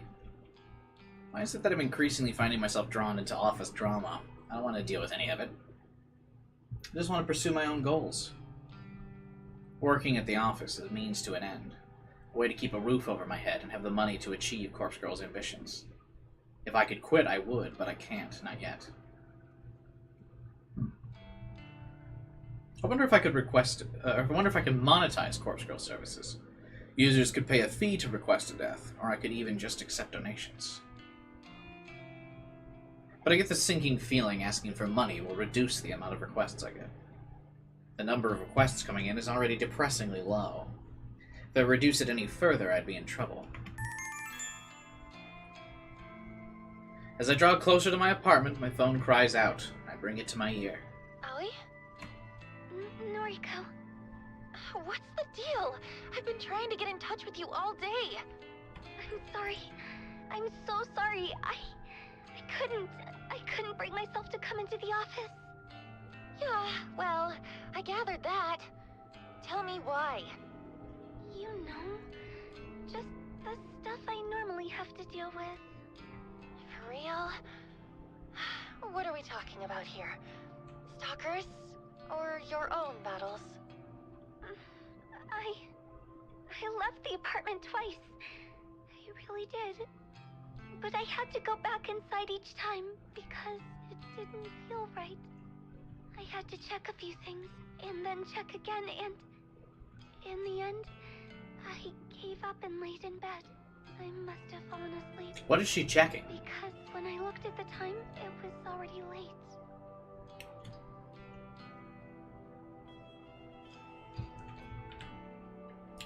I wonder if because she's in Noriko is mentioning your own battles, I wonder if Aoi has like, or if this game's going to imply that she's got like obsessive compulsive disorder where she like can't break her routine.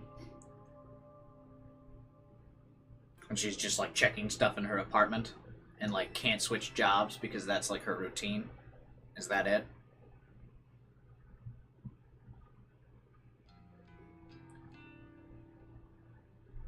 I sigh angrily and hope Aoi doesn't hear me.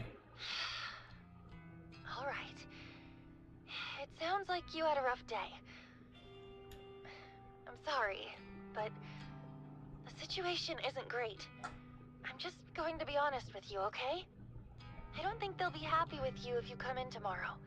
If I were you, I'd write a polite letter of resignation and just forget about the job. Shinya's been kind of thrown under the bus because of this.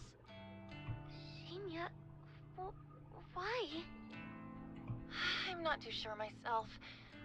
Since he got you the job, I suppose he was somewhat responsible for you. But because you didn't come in, it sounds like his career's in real jeopardy. Oh God.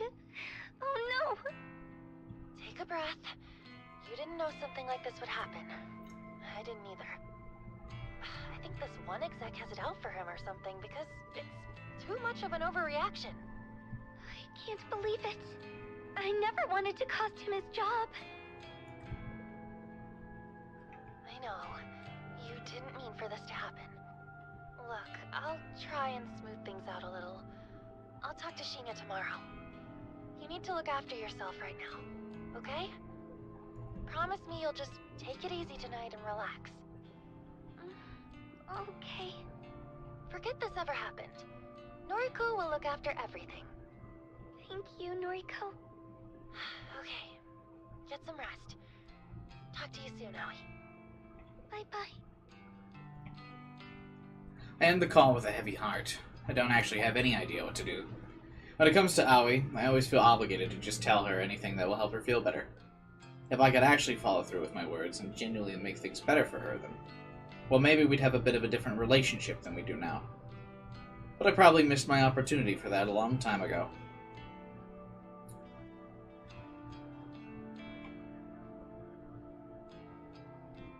In senior high, I was never truly understanding of her, and that cost me too much.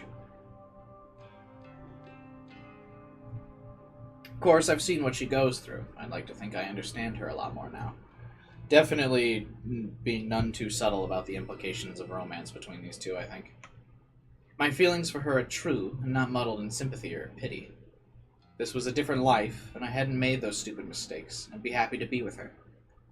But now, the best I can hope for is that she wants to remain friends, and that will have to be enough. Yo. That voice. A trickle of icy sweat drips down my spine. In the near distance, sitting on the bench close to the park's exit, is an easily recognizable figure. Come here. Oh, casual outfit. I freeze in my tracks. My body wants to keep walking to reach the familiar safety of my home, but my brain is engaging in its fight-or-flight mode. Torn between my options, I find myself completely stationary. Come on, I won't hurt you. Tomoe. There's no doubt in my mind she's been waiting for me here all afternoon. She knows my route home, that's obvious, since I last encountered her in Shinya in this very same park. I can't help but tense up as she leaps off the bench and approaches me. You're into weird shit, right? Like, occult stuff? Maybe? Is that what you came here to ask me? Nah, just listen, okay? I wanted the opinion of someone freakier than me. She really knows how to flatter. It's kinda dumb, you know, but have you heard of that Corpse Girl website thing? Who does she think she's talking to? More importantly, how should I respond? I've heard rumors. Yeah, right? I heard rumors too, so I checked it out. I thought the whole thing was really funny. Like, could it be for real? Anyway, maybe I kinda used it to request a death. Is that so? Tomoe has pretty much straight up admitted she was the one who requested my death. After all, I know exactly how many requests come through the site. The latest one had to have been from her. Yeah, and, well, you know how the site works, right? Fill me in. All you do is put in a photo of a bitch and her phone number. Then she's supposed to drop dead. Simple as that. Thing is, no one knows how it works. Or if it works, actually. And you're wondering why I'm still alive? Right. Okay, so you requested somebody's death, and what happened? Well... This is where she admits she uploaded my photo. I've caught her red-handed. You see, the dumb bitch went and died. I blink a few times. I'm positive I didn't hear that right. What did you say? The chick whose photo I uploaded. She's deader than a doorknob. Who's Tomoe referring to? My mind's racing frantically, scanning through the list of Corpse Girls victims over the past few months. The only people who have died are Akane and Hanada. Tomoe is talking about a female, so that rules out Hanada.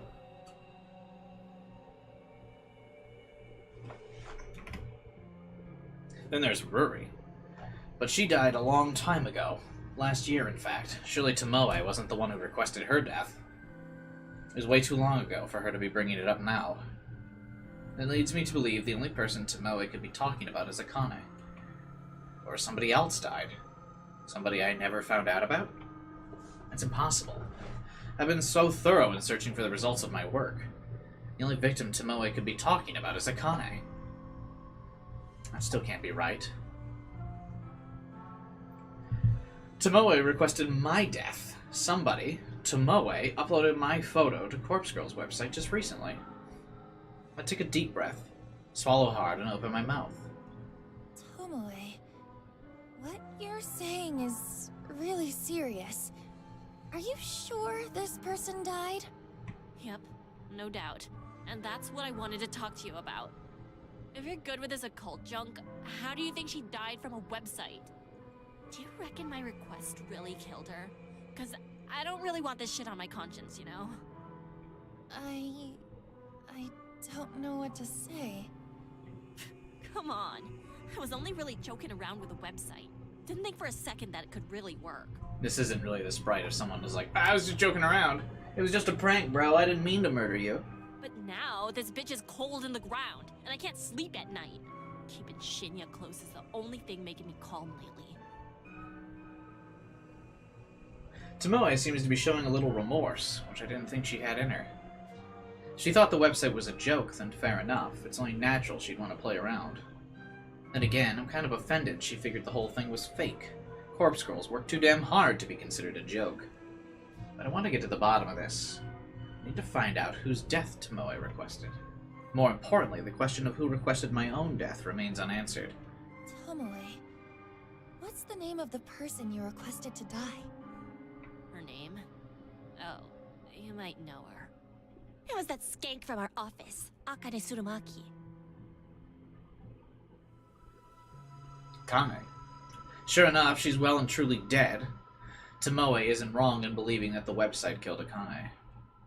Tomoe won't post it on Noise about wanting to try the website. She was waiting to find someone to try it on. So she just thinks everyone's a skank, huh? That Akane, the woman who was married with a kid, was a skank? If I recall correctly, the request for Akane's death came through Corpse Girl's website shortly after I read that post. Perhaps Tomoe made the request on the same day. So then Tomoe was the one responsible. Is this still before Emi's death? Yes. I assumed the person who requested Akane's death was someone in our office, but I never figured it'd be a junior data entry temp like Tomoe. How does Tomoe even know Akane? I can't see how their paths would have crossed. Yo, Psycho, you in there? I snap out of my thoughts and meet Tomoe's dead-eyed gaze. Your professional opinion, can a website really kill someone? I'm torn between giving two replies. I could state I believe the website worked, and therefore help increase Corpse Girl's credibility, or I could play it safe and make sure I'm not suspected of any involvement. Coward that I am, I decide to play it safe. Bruh, let me choose! No, absolutely not. A website can't kill someone. Yeah, I figured. Guess it's just a coincidence that she died. You reckon I'm not guilty then? I didn't really want the bitch dead anyway. I was just mucking around. Yeah, you're not guilty. Thank God. That's a real weight off my elbows, you know? Mm-hmm. I sure as shit won't mess around with sites like that again, though. I'm gonna play it real straight from now on. I gotta get my life together. I got a man to look after now. Right. Well, good luck with that. I need to get home. All I want right now is to get back and figure out who the hell uploaded a photo of me to the website. My mind's reeling, and I'm not in the right headspace to listen to Tomoe's drivel any longer. Hey, for what it's worth, which ain't much. Thanks. Thanks for putting my mind at ease. What would I have chosen? I would have chosen to tell her that the website worked. If I was the one running the website, yeah. I know we ain't always seen eye to eye, and, well, nah. That's about it for now. For a fleeting moment, I imagined she was about to apologize for assaulting me last week. The possibility disappeared from my mind almost as soon as it appeared. See you tomorrow. She waves, almost sheepishly, and wanders back through the park in the direction I came from. Time to go home. I can't relax until I know who requested my death. If it wasn't Tomoe, then this situation could be a lot more serious than I thought. If it wasn't because of my petty squabbles with her, then someone really wants me dead. Who?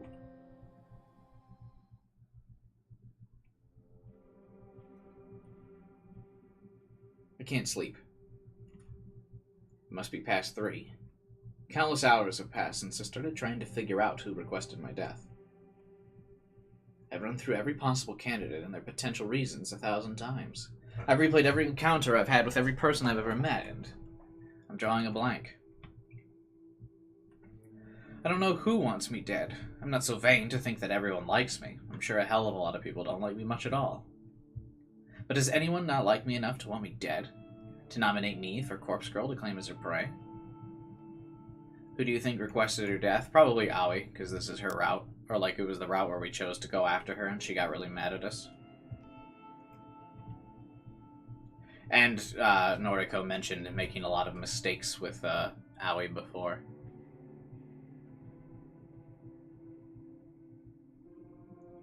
I take little solace in the fact that my life isn't actually in danger. Corpse Girl's victims are only brought low by my hand. Though my convictions are strong and I never refuse a request. Taking my own life is absolutely out of the question. How does the route thing work in this game? I have absolutely no idea. I'm only making assumptions right now. This is the one and only request I'll refuse. It's not for the sake of my own life, but rather for the sakes of Corpse Girl's continued existence. I won't let her die and be buried with me. However, now that I've eaten of the knowledge that somebody genuinely wants me dead, I can't cure my upset stomach. No amount of mental reassurance will quell the sickness rising inside me. The top candidates are, of course, those closest to me. I've crossed Tomoe off the list. Her relief at knowing Akane's death wasn't her fault convinced me she wouldn't make the mistake of messing with the website twice. Add to the fact that she came to me for reassurance, it's safe to say she's not the person I'm looking for. So that leaves people I deal with daily. Aoi, my best friend, the first person I ever fell for. She rejected me gracefully during senior high. So gracefully, we remained friends. Would she want me dead? It's doubtful. She wouldn't even report her stalker, a guy who she's apparently related to the police, because she didn't want him arrested. Then there's Shinya, another acquaintance from school and now my coworker. He's even gone so far as to call us friends now that we're connected on Noise. I've never been romantically interested in him, but I was under the false impression he had feelings for me. He's a wannabe detective, but he doesn't have the competence to follow in his father's footsteps. He doesn't strike me as the type to want somebody dead, let alone go through with requesting someone's death. Still, quiet, guarded people like him can surprise you. When you take those three out of the equation, the people I deal with daily are very few. They're the higher-up and execs at work, like Kotomi, but our dealings are so short and simple, I'm sure I barely even register on their radar.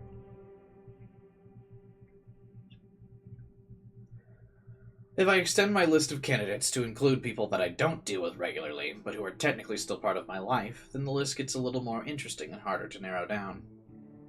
Kenji and Momo.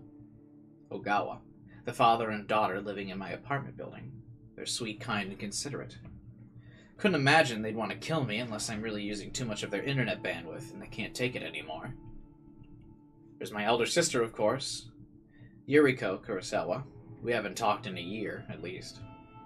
She's scum, but probably not the type to randomly elect her own sister for death. Probably. She's on parole, so I have to believe she wouldn't do anything to jeopardize her freedom. How long is this game? When I searched how long to beat, it said only like 15 hours, so I imagine it's not very long.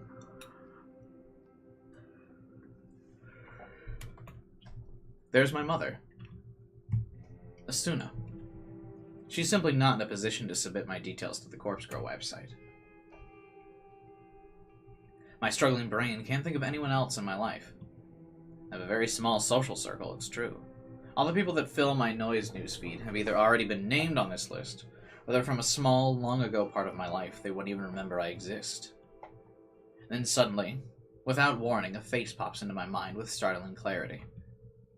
That guy from the library. Kojiro, was it? Kojiro with no surname? He was bizarre, eccentric.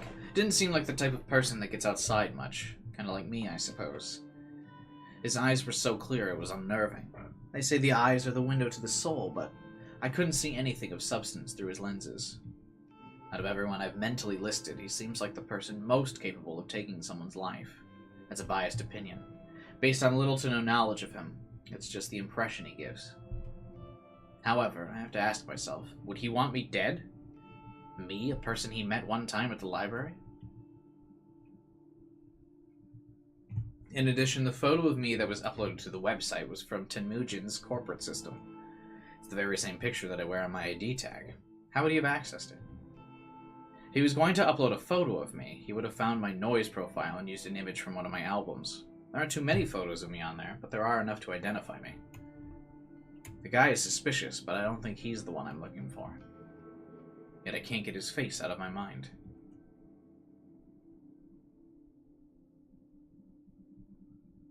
On a whim, I snatch up my phone from beside me and unlock the screen. The bright light shines like a beacon in the darkness and nearly blinds me, but I squint and navigate to the noise app. He told me his noise tag, didn't he? If I can remember it, it'll save me the hassle of having to look through hundreds of profiles with the same name. What was it? Kojiro? No, too simple. Koji something. I start to type different variations until an auto-predicted result pops. Koji. That's the one. I tap the result and instantly arrive at his profile. The info in his About Me section is pretty vague, but judging by the display photo, I'm certain this is the right guy. Just your average guy, taking my days one at a time. Introvert. Antisocial, anti-establishment, anti-everything. Lol. I like peanut butter, though. Relatable. I scroll through his feed and see he hasn't posted anything for some time. His most recent post is about from a year ago. It's just an updated version of his display picture where he cropped out a woman's face and body so the focus is just him. I open up a message to him and start typing. Hey, is this Kojiro from the library? It's Noriko. No, Noriko! She has a cute little profile picture. Since it's past 3 a.m., I'm not expecting a reply until I instantly receive a message. Hey, late night? He replied quick. I swallow and gather the nerve to ask him what's on my mind. I can't sleep. Have you heard of the Corpse Girl website?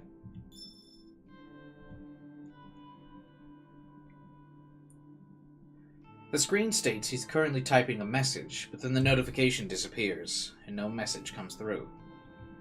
Is he ignoring me? Then, yeah. So he does know. The question is, was he already familiar with it, or did he just look it up after I mentioned? What are your thoughts? Is it real? Yeah, love it. Big fan. Me too. Have you used it? No. Well, no, not yet. Don't hate anyone enough.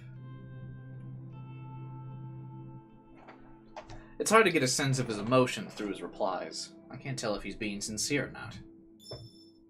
Have you used it? Tell me. Tell me details. Does it work?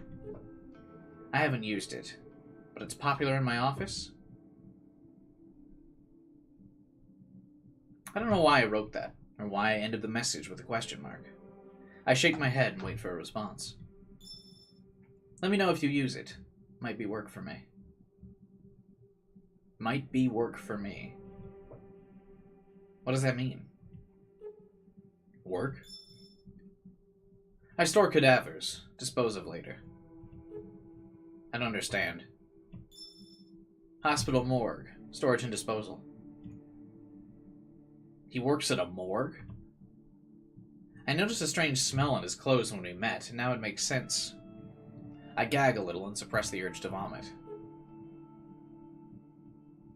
So if someone dies, they get sent to you, even for, like, unalives and murders? Yeah, all sorts. Worst are crash victims. Have to mix and match limbs. Have you received a victim of Corpse Girl's website? Impossible to know.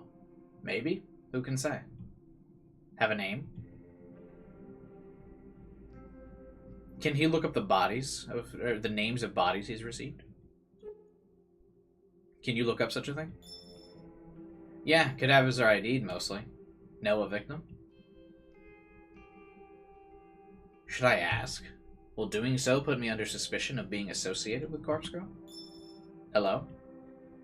I can look now. I'm at work. I start to nervously bite my fingernails. I know that I won't gain anything from finding out if he's dealt with any of the victims, but morbid curiosity gets the better of me. Sometimes I just have to know. Akane. Okay, 1 second. No. Correct spelling? Got an M, Surumaki, and a Kane, Surumi. That's not right. Close, though. Okay. More names? Echi Hanada. One sec. Yeah, crash victim, bad.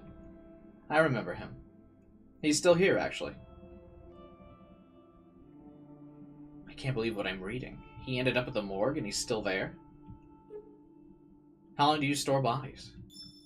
Depends, up to 2 days for autopsy. No autopsy for him, though. No need. He just sits here. Cold chamber, hashtag 31BB. If family don't collect, then cremation. Is cremation what you mean by disposal? Yeah, mostly. Friend of yours? Not exactly. But he's Corpse Girl's victim, you said? Well, I don't know. You said. Interesting. I'll look at him again. Really, there's no need. It's okay, I won't tell. How'd you do it? What does he mean? Hello? How'd I do what? How'd you kill him? Oh, shit. I've messed up. He knows. Kojiro's figured out who I am. In a panic, I slam my phone down. I can hear the constant vibration against the bed as he continues to message me. Shit. Shit. What do I do? Can I make something up to convince him that I'm not the one responsible for his death? Will he even buy it? By not responding to him straight away, I've probably inadvertently proven my guilt. I pick up my phone between my trembling thumb and forefinger. I hold it delicately, as though it suddenly becomes some sort of evidence I don't want covered in my fingerprints. In a way, that's true. I stare at the messages. Hey. Hey. You there? Hello? I better reply. I have to say something. Maybe, just maybe, I can throw him off. I know what you're talking about. I didn't kill anyone. Not exactly a lie. True, Corpse Girl killed him. No name entry on Corpse Girl's website. But you knew his name and you knew he died. Ergo, you requested his death. This is good. This is far better than him believing I'm Corpse Girl. He thinks I'm just some fan of the website that submitted a request. I have to run with this. I can't let him know the actual truth. You got me. I used the website to request his death. Ha! Wow, mad. So the site's real. Amazing. That's exciting. Are you happy he's dead? I decided to take a leaf from Tomoe's book and act more innocent than I am. Not really. I just made the request on a whim to see what would happen. I didn't think it would really work. So you didn't hate the guy? No. I never even met him. Just found his photo on the internet. Incredible. Corpse Girl kills with just a photo. Doesn't even need a name. Wonder how many other Vics I've got here. Lol. Have to go. Clocking off soon. Talk later. His status changes to offline. I breathe a sigh of relief. I think he bought the lie. Surely I'm in the clear. This whole conversation was an exercise in stupidity. I nearly shot myself in the foot because of my own insatiable curiosity. I shouldn't have contacted him at all. The only positive thing to come out of this is learning that Kojiro works at a morgue. I could potentially take advantage of this, but my sleep-deprived brain can't work out how. I can dwell on that later. For now, I need to sleep.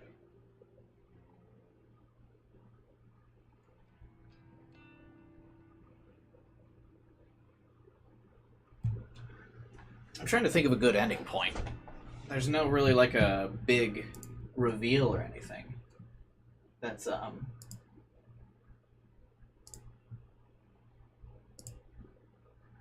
been like a good ending point for me.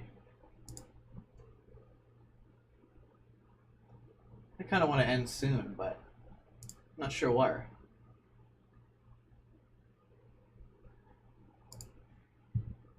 Hopefully we get to a big oh my god moment soon. That's what I usually like to end on. He works at a morgue. That's a big reveal. My alarm erupts with a shrieking scream and scares me. My eyes don't open immediately. Instead, I find myself tossing and turning, trying to bury my face in the pillow. I can't have had more than 2 hours of sleep, and now it's time to get up and go to work. How the hell am I going to function? I drag my body from the bed and slide into a pair of slippers on the floor. With a yawn and a stretch, I leave. I stand in the kitchenette connected to the living room for a few moments, completely absent-minded. I open the refrigerator and stare blankly. A small tub of yogurt sits on the top shelf, and a half-empty jug of oolong tea rests at the bottom.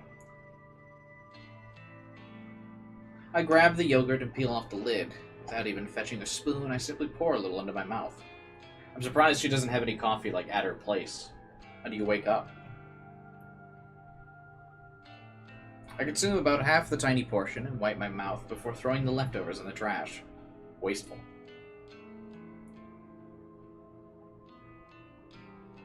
That will be enough to spike my energy for the morning. When you normally run on an empty stomach, any amount of calories can work as a pick-me-up. I make a mental note to collect 2 or 3 cans of coffee at the convenience store on my way to work. They should carry me through the day. The rest of the early morning spent applying makeup and getting dressed. I'm out the door at the same time as every other day. Well, if you're that tired, skip the makeup and sleep in a bit more. To stop myself from nodding off, I decide to rearrange my personal effects. Having something to focus on is a great way to sleep. What about Tomoe's gift? Is it still at the office? Unlike the other employees here, I don't tend to keep too much of my workspace, yet it still manages to feel cluttered somehow. Next to my computer monitor are 3 little figurines I collected from toy capsule machines.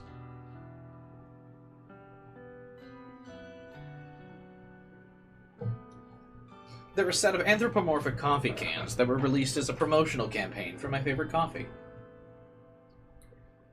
Each figure is about the size of my thumb. They're cute little things. When you put a coin into the capsule machine, you never know which character you're going to get. So far, I've managed to collect Captain Cafe Ulat, Lieutenant Long Black, and Madame Macchiato. If I remember correctly, there are still 2 more I need to get. But the capsule machines seem to be out of rotation now, because they've been replaced with a different series. If I ever want to collect the remaining figures, I'll probably need to buy them online. Oh well, I'm not super invested in having to own all of them.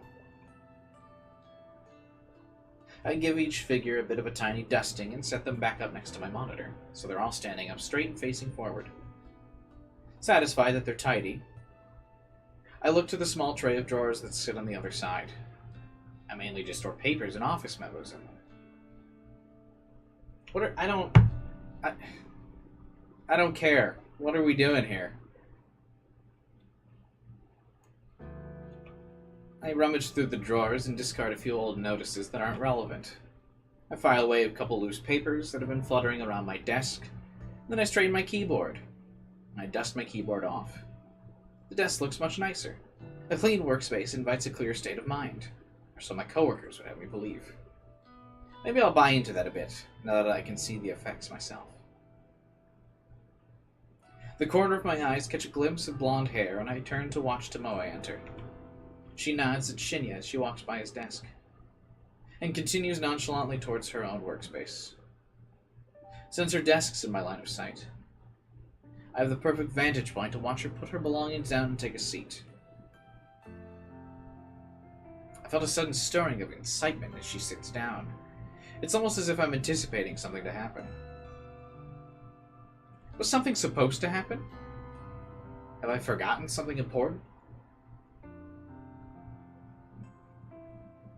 My mind can't really focus. I try to ignore the mild surge of adrenaline that started pulsing through me when she took her seat. I distract myself by starting up my computer, looking over the list of today's tasks. It looks as though I need to correct a few entries I uploaded to the company's server yesterday. In my previously distracted state, it's possible I made a few errors. That's fair enough. I'll get to work. I open up a few programs and listen to the whirring of my computer, nearly drowned out by the clamor of the office environment. The next sound I hear eclipses the noise of the computer and the office, completely and absolutely. A terrified shriek slices through the air like a knife, leaving a deathly ringing silence in its wake. I scramble to my feet purely out of instinct, scanning for the source. I don't have to look very far before my eyes fall upon a distressed Tomoe, kneeling on the floor, clutching her face.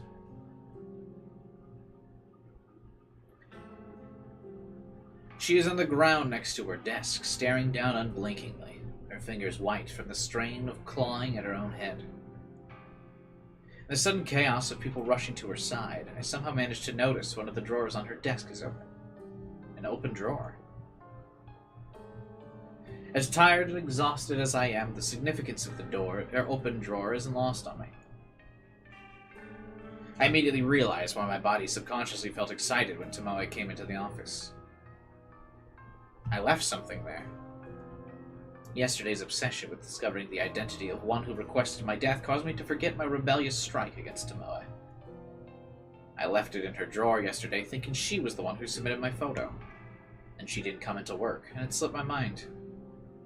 After she confessed to requesting Akane's death, I erased my suspicion of her being the one who targeted me, but I didn't remove the item from her drawer. I'm in deep shit now.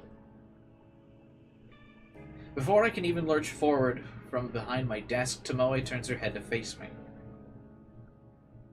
Her cold, grim eyes lock into mine, refusing to let go. A trickle of crimson blood seeps from her scalp, where her fingernails pierced her skin during her panicked scream. Swallowing my nervousness, I break eye contact with her and stare down at the flat object that was the focus of her outcry. It's a familiar photo, printed image on glossy paper, traditional, old school, and just as effective as I had hoped. Though I can't make all the detail out from this distance, the composition of the photo doesn't elude my memory. It depicts my very own corpse, toppled backward over a tombstone. A bloody slash traces around my neck. A laceration lies in my stomach and a knife protrudes from my breast. My black hair is in a tangled mess. My dark eyeliner smeared and smudged, and the grimace on my face is the unmistakable mask of death. Noriko Kurosawa. Stoic and unflinching in death. Noriko Kurosawa, dead atop a random tombstone in some nameless cemetery. Bizarre, yet ultimately unremarkable way to die. Suits me perfectly. I'm proud of the work that went into this photo. The objective was to punish Tomoe for requesting my death, to create a work of art so horrific she would beg for forgiveness when she found me still breathing. But the scene playing out before me is unlike anything I had imagined. Tomoe's face is scrunched up with hatred, the veins in her forehead threatening to burst and shower the office with sanguine gore at any second. Whether or not she thinks this is some sick prank is beyond me. All I can decipher from her expression is that she's likely to strangle me given the opportunity.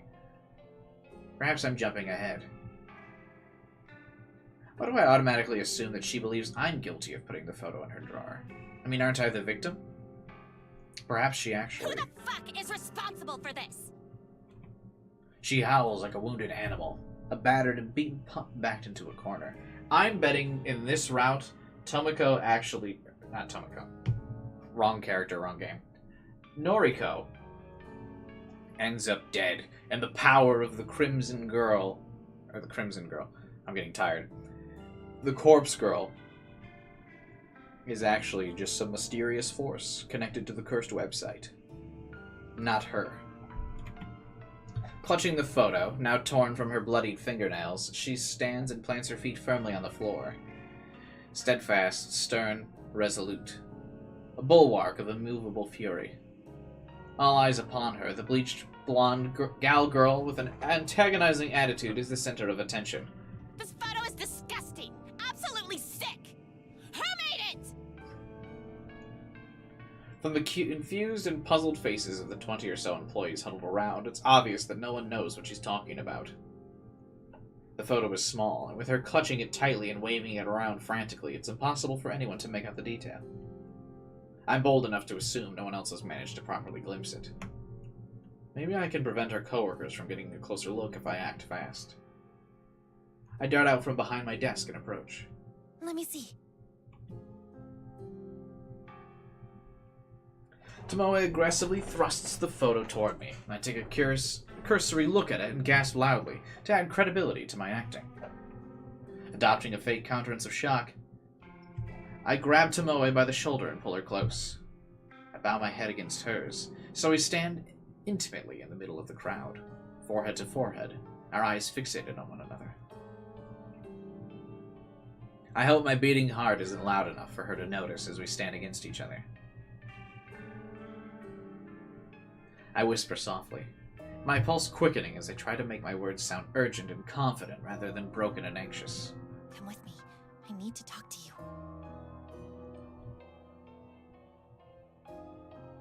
She tenses and stiffens, but she murmurs something that sounds like agreement. I pull away from her and grab her wrist to lead her out of the office. We exit from the throng of onlookers, scratching their heads, and dart toward the elevator. Shinya says nothing. He just looks on with a pale face. The elevator ride down is silent and awkward, but eventually the doors open to reveal the ground floor. We weave between the scattered couches and sculptures, making a frantic dash for the exit. Is Noriko gonna, confess here? That doesn't make sense. We emerge outside into the brisk morning air. Trying hard to catch my breath, I notice Tomoe isn't nearly as exhausted as I am. I want to chalk up my wheezing condition to my lack of sleep, but I know it's an excuse for my poor physical fitness. Tomoe is still holding the photo in her hand. She looks at it once more in disgust, then faces me with one hand on her hip. You want to tell me what the fuck this is? Look, it's difficult to explain, but I'll try my best. I want to find out who planted this in my drawer! And look at this! She thrusts the photo at me once again. She uses the point of her thumb to indicate the timestamp printed. It's got yesterday's date on it. A photo of your dead body, as if you've already been killed. But here you stand. Sure enough, the photo bears yesterday's date. The time states 6:09 p.m. or 9:06 p.m. I marked it as such when I was under the belief Tomoe would find it yesterday. I wanted her to anxiously wait out the day until my death accompanied the rising moon.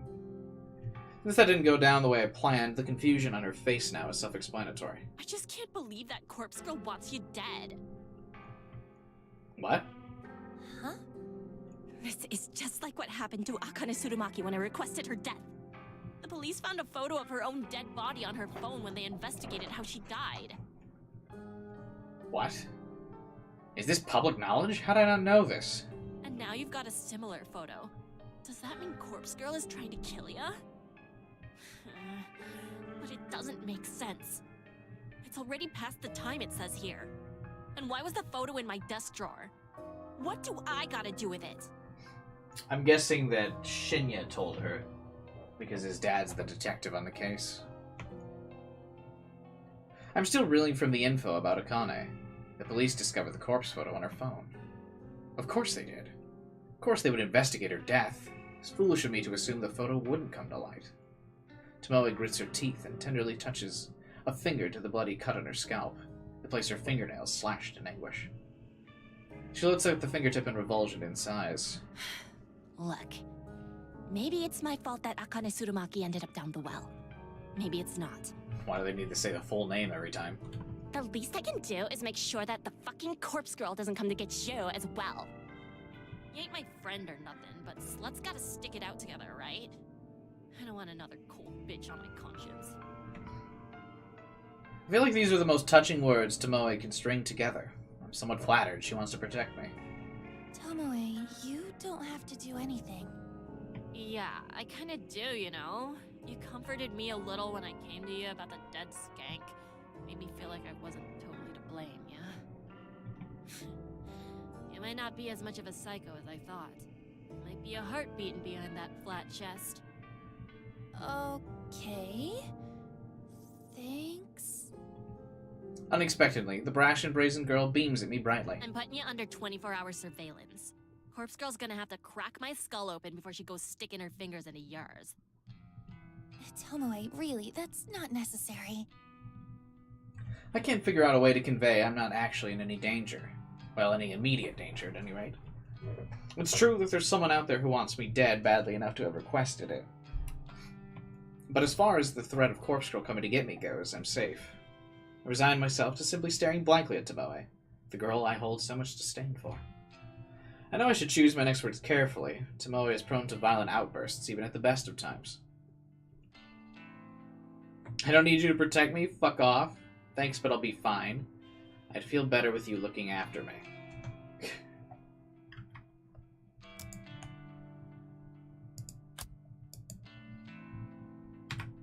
Route split. So I feel like Noriko would say thanks, but I'll be fine on my own. But I'm kind of interested to see what I'd feel better with you looking after me goes, too. She definitely wouldn't say this, but it would be funny. The bottom one, I'd feel better with you looking after me? Yeah.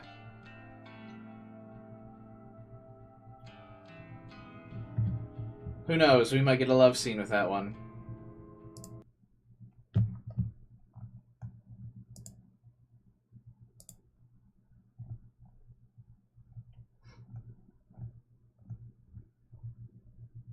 Top one? Why, Ivan?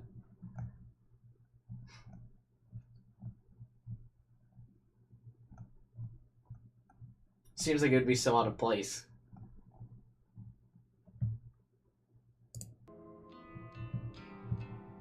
Let's go with the bottom one. I'd feel better with you looking after me. You're damn right. Ain't no one gonna protect you as good as me. She reaches forward and ruffles my hair in a tomboyish manner. I grimace and bear it until she's satisfied, and retracts her arm with a laugh. Now what are we gonna do? I don't totally believe this Corpse Girl person really exists, but still. Something or other killed Akane Tsurumaki. Pretty sure it wasn't suicide, what with the photo and all. Since you got one of them photos too, I reckon someone's out to get you. Yeah, about that. How about we hunker down at my place after work? Gals night in, right? If someone tries to break down the door to get to you, I'll show them what's what. She really is insistent. I almost can't believe this is the same girl that slapped me across the face last week. I feel like we could almost be friends at this rate. What happens when she finds out I'm not actually in danger? Will she think I used her? Betrayed her? What if she finds out that I am Corpse Girl? That would probably be the trigger that provokes her into slashing my throat herself. Tired as I am, I'm feeling of weak will, I nod. Sure. Let's go to your place after work. Yeah, that's what's up! We'll do a snack run, okay? Gotta have chocolate and cake on a night like this. All of a sudden, she freezes and stares intently into my eyes. Shit. Sorry, I didn't mean to... It's fine. Snacks sound good. Hey, don't feel pressured to eat, okay? I got a big appetite, so nothing will go to waste. Oh, right, because of, Noriko's, like, eating disorder. She grins, looking proud of herself. My expression softens somewhat. Somehow, Tomoe is displaying the minimum amount of human decency, and yet it's touching. The slap scene makes her feel a bit more human. Yeah, I mean, she was just jealous, right? Because she thought Shinya wanted Noriko. We've somehow broken down a wall between us and removed the animosity that's hung in the air since the day we met. Suddenly, she reaches out her hand, the photograph held gently between her fingers. Here. Better you have it than me. Looking down at the photo, it's clear that it's me in the image. I suppose it would be best to delete this evidence. I shred the photo carefully, making sure to completely destroy any of my defining features. With the photo ripped beyond recognition, I toss it in a nearby bin. Tomoe smiles at me, and we enter the office building side by side. Just some gals about to be pals. Her apartment's not at all what I expected it would be. For starters, it's not an absolute trash heap like it was in my mind's eye. The place is nice, fairly modern, and probably not that cheap. She lives on the outskirts of Shinjuku, so it's a lot closer to the office than I am. That probably explains why she's usually punctual despite her terrible work ethic. From what I can gather from my first impression, she lives alone. A few photo frames near the entrance feature some family members, including a younger brother and sister. It's funny, because she doesn't seem like the older sister type. The personal effects decorating the apartment aren't cheap and tacky, much to my surprise.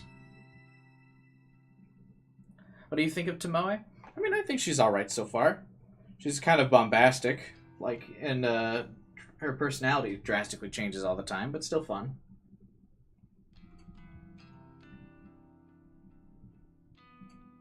I immediately get the feeling she earns more money than I do, even though we have the same job. How could that be? We're both simply data entry temps. We'd surely be on the same contract and same salary. I suppose she's a bit older than me. Maybe she had a well-paying job before starting here. Or maybe she has a side job. Either way, there's no way she could afford to live here on the same salary as me. So, would you like a cup of tea? I've got oolong, green, barley, hojicha. So many to choose from. I didn't take you as much of a tea drinker. Well, of course I am. It's tradition, you know. Tradition's real important. Huh. Yeah, I guess so. Hojicha for me, please. Sure. Coming right up. As Tomoe busies herself in the kitchen nook, I continue scanning the apartment. A fairly large TV sits atop a sleek cabinet against one wall of the living area. A comfortable-looking sofa fills most of the room, but gives way to a small kotatsu in the corner. Tomoe is my best friend. I was thinking that same thing, wandering. I thought I would, come up with an idea to post memes for this game, but there's no, Reddit to post memes of this game to, so I can't. This game's not very popular.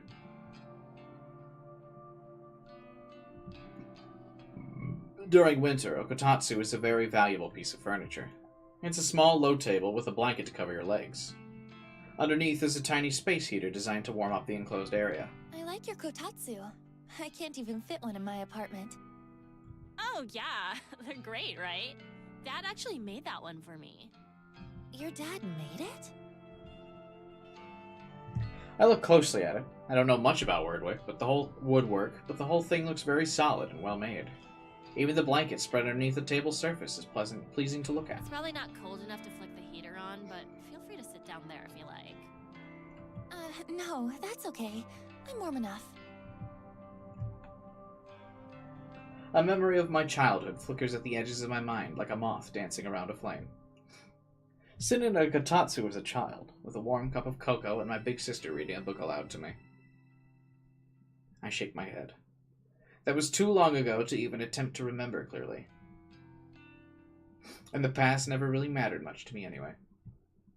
Tomoe has finished pouring her tea, so she sits 2 ceramic mugs atop the coffee table and calls out to me. Tea's up! Thank you.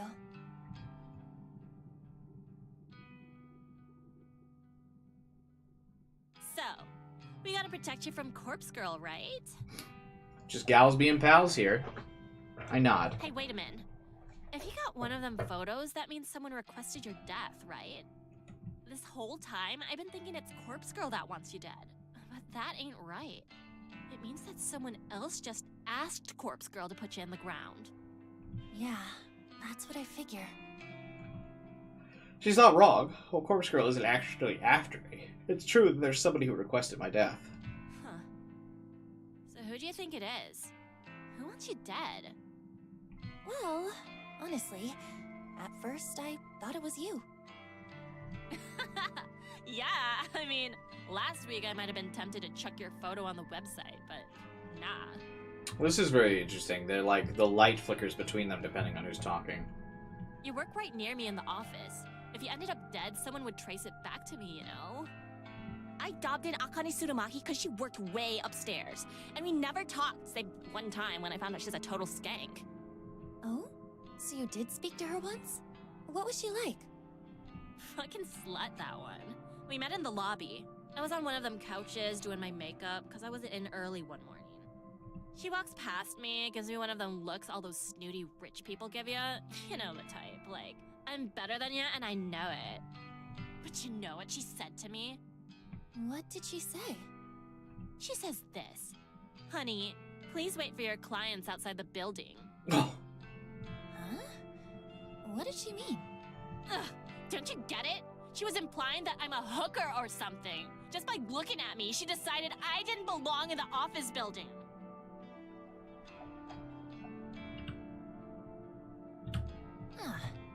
It really pissed me off. I'm sick of people judging me like that. Yeah, I look different from y'all, but so what? I got my own style, so just fuck off. So you're not a hooker? Bitch. You're lucky I'm in a good mood. I can't help but laugh with her. Sorry, I was just kidding. Yeah, I know. You're not so bad, Noriko Kurosawa. Thanks. You're not so bad yourself, Tomoe Watanabe. Why does everyone say everyone's full names? That's so weird. We share another laugh, and I feel my tense and guarded persona slipping away. This girl, this person I detested a few days ago, did I have her all wrong? Probably yes. Noriko seems to be completely incapable of actually reading anybody successfully. We clashed countless times while working together, but now we're suddenly becoming closer. Why is that? It's almost as if some sort of maternal instinct kicked into gear, and she feels the urge to keep me safe. Is it guilt over Akane's death? Is it because she's happier overall now that she has a boyfriend? Does dating Shinya make her less pissed off at the world and less eager to lash out? I don't know the answer. I'm glad we've been able to set aside our differences. Right. Now we've got some tea. Why don't we watch some trashy TV?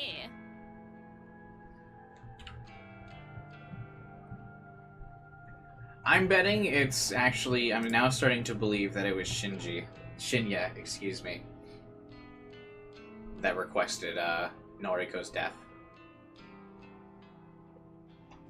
Because when the two girls walked out of the office, it mentioned that Shinya was looking on with a pale face.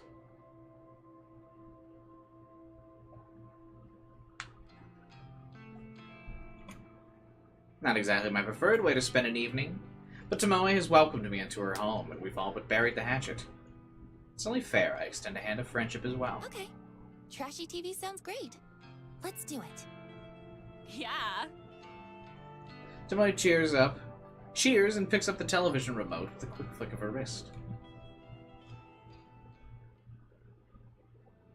Oh. I got an achievement. What's the achievement I just got?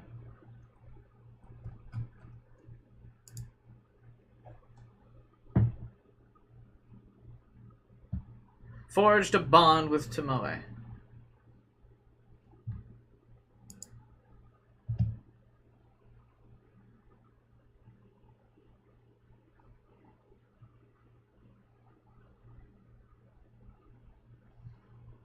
Interesting.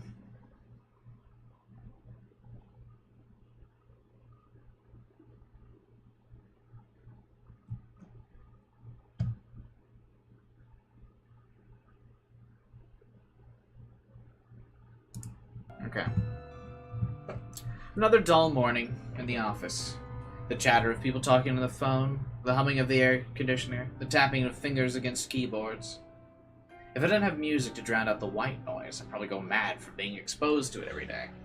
I don't know how everyone else deals with it. Thanks to a good night's rest, I've been able to work diligently so far. I've completed a few tasks already, but there's still a lot more work to do. As I continue to pulverize my keyboard with thin, brittle fingers, I look over the office floor to see who's around.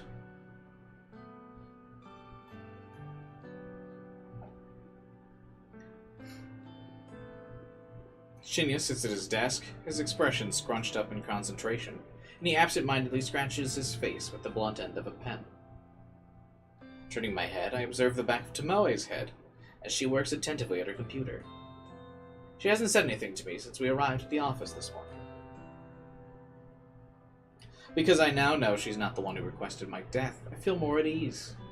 With the photo of my own corpse destroyed, I can put yesterday's unplanned events behind me. I need to be more careful in the future. Forgetting I planted a photo like that into Moe's desk drawer was an oversight I can't afford to repeat. I need to be clever, calculated, and cunning. Corpse Girl's ambitions require me to be at peak performance at all times. I can't go messing up like that again. I'm lucky no one else was dragged into that whole mess. Imagine if I did something so stupid when trying to kill a real victim. I would have ruined the entire operation. Taking a deep breath, I clap my cheeks softly with both hands. From now on, I'm going to truly focus when carrying out my plans. All I need to do is wait for the next victim to come through the website. I'm ready. Finding out the identity of whoever requested my death shouldn't be my top priority. I'm immune to Corpse Girl's wrath, of course, so unless someone decides to come at me with a knife, I'm safe. I'll check the website request this evening as soon as I get home. It's too risky to try and access it at work. With newfound resolve, I nod and look ahead.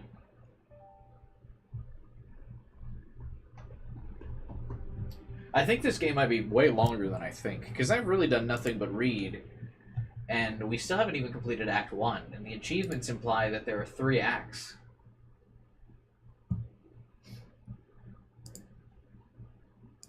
So I think this game might be quite long, unless one of the acts is just really short. The flickering notification on my laptop screen prompts a wicked grin to split my face in two. 1 new request. I don't waste any time before opening up the details of the request.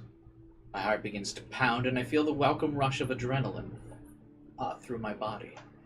It's Tomoe! Request details. Today, 10:55 a.m. Downloading the image. I don't recognize these two. My eyes widen at the sight of the photo. 2 people. 2 identical women. Twins? Identical twins at that.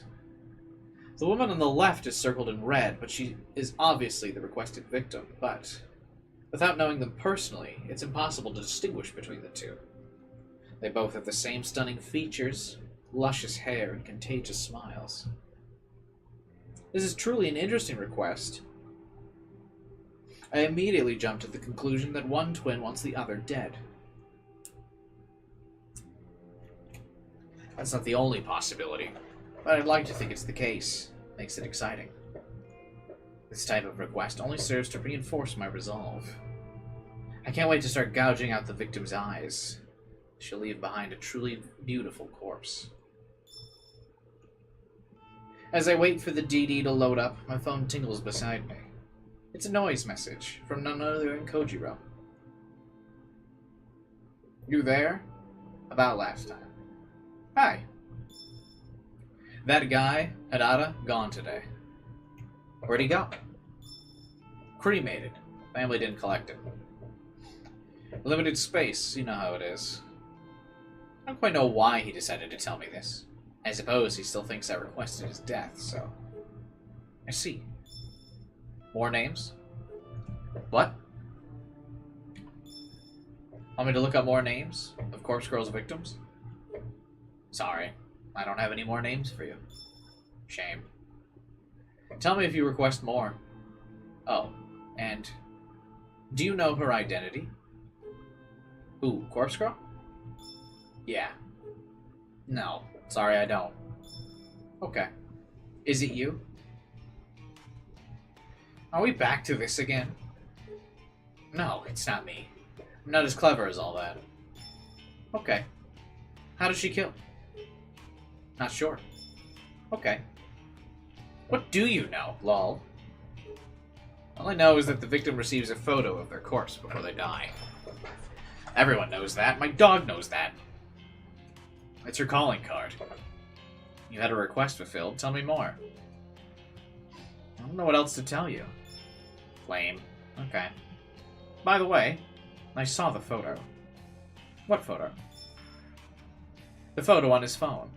The calling card. How'd he see it? Sure, he deals with dead bodies, but surely personal possessions are removed from the deceased before they come to the morgue? I need to play it cool here and not invite any more suspicion of myself. I feel like this guy's weird writing style must come into play. I was also kind of thinking that. Like, it's weird that he keeps having, like, a bunch of words with the second letter capitalized. I wonder if you, like, strung them all together, would they spell something out?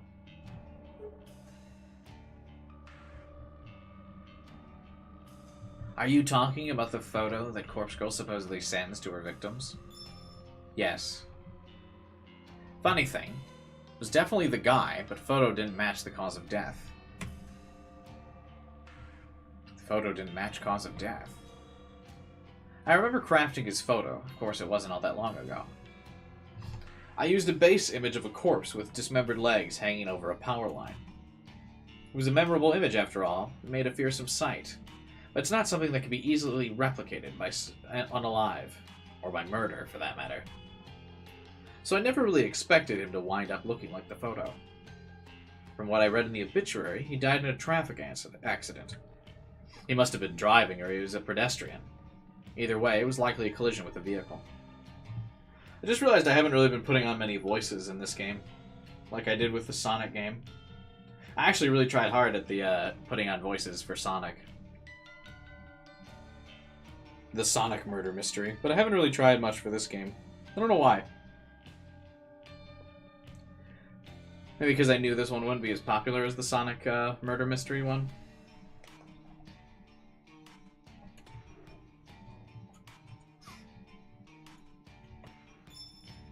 For starters, the cadaver still had both legs. No legs in the photo. Did you know that?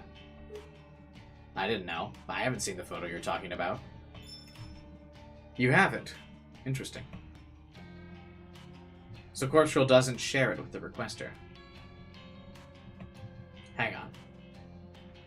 The characters seem to have like more tropes and characteristics. Yeah, in Sonic, probably, for sure. Okay. So only the victim sees the photo. Here. Kojiro shares a photo in the chat. Sure enough, it's a snapshot of the corpse photo I produced. He must have copied it from the victim's phone.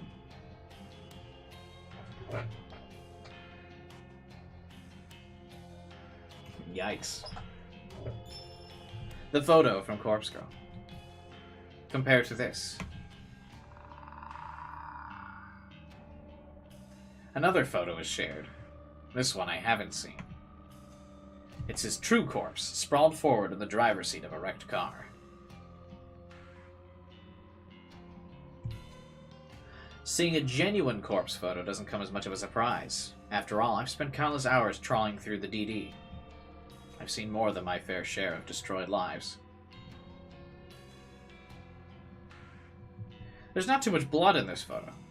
That's kind of lame compared to the gorgeous rendition of his death that I lovingly crafted.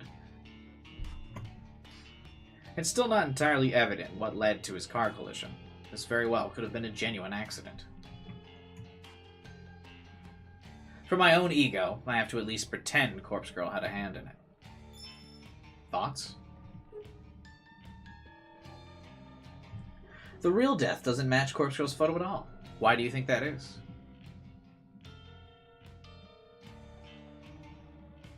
I feel pretty clever and manipulative by putting the question on Kojiro. I want to lessen the suspicion of my true involvement as much as possible. Who's this Koji guy, if I ask? We don't really know anything about him so far. He's just some random dude that we met at the library. You're asking me? Well, some theories. Corpse Girl's photo is a scare tactic, nothing more. But don't know where photo comes from. She convinces the victim to kill themselves. How could this very first theory be right on the money? Just who is this guy? Is he stalking me or something? Does he actually know the truth? Second theory. Corpse Girl comes after victims, but a genuine accident happened first. Hinata died before she got to him. His second theory's off the mark, but I can see why he came to that conclusion. Regardless, this is the theory I want him to believe. I think the second theory is most likely.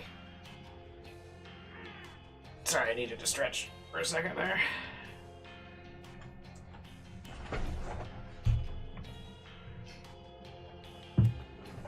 Why would someone kill themselves from seeing a photo?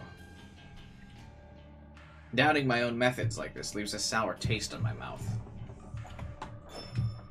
Not that simple. Photo is personal and time-stamped. Adds urgency. Realism. Is the library man like the L of this story? No, I don't think so, because he seems interested in the whole thing. I think the detective, Shinya's dad, I think will be like the L of this story. This guy seems like the dude who wanted to help Light. You know what I mean? Could be effective, especially in someone anxious or gullible. He's right, of course. Although causing death in this manner was never my intention when I first started the website, it's a possibility that did occur to me when Hanato died. Wait a minute. How'd you even get these photos? Lol. Now she asks. Police on the scene like to share. More morbid the better. Dead guy with corpse photo on his phone fits the bill. They sent me both. We played Spot the Difference, lol. Disgusting. I never knew the police would be so disrespectful to the dead. Well, I can't really talk. At the very least, I'm not in that line of work. His weird style just randomly stops. Yeah, that's what I mean. I wonder if, like, you're supposed to take all of those, like, random capital letters together. And, like, spell something out. Anyway. Coffee? Huh? Get coffee with me.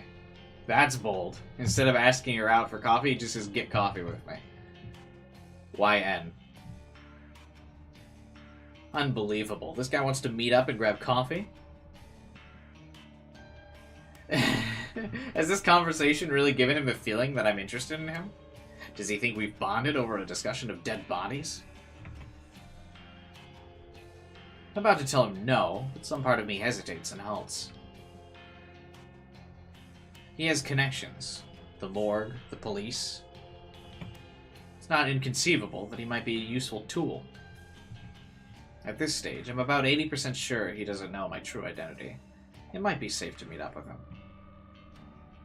On the other hand, I get the impression that even if he knew who I am, he'd only be impressed.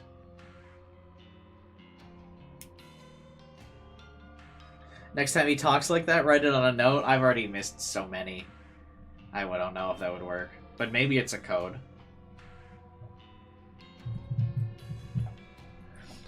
I hope they make each other worse. I'm sure they will, yeah. Also, I like that Noriko kind of just wants to use everybody. Like, she used Shinya, and now she wants to use this dude.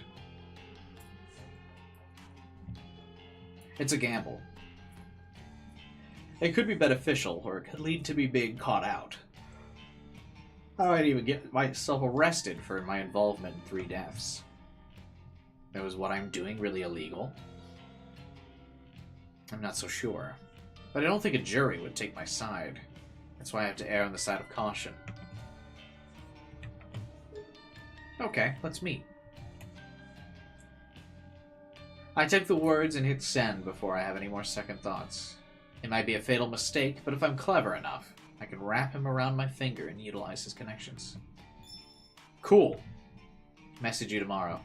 Bye. His status changes to offline. I rest my phone on the couch and look back at the laptop screen in front of me. The smiling, beautiful faces of 2 identical women stare back at me. That's right.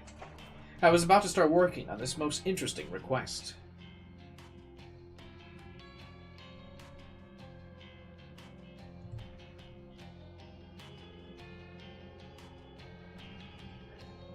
Hakoyanabi, culmination of the last 5 times it happened. Yeah, I don't feel like that means anything. That doesn't even look like part of a word.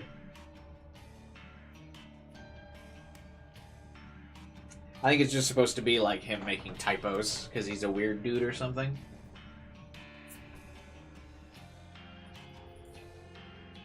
I still have plenty of time before I need to go to sleep. With this thought in mind, I set about my task in high spirits.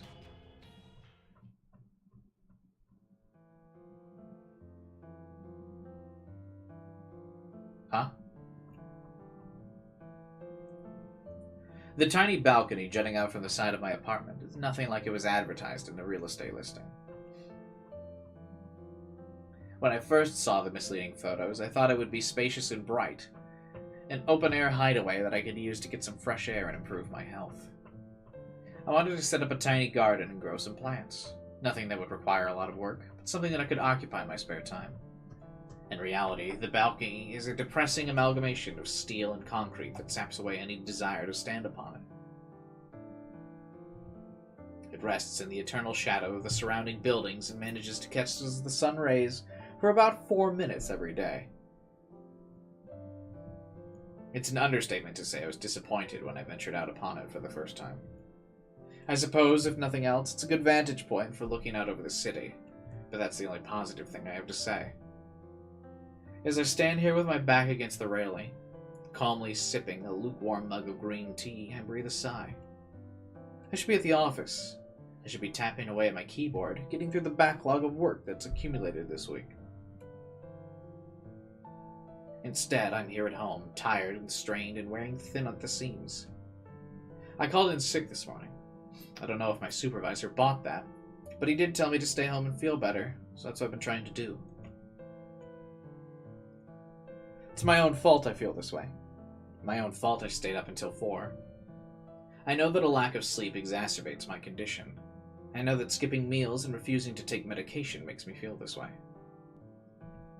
I know that I do this to myself. I know. But this is me.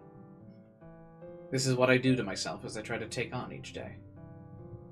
This is the way I stretch myself thin for no reason other than because some days I don't want to be better. I just want to be.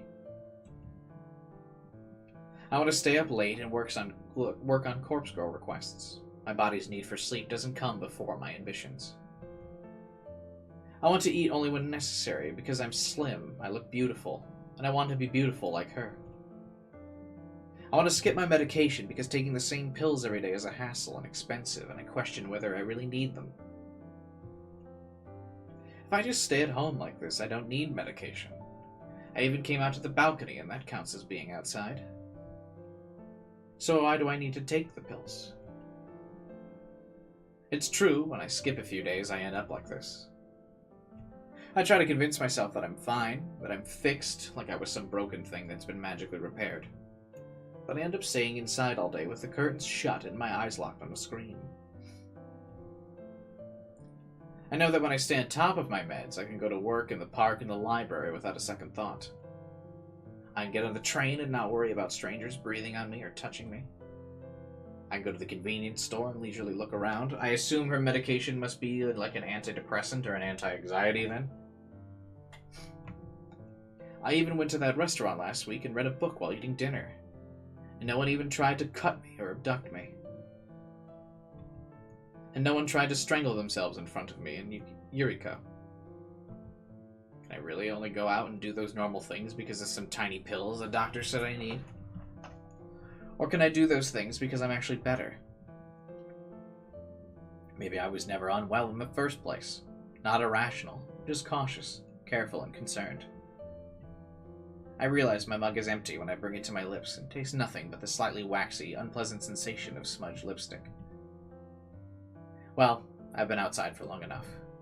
I'll go inside since it's getting late. Plus, I have the feeling someone on the street below is watching me and is waiting to climb up onto the balcony. Or she has like a sense of paranoia.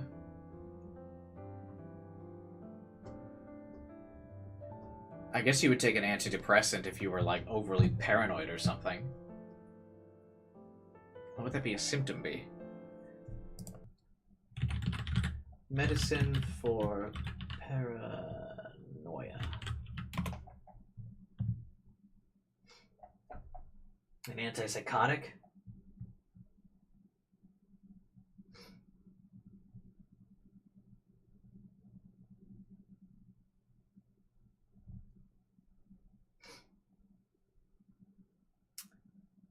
Oh, is this gonna be... Now that I think about it.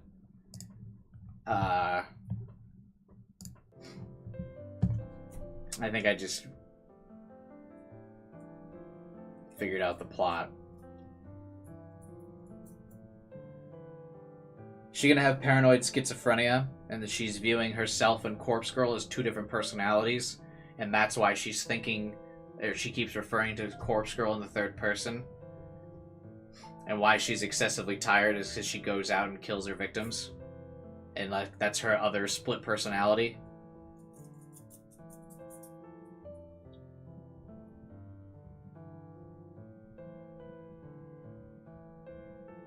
I bet that's it.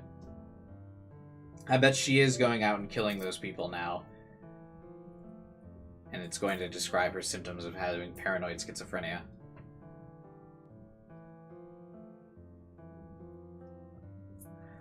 I enter my apartment, set the mug aside, and retreat into my bedroom. My phone's where I left it, sitting face up and begging for my undivided attention. I snatch it up, unlocking the screen. I'm greeted by the last webpage I left open. It's my custom-made news alert for obituaries. From tomorrow morning, I'll be anxiously awaiting news of my latest victim's fate. I timestamped the photo with tomorrow's date, June 5th, 9 a.m. The unlucky twin has already received the photo I sent it earlier today. After sending a photo, I always hide the burner phone out in the unused shed behind my apartment. Getting the phone to the shed this morning was difficult. I had to cover my face and hands with some old clothes, and I waited until nobody was in sight before dashing as fast as I could. It took me a good 10 minutes to collect myself inside the shed before I could rush back to my apartment and lock the door behind me. I don't think anyone tried to follow me. However, I know I'm going to need to retrieve the phone tomorrow and dispose of it. I'll check for a reply from the victim. Of course, not that they ever reply. Then I'll destroy the SIM and discard the phone like always. It might be difficult to get out of the shed again. On top of that, I really should go to the office. There's one more thing I'm supposed to do tomorrow. Kojiro wants to meet for coffee. I'm not so deluded to think I can pull off all those escapades tomorrow in my current state. I resign myself for reaching for the bottle of medication on my dresser. Maybe another week of taking these pills won't be so bad. They tend to increase my appetite, which is annoying. It's a constant struggle to try and ignore the hunger that tears at my stomach. It doesn't help that they wreak havoc on my libido. I never know what to expect. Sometimes I look at those photos of Aoi on my phone and feel nothing. Other times, I could be scrolling through noise while standing on the train and feel an overwhelming urge to explode. I do my best to dismiss my doubts and fears, as I swallow 2 of the tiny tablets. I follow up with a sip of water from the bottle kept next to my bed, and I fight the urge to retch. I'll take a shower to freshen up, and after that I should curl up in bed and read. I need to conserve my strength for tomorrow, so an early night's in order. Maybe tomorrow is the day I'll be better. So she's just got a lot of issues or problems. Where the hell were you yesterday?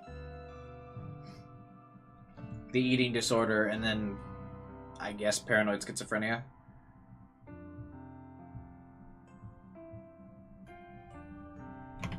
Did you miss me? Nah, just glad you haven't bit the dust yet. That's so sweet. Tomoe leans in close, almost uncomfortably so. Listen, have you had any trouble with Corpse Girl? No, I think I'm in the clear. Well, I guess the time marked on the photo has long passed. Maybe you really are safe. Yeah, Thanks, though. Huh? Thanks for what? For thinking of me. Ah, shut up. Her face is glowing red with embarrassment. Despite our differences, our interactions regarding Corpse Girl has helped us bond a little. I'm not counting on Tomoe, and I'm not counting on us to have a lasting friendship. Even just quiet peace might be expecting too much.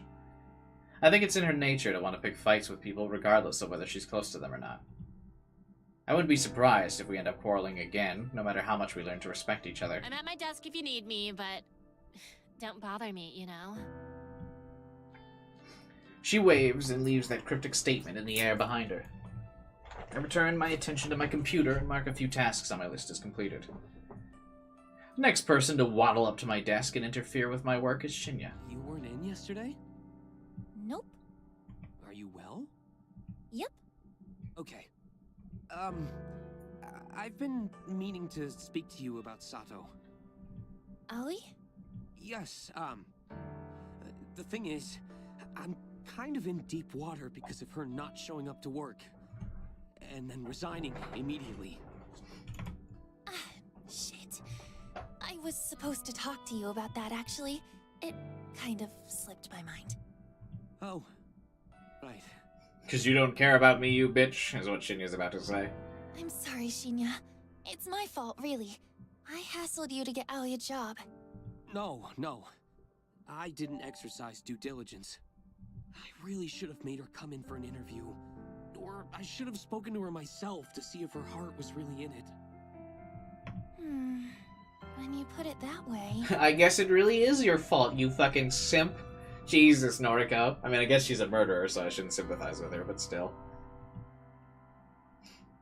I'm not trying to be callous, but what he said makes sense. Listen, you couldn't have known it, but Allie struggles a bit day to day. Then you shouldn't have recommended her for the job. I'll just say she has some anxiety issues and leave it at that. Anxiety, huh? Don't tell anyone I said that. I was under the impression she's been doing a lot better, but maybe I was wrong. I guess we all have our hidden struggles, right? Right. Yeah, as if everyone doesn't experience anxiety, but alright, sure. If only he knew. Then again, maybe Shinna struggles too. Dating Tomoe is his cry for help. Maybe he's going to snap one day and come into the office with a knife. Or maybe he'll discover Corpse Girl's website and request Kotomi's death in retaliation for ending his career. Who knows? I can't read this guy as well as I thought. For the longest time, I was under the impression he had a crush on me. So what would I know? Anyway, I hope Sato feels better soon. Maybe she'll find a job that suits her one day. Maybe. Say, seeing as we're friends now and all, would you mind if I ask you a, personal question? That depends on what it is. Also, noticed how he was like, you weren't in yesterday, question mark? So that means he wasn't in yesterday too, right? Because else he would know that she wasn't in. It's related to, intercourse? Oh my god. My face scrunches up at the word. I don't like the direction this conversation is going. Shouldn't this be something you talk to your girlfriend about? Yes, you're right. But I can't actually speak to her about it. You see, I'm a virgin, and I don't know what to do. You're really the only other friend I have, so... His face takes on a dark expression that's far more depressing than what he just said. I feel bad for the guy. Well, what's the question? Oh, if, hypothetically speaking, if someone pressures you into, you know... Sex? His face turns red in an instant. Yes, that. If someone pressures you into it and you really don't want to do it, what should you do? Say no. Say no. Firmly and loudly. No one should make you do things you don't want to do. Yes. Of course. I feel my answer didn't give Shinya the comfort he's obviously seeking. Is Tomoe pressuring you into going all the way?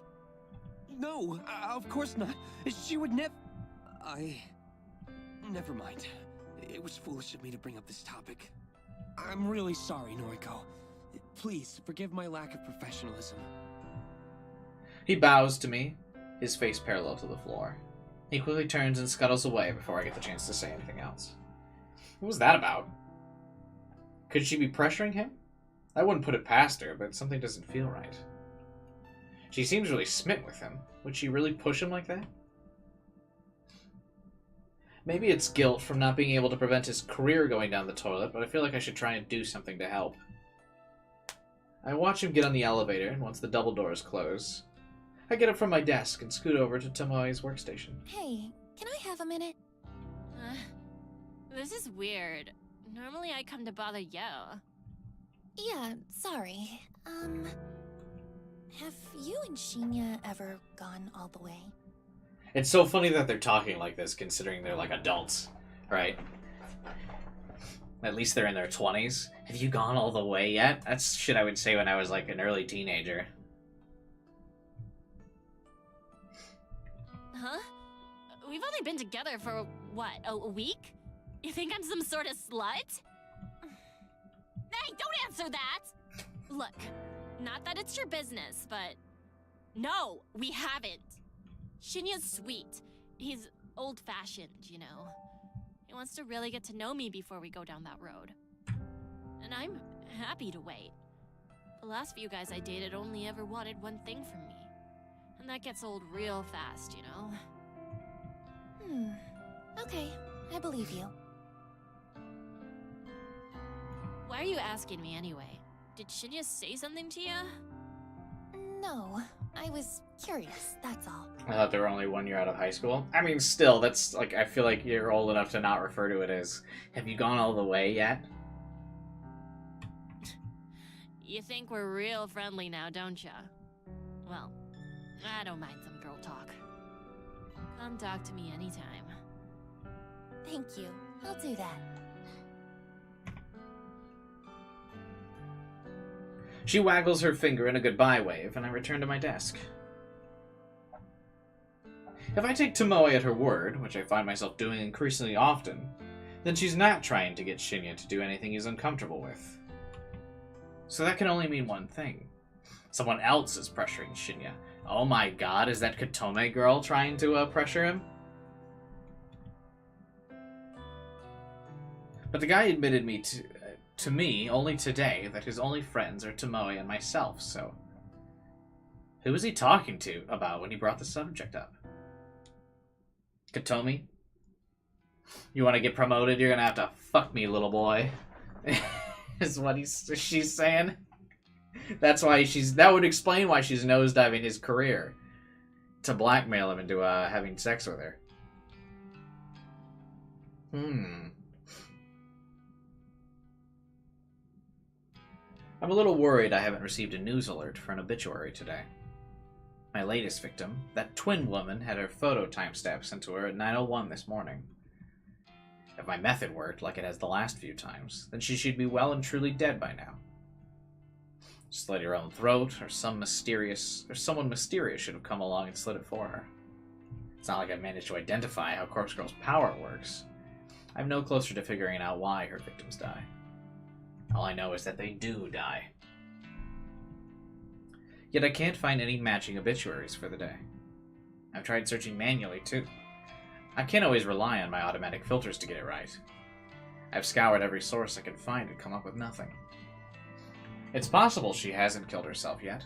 It's possible that she's planning to.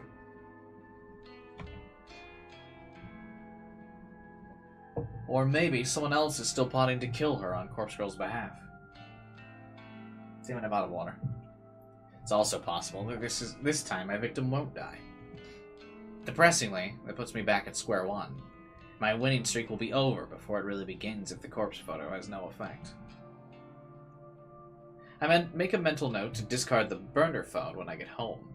I somehow forgot to get rid of it on my way to work. being so absorbed in my morning routine. It's not too late. Barely 24 hours have passed since I sent the photo. I'm not straying too far from my modus operandi. Yo, you came.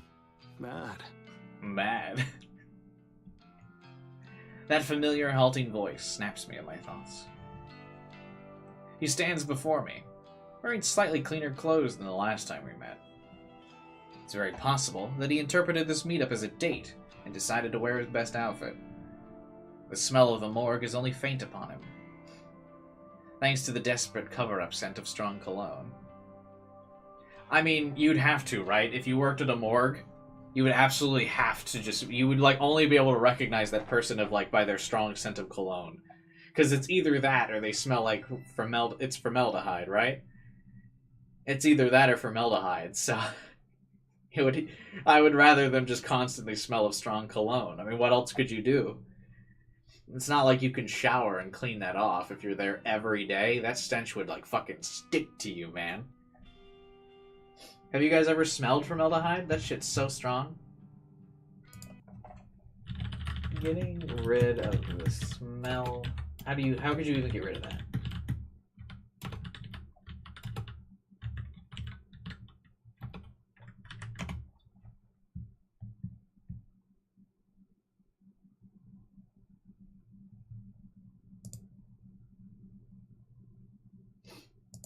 I just realized that this probably put me on some type of list by looking this up. Fuck.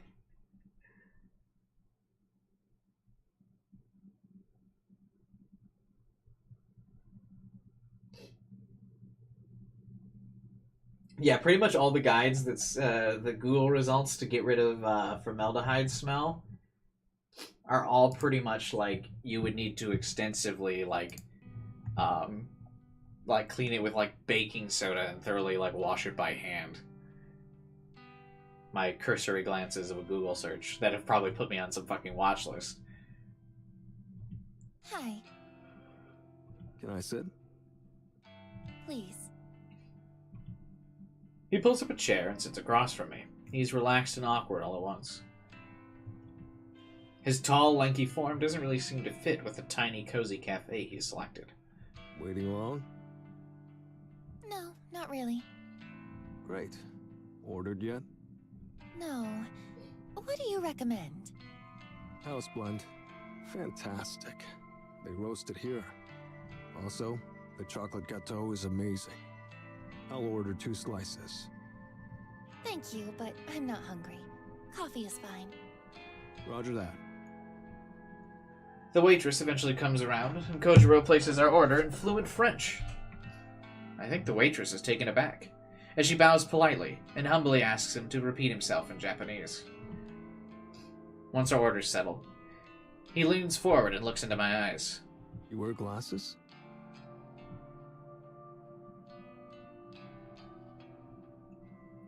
I subconsciously reach a hand to my face and check if I'm indeed wearing glasses. Of course I'm not. No? Why would you say that? He leans back casually and shrugs. Couldn't remember. Maybe you had them on last time.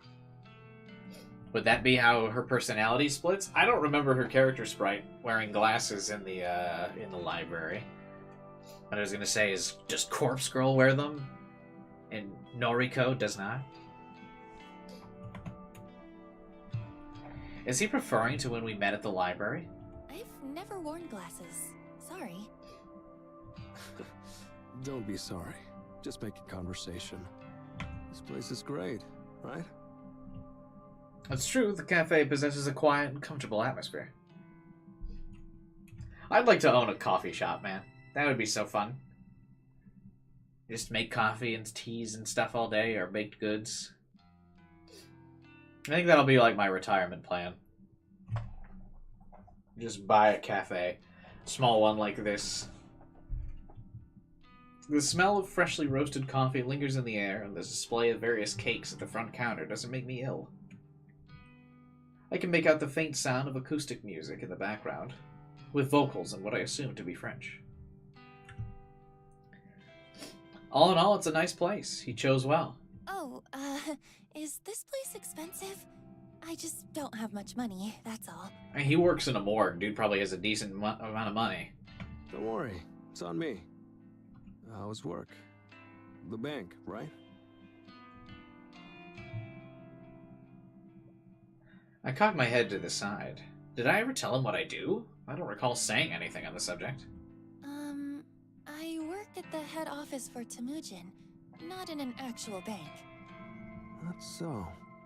Huh. Read your profile wrong. I relaxed somewhat at his explanation. Of course, he would have read my noise profile before meeting up with me. That's pretty normal. Karen, I'm about to ruin this whole man's day. But you see, guy, that is why I would want to own the coffee shop. That's what I mean. Like, my retirement plan would be owning one. Because, yeah, if I'm just an employee at a coffee shop, I couldn't tell the Karen to fuck off. But if I own the place and I tell the lady to fuck off, then I just lose my own business. But I would obviously get in trouble if I was a coffee shop employee.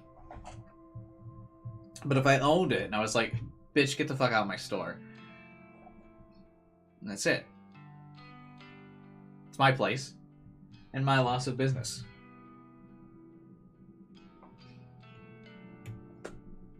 Anyway, of course he would have read my profile before meeting with me. That's pretty normal. I don't keep much personal info on there. But it's true, my workplace is listed. Our conversation's put on hold as the waitress returns with 2 cups of coffee and a single slice of chocolate gâteau. The cake is delicate and moist. And my stomach growls in betrayal of my convictions. I'm always gonna feed her some cake. He thanks the waitress in French, and she once again bows in embarrassment and takes her leave. A bite? He scoops up a section of the cake with his fork and holds it out to me. I wave a hand politely and shake my head. Oh well.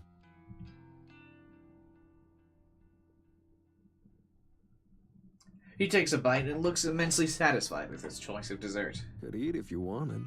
You're skin and bones. Oh, he's ruining it. God, you don't say that.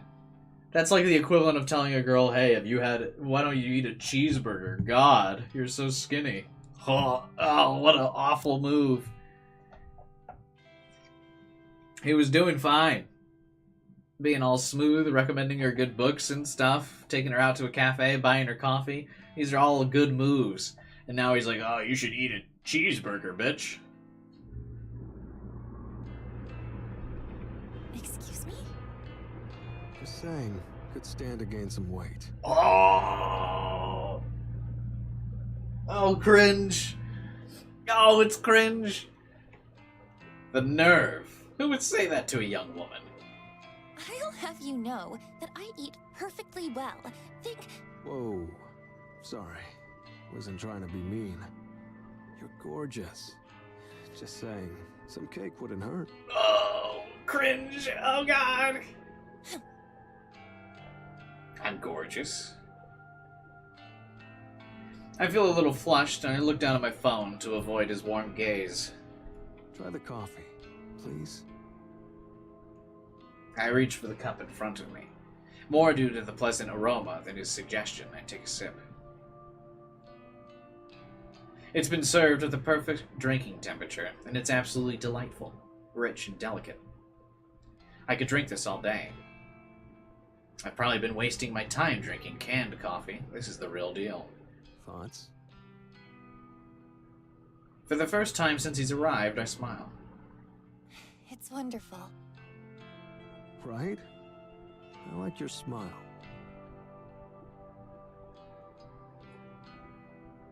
This guy's really laying it on thick. I didn't come here to be swooned, still. Oh my god, I can't believe the classic negging routine is about to work. Tell her she could gain some weight, then call her beautiful, and she's like, oh, no.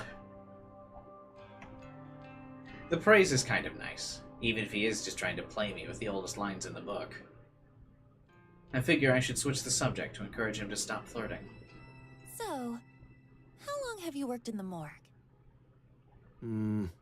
Wow. Good question.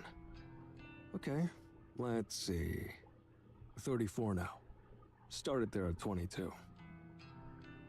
34 years old? Damn. 12 years. Never thought about it. Shit, I'm old. No, not at all. You're older than I expected, but really, it's no big deal. How old are you? Can I ask that? I don't mind. I'm 20. Okay, that's about what I thought she was. Phew. Okay. Right. Is that an issue? No, of course not. He's like, it would have been an issue if you were younger, actually. You're mature for your age, or I'm out of touch. You're out of touch. I can't help but giggle. Wow. Okay. He laughs it off, but I wonder if I did hit a nerve. Would you date an older guy?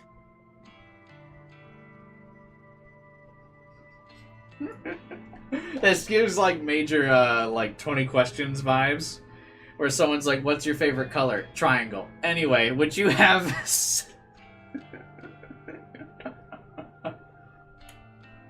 And there it is, straight to the point. How do I answer a question like that? Good question. I've got no issue with age, but I don't really know if you're my type. And if I can be honest, there is someone I have feelings for already. That's so. Unrequited love, huh? My favorite color, triangle. Have you not seen that meme before, Wandering, of like douchey couples that like, or not couples, but like douchey people that like make a cheap pass at like, hey, let's play 20 questions, and the person's like, anyway, or like, yeah, what's your favorite color? And they're like ignoring the question because they just want to ask. They're like, would you have sex? Are you a virgin? Like, you know what I mean? So they just absentmindedly say whatever. To be fair, she's enough of a mess, almost anything could work. I don't know. It still seems like a bit much. It shouldn't work on her. You haven't? Oh my god, it's really funny. I can't believe you haven't seen that before, Wandering. Something like that. Hang on, let me see if I can I bet you I can find it right away. If you, like, look up 20 questions meme. Yeah, it's like the first result. If you just Google that. Want to play 21 questions? Sure, what's your favorite color? Triangle. Are you a virgin?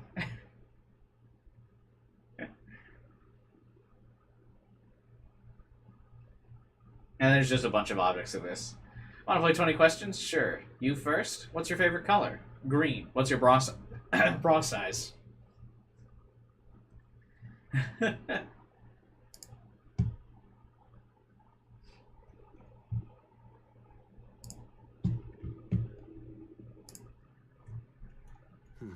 Props can't compete with that. Well, that's okay. I mean, you're stunning. Out of my league. Thrilled to be friends if nothing else. Simp. Friend sounds nice. Mad. Mad. He raises his coffee cup into toast, then takes a sip. Maybe I had him wrong. He might be a bit more mature than I gave him credit for. If he can take rejection without pressing the point, that speaks a lot about his character. So, Corpse Girl. Interesting, right? How does she do it? Photos, the killings, all without knowing the Vic's name. Yeah. Wonder what her death count is. 3, 4 if I'm lucky, and try not to say out loud. Eiichi Hanada. Car crash. Was it planned? Cut the brake line. Drugged. I have no idea. Sorry. But you requested his death. Yes. End your live stream? No. What?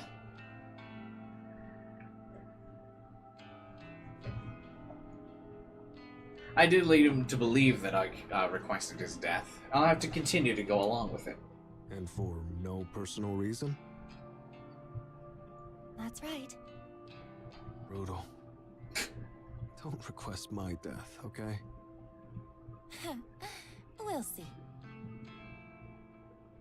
His face lights up, almost as if he's impressed with the ambiguous answer.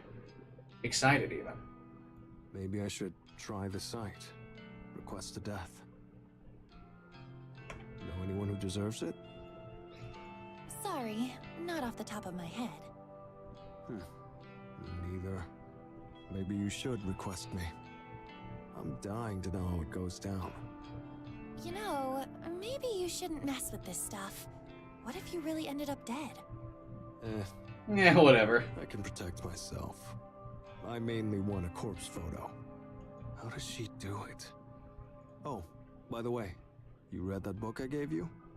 You mean Strange Flower? Bingo. I'm halfway through it. Wow, fair effort. It's long. Thoughts? It's interesting, I won't lie.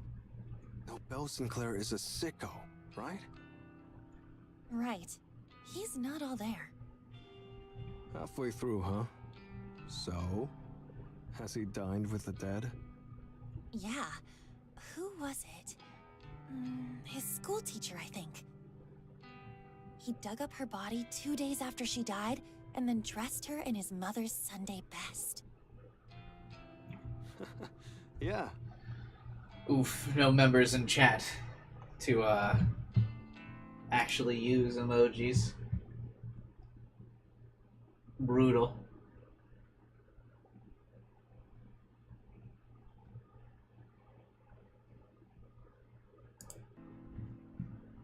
Where are the members? I actually don't know if I still have members. I haven't looked in a while.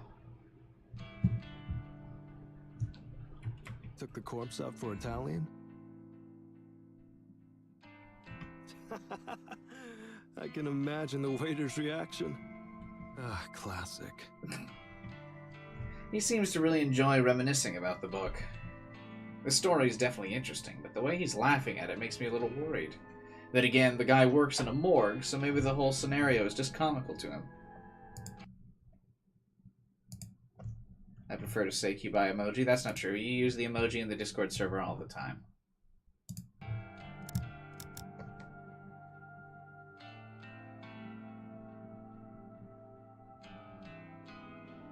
I gotta pull up that one video of that one streamer. What's her name? It was from a long time ago. That one streamer who like insults her audience, like to get them to tip and to like give money. If you don't give $5, you don't even deserve to watch my stream. In fact, fuck you. Stealing this content or something like that. What was that? What was that streamer's name?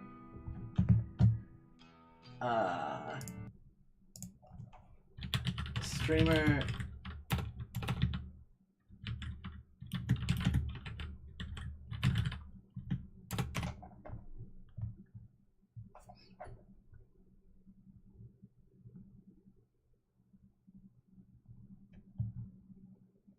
Yeah, Twitch streamer shames reviewers for not subbing.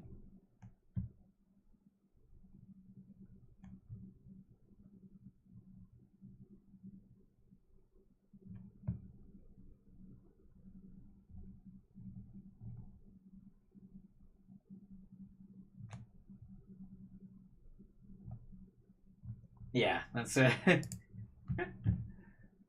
I remember that. That was funny. Where is my subs? I'm just kidding. Then again, this guy works in a morgue, so maybe the whole scenario is just comical to him. Oh, that's it there. Takes me a second to realize what he's pointing at. Sure enough, the book in question is sticking out of the top of my bag. Pass it here. I want to show you a funny passage. I nod and reach for the book. I pull the massive tome from my handbag with a fair amount of effort. The book comes free, but it snags on the bag's zipper and causes some of the contents to fly out. A few personal belongings fall to the floor with a clatter. I notice my lipstick, lip gloss, notepad, and pen hit the cafe's floor. He comes around to my side of the table and helps me pick up my things. He pauses when his hands grapple with another book, fallen underneath Strange Flower. Photography? What's this? I quickly reach for the book and try to snatch it from his grasp. It's nothing. He's quick, and he instinctively avoids my desperate grab. He holds the book aloft and continues reading the cover. English? A comprehensive history of photo manipulation. He returns to his seat and flips through the pages as I finish packing my belongings away. I bow my head silently, waiting for his judgment. Yo, you can read this? Only a little. Oh, this is tough. My English isn't good. Thought it was French at first. Oh, these images. He snaps the book closed and looks at me. I figured it out. I brace myself for his inevitable accusation. Corpse Girl fakes the photos. The photos aren't from the future. Like that was ever possible. Photo is fake. Timestamp is fake. He's correct.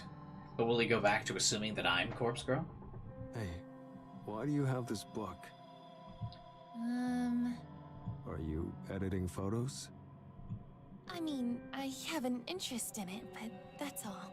That's like such a bad line. Just say you're so interested in the Corpse Girl thing you wanted to figure out how. This book is old. Doubt the techniques are useful anymore. Still, it's interesting. My theory. Thoughts? About Corpse Girl faking the photos? Bingo. I don't know. Sure, it's possible. But can anyone fake a photo so realistically? She subtly pats herself on the back. Does anyone have the Photoshop skills to do that? I mean, surely someone who would fake photos would just be, like, way too talented, right? Realistically? Do you know her photos are realistic? Well, you showed her one. Thinking quickly, I snap back with an answer. You sent me that copy of Eiichi Hanada's corpse photo. The one Corpse Girl apparently produced. True. It was good, right? Pretty convincing. Very convincing. Is photo manipulation that good?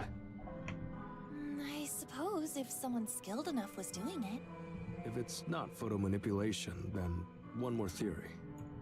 What is it? Maybe the subject in the photo is a corpse.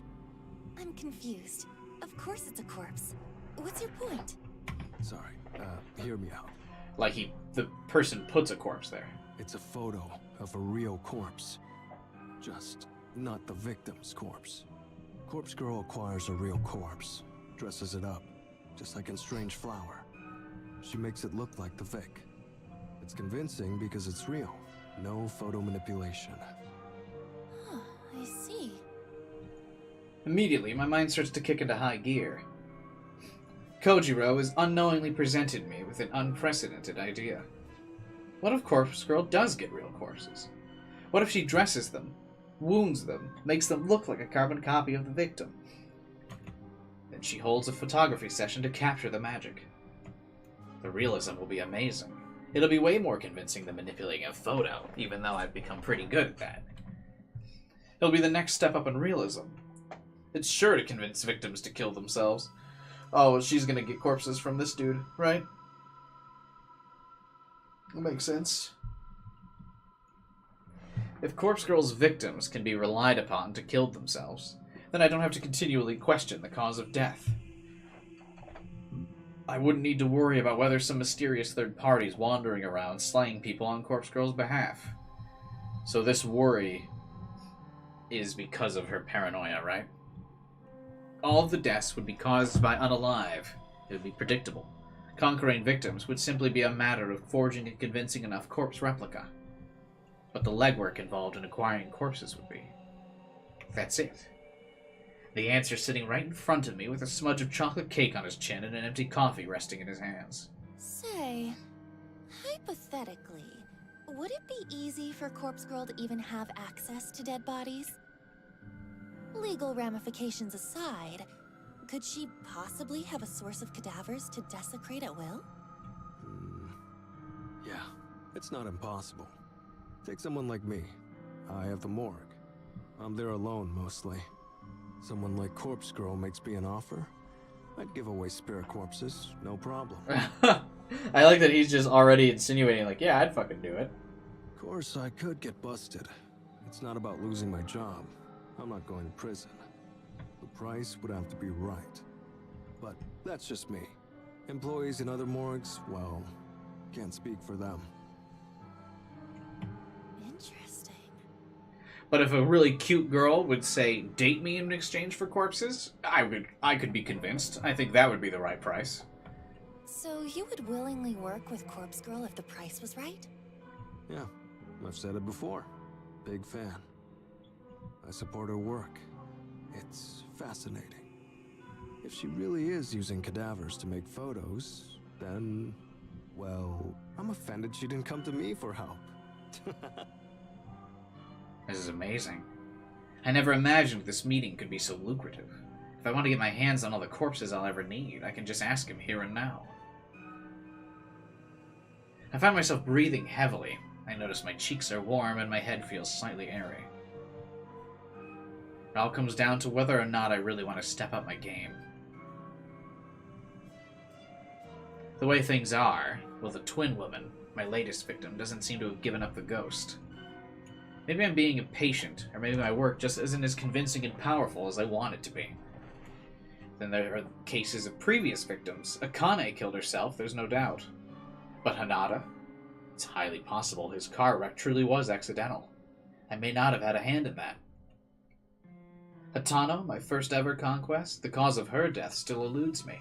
There's no way she could have killed herself in the position her body was discovered in. She's the whole reason I started suspecting someone else's involvement in the first place. So there's one definite unalive, one potential murder, and one death that was an accident, a traffic collision that happened to coincide with the date I wanted the victim to die. Statistically, there's no way to know how Corpse Girl's power actually works. It's almost like the deaths are just caused at random, and when you pile in the countless failures I've encountered over the past year, my success rate isn't impressive. If I could truly compel the victims to simply kill themselves, then it would take the guesswork out of the whole thing, that's for sure. With his help, I could acquire cadavers and make them look like my victims. That work would be completely different to a photo manipulation. There will be gore involved, no doubt, and it'll take a steady hand, some makeup artistry, and access to clothing and props. And there's lighting to consider, and backdrops. It's one thing to take an image from a database and have a corpse splattered on the pavement ready to go. It's an entirely different thing to have to drag a body out of a morgue and plant it in the position to take photos of it. There's a lot to consider. It's not a decision I can make lightly. On top of that, I doubt I have the courage right now to ask straight up for his help. But if I do go for it, I'm absolutely positive it will lend a massive amount of credibility to her mission. To Corpse Girl's mission. The extraordinary realism will pave the road ahead of me with blood. Yo, finished your coffee? Oh, I quickly take a sip and drain the cup. that was delicious. Thank you for treating me. Very welcome. Shall we head off? Yes, let's. Any plans for the night? Yes, sorry I can't hang out longer. No problem. I had fun. He stands up and conjures his wallet. He leaves a few bills on the table and steps towards me. I stand up too. Playing my best hand, I quickly lean forward and plant a soft kiss on his cheek. The maneuver is surprisingly difficult thanks to his height, and I don't think I pull it off as gracefully as I had planned. Oh. Thank you for the date. Will I see you again? Oh wow, another cute sprite added to the list. I give him my best alluring look as I bat my eyelids. Yeah, of course. He slowly rubs his cheek with tender fingers, amazed that I just kissed him.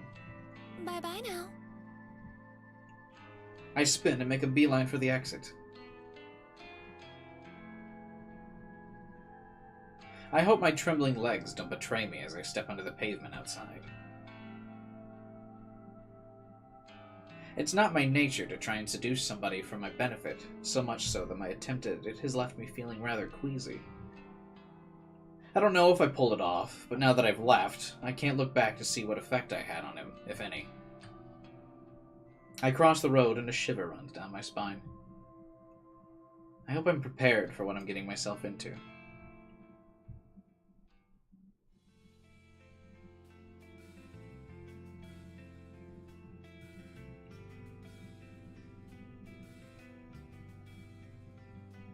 The weekend is here, and despite my desire to stay inside with my apartment with the doors locked and windows closed, I find myself at the mall shopping for a new phone.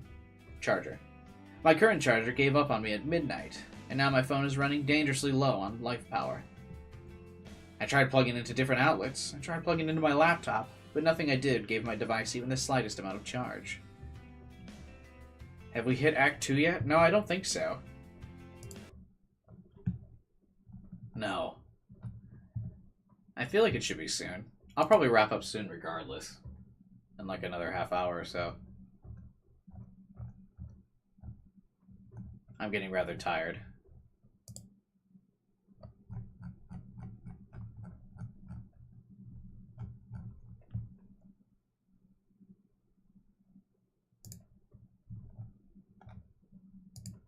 But yeah, we're still not in Act 2.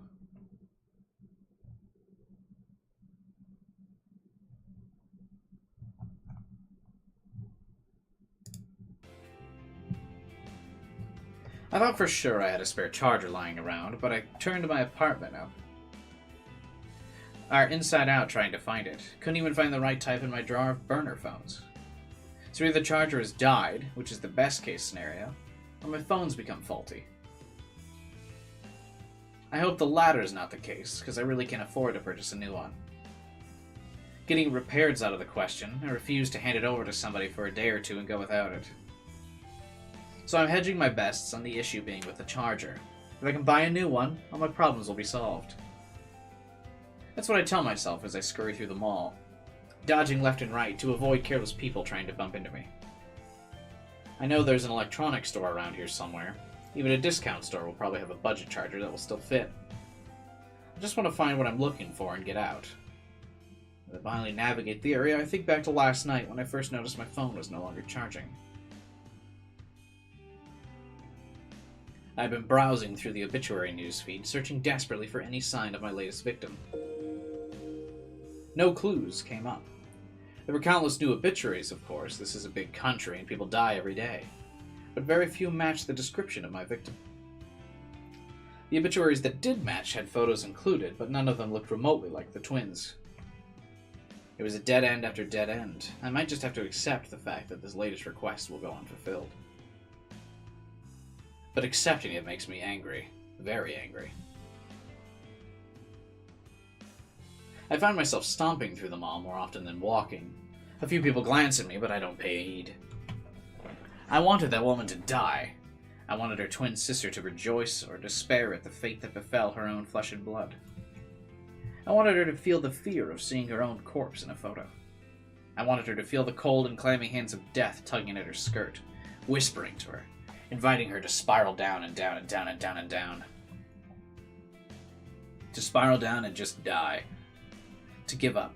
To die. To spiral down. To die. To spiral out of control.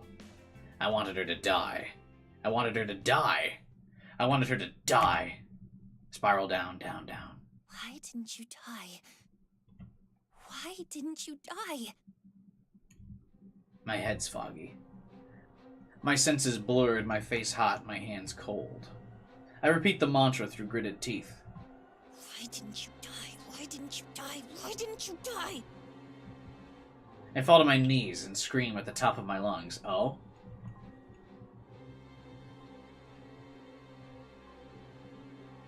Ah! Why didn't you die? Why didn't you fucking die? What the hell? Damn, she's having a full meltdown.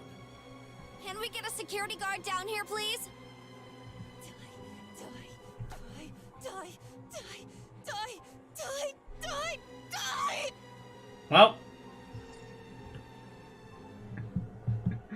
Most normal, interaction. Hang on, I want a screenshot of this.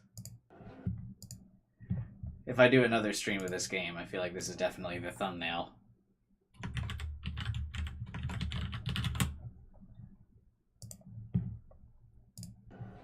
A casual breakdown, NBD. Is she going to kill somebody? Mom, I'm scared. I'll kill her. I'll find her. I'll find her. I taste blood in my mouth. My tongue is numb. My teeth chatter. I'll find that twin bitch. I'll find that twin bitch. I'll find that twin bitch. I'll kill her myself. I'll kill her myself. I'll kill her. I'll kill her. All right. That's enough. A strong hand pulls at my shoulder and my face hits the ground. My arms are restrained behind my back and all I can see is my blurry vision is the checkered, tiled floor of the mall. You're coming with me. I feel like they would just escort you out, not like arrest you. My limp form is tugged backward and my head lolls to the side. I shut my eyes and let the blackness envelop me.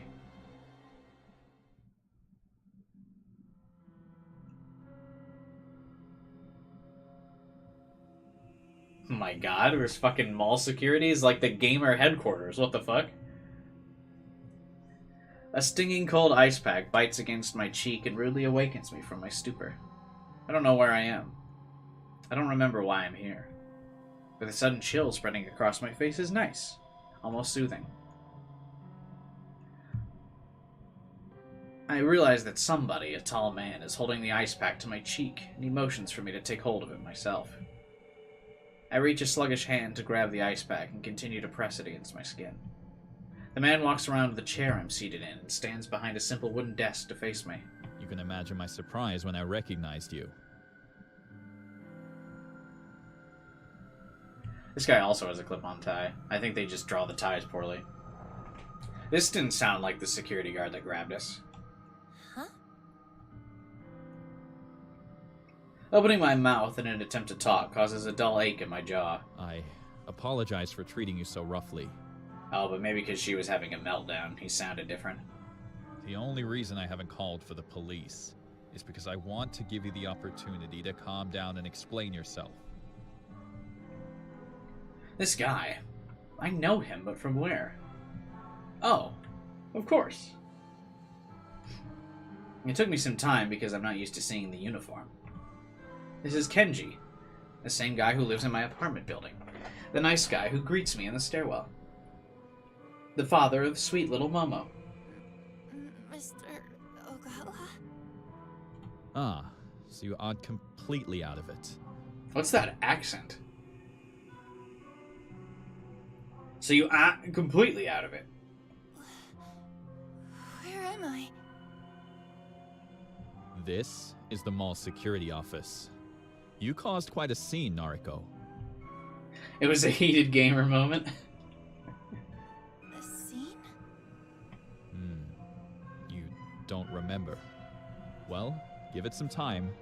I'm sure it'll come back to you. I tried to think hard about the circumstances that led me here. I remember something about visiting the mall to buy a phone charger, but I don't think I ever found the store I was looking for. Some kind of anger or fear or something.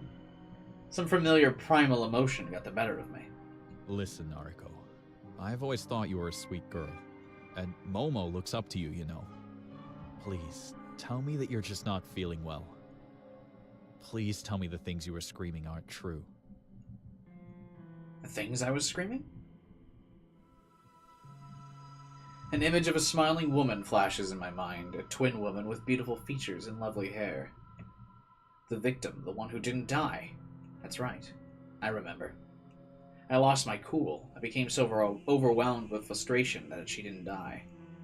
I must have broken down and unleashed my anger here, right in the mall. Stupid, stupid, stupid!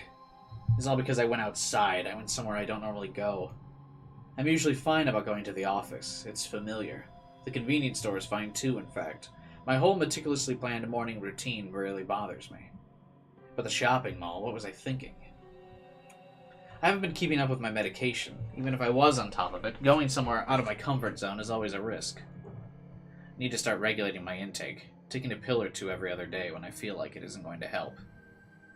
Skipping days at a time and just popping a few in my mouth when I need to leave isn't what I'm supposed to be doing. I need to follow the guidelines and keep a strict schedule of what I take. Damn it. I'm supposed to be calm at all times, stoic and unflinching. What the fuck am I doing? Nariko, you still look a bit flustered. Do you want to lie down for a bit before talking to me? No. Okay. Well, do you want to explain what happened? No. Huh. I never took you for a troublemaker. Please, Nariko. I'm begging you. Don't make me call the police. You were screaming about killing somebody. You were manic. You can't just act like that in public. You scared 100 people just trying to make their way through the mall. You scared me. A knock at the door causes Kenji to flinch. Ogawa, may I enter? Yes. Please come in, Mr. Fujikawa. The metal door separating the security room from the real world opens with a screech. Oh, this is Shinji's dad, isn't it? A broad, intimidating man enters the small room and displaces all the air inside. I feel like I'm gonna suffocate. This her? Yes, sir. She's calm now. Indeed. The man, who seems to be some sort of detective, looks me up and down with a sour expression. Miss, your name? I don't answer. I see. Sir, if I may, this is Nariko Kurosawa. She's an acquaintance. Is that so? An acquaintance? Well, that speaks volumes about your personal life, Ogawa. Sir. That's kind of rude. Leave us be. I wish to talk to her. Yes, Mr. Fujikawa. He bows, his grim smile cracking under fear as he exits the room. The detective, or whatever he is, towers over me. He pulls out a badge from inside his jacket and flashes it at me. My name is Fujikawa. I'm a detective, an investigator, for the Tokyo Metropolitan Police Department. You must understand that we take death threats very seriously in the police force. Huh? Excuse me, but Kenji said he didn't call the police. Kenji? Ah, Ogawa. Well, never mind what he said. I was here already in regards to another case. I happened to witness your little outburst. Hey, Jupiter. I had like 7 hours now. Yeah, I kept thinking the axe was going to be a lot shorter, but, it's not, apparently. I was planning to wrap up like an hour ago, but we're still going because I just want to get to the end of an act. And yeah, the game does have English voice acting, so I'm really only narrating people's inner thoughts. It's pretty good so far. The guy definitely does have long fingers. I won't be streaming this tomorrow because I'll be doing game night. Hopefully people come out for Keep Talking and Nobody Explodes. I think that'll be fun. But I probably will stream it again on Sunday. Ogawa was kind enough to allow me a moment to interview you personally. Right. So, what do you want to talk about? What's your favorite color? Listen, if I were in your shoes, I'd drop the sardonic act. I have reasonable grounds to arrest you here and now. Sardonic. That's a bold word choice.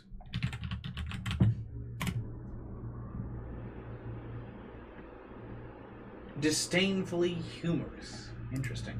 Okay. A lot of fancy words in this game. His voice drips with pure venom. This guy isn't joking. I squirm a little in my seat and remove the cold ice pack from my face. Now, Miss Kurosawa, would you please explain to me who you are threatening to kill? A wave of dread washes over me as the reality of my current situation starts to sink in. If I don't fly straight and narrow here, I might be in for a world of trouble. I apologize for my actions. I wasn't feeling like myself earlier. I regrettably skipped my medication recently. The medication excuse. I'll play along. Were you hallucinating then? I'll play along. Nobody really takes medication. How dare you try and give me that bullshit? No, sir. Not exactly. I need to come up with something quickly, or I'm not getting out of here anytime soon. See, I recently had an altercation with a coworker about a guy we both like. The detective rolls his eyes. Go on. I guess I was a little upset about our fight, and really, we're actually quite good friends, so... I think a combination of that and missing my medication caused me to get a little too upset and say some things I don't really mean. Mm-hmm. And how do I know you're not dangerous?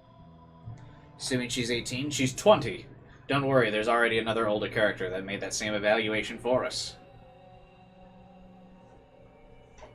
Are you carrying any weapons, Miss Kurosawa? Basically, everyone in this game is pretty attractive. Weapons? No, of course not. Is it a murder mystery? No, not necessarily. I mean, it might be portrayed that as later, but we're currently playing as the supposed murderer. According to what has been revealed so far in the story. The implication is that so far, it's been hinted that she's got a couple mental things going on, so she might not be fully in charge of her faculties, but she definitely believes that she is the killer, and she has the power to kill people.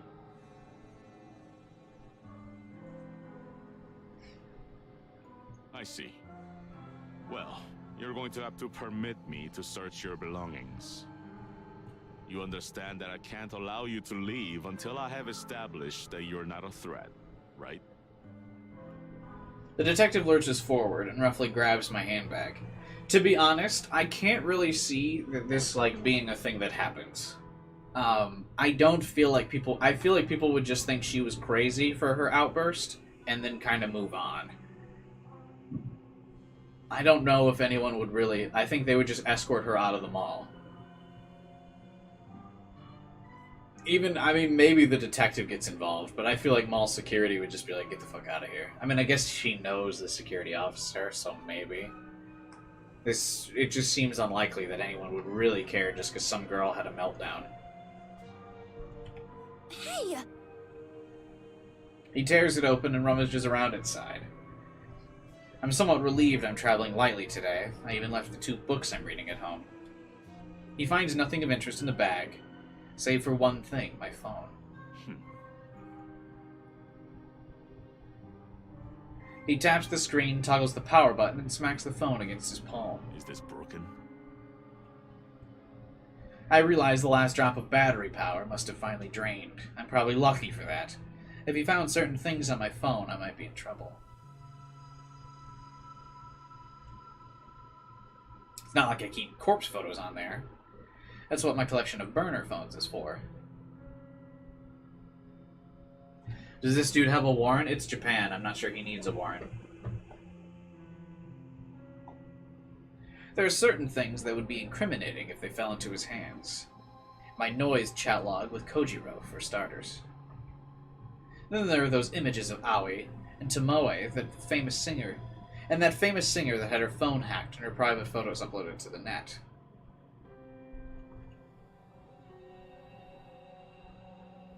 Aoi knows I have her photos. She's okay with it. Tomoe doesn't know about hers. That would be hard to explain. Oh, that's her, fat material, right? The singer, on the other hand, was part of a big scandal a few months ago. Probably half of Japan has seen her. I'd rather keep my personal matters private. I don't want this asshole looking into my affairs. The battery is dead, sir. Where is your charger, then? I don't have one with me. He grunts and throws the phone to me, and I barely manage to catch it with my brittle, skeletal, clumsy fingers. Wait here. I need to make a call. He leaves the room unceremoniously, and I hear the scraping shriek of a steel deadbolt locking the formidable door behind him. I breathe out and try to calm my nerves. I look down at the phone in my hand and see my mirror image counterpart peering at me in the black reflection. I don't look as good as I normally do. My makeup is smudged, which is strangely becoming more and more common for me. I think I've gained some weight. My gaunt face seems fuller. somehow, and my prominent cheekbones are softer. This girl staring back at me, she's not wholly familiar. Which, for reference, this girl has an eating disorder. As we know, based on what she's eaten the last couple days, there's absolutely zero chance she's gained any weight at all. Considering she's had 3 bites of an omelet and a coffee in the last couple days. Is this Noriko? Is this Corpse Girl? I look like some aberration. Some sickening cognition of myself in some person. Some sickening concoction of myself in some person I don't recognize. I don't understand how I could have gained weight. I've been eating less. Maybe the canned coffee I consume religiously contains more calories than I realize. I'll need to cut down immediately. A sour taste rolls around on my tongue and I swallow it. I feel ill at the sight of myself. The steel door swings open, and Fujikawa stomps in like an angry toddler. Well, the precinct claims you don't have a prior record, Miss Kurosawa. That's good news for you, I'm sure. But it's a fucking pain in the ass for me. Why? Because you can't arrest her now? I flinch at his apparent angle and recoil slightly in my chair. You're free to go. However, I'll remember you. Another incident like this, and I'll have you in for a psychological assessment faster than you can blink. I can do nothing but nod as a wave of relief washes over me. Get your things and get out of here. Oh, for the love of God, go eat something. You look like a starving child. Yikes. Yikes, big cringe. He spins on his heel with force and once again leaves me sitting alone. I take a minute to collect my thoughts before picking up my belongings and shoving them into my handbag. As I leave the security office, I spot Kenji standing outside the door. He bows his head. Take care, Noriko. Yeah. He doesn't lift his head as I walk away.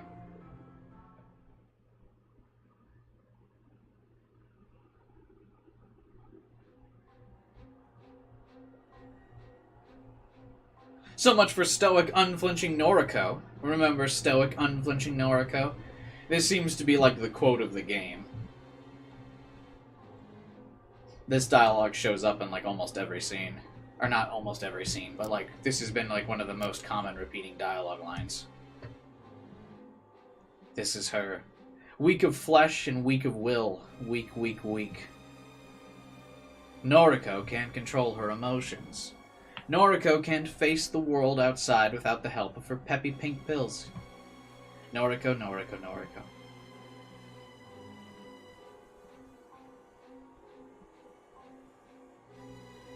She keeps calling herself that. I keep calling myself that. But I'm more than that. More than her. Oh, I think all my theories are right. I'm Corpse Girl. I'm bigger than the frail body before me. Oh, it's just distorting the image. What do my looks matter in the grand scheme of things? What does my ego matter? I thought this was going to be like another person. I want to be beautiful, thin, gorgeous. Kojiro called me gorgeous. It made me feel good. But that doesn't matter. None of it matters. Corpse Girl matters. She will succeed and the world will continue to spin. I need to gain weight or lose weight. I need to look like Aoi, with her small frame and cute features, and that bust that's too hard to look away from. I need to look like Tomoe, with her fuller figure, her obscene fashion sense, and those oddly beautiful eyes that she doesn't deserve. I need to look like Yuriko, with her bad haircut, terrible piercings, and trashy clothes. I need to look like Mother, who is just like me and Yuriko combined, but with the vacant eyes that used to be sparkling and clear, but now just glaze over when you try to talk to her. I need to look like Noriko, with her dark hair and her intense gaze and her healthy, acceptable frame. I don't need to look like this skeleton, this living corpse. I don't need to look like this physical embodiment of hunger and longing and lust and fear and stress and anxiety and uncertainty and ambition and exhaustion. I curse at the mirror and spit on my own reflection. Fuck you! I clench my fists until my nails dig and tear and pierce my flesh, letting blood trickle between my knuckles and drip down to the carpet. I don't want to be you! I'm better than you! I'm better than you! I'm better than you! I'm not like other girls. I'm severely mentally ill. I shouldn't laugh. But I am you. I am Corpse Girl. It's what I've always wanted. The sense of belonging that I always sought. It's that feeling of home that I reclaimed after home was lost. After Mother moved, and Yuriko got put on ice, and after I found this apartment that felt so strange at first. This is who I am. I love your hair. Your eyes. I love you. Don't ever leave me. Don't leave. I raise 2 fingers to my mouth and kiss them gently, then press them against the mirror. I love you. Don't ever change.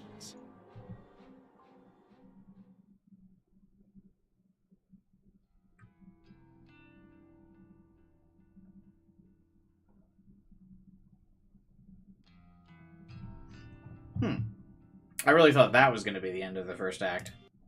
But I guess we're still not done with the first act. We've been going for like 7 hours. I feel like that's probably a good ending point, though.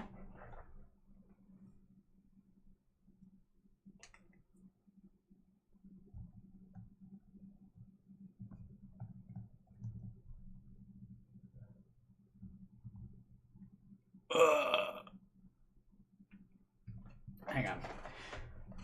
I was just checking Steam to see if I got an achievement for the beating Act 1, and I just noticed that this game got nominated for... This game got nominated for Best Dialogue in an Indie Game.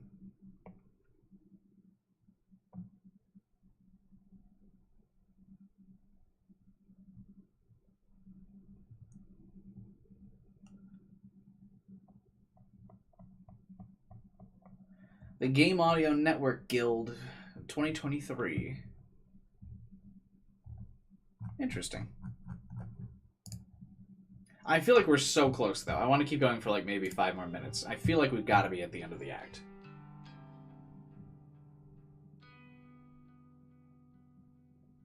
Have you ever played Your Turn to Die? I have not. Just a little bit more. I feel like we're close to the end of the act. I want to end at the act. To my absolute delight, I woke up this morning feeling really refreshed. I was worried my temporary incarceration at the mall would continue to stress me today. Thankfully, my fears were unfounded. You started it but never got around to finishing it? It's pretty good. Is it on the PC or what? I spent the early morning cleaning up my room. I had to use some elbow grease to get a few specks of blood out of the carpet, and to clean a bit of lipstick off my mirror. I even took my medication with a tall glass of water, and I didn't skip the pills I don't like this time. It'll be some time before I feel stable, maybe even a few weeks, but the fact that I'm already taking steps forward has done wonders for my mood. Today's a day to stay inside and work on me. I can't have another incident like yesterday. I can't break down in public and put myself at risk. I can't break down at home again and feed on my insecurities and anxieties. I need to be strong for Corpse Girl. Also, she didn't grab her phone out of the shed, by the way.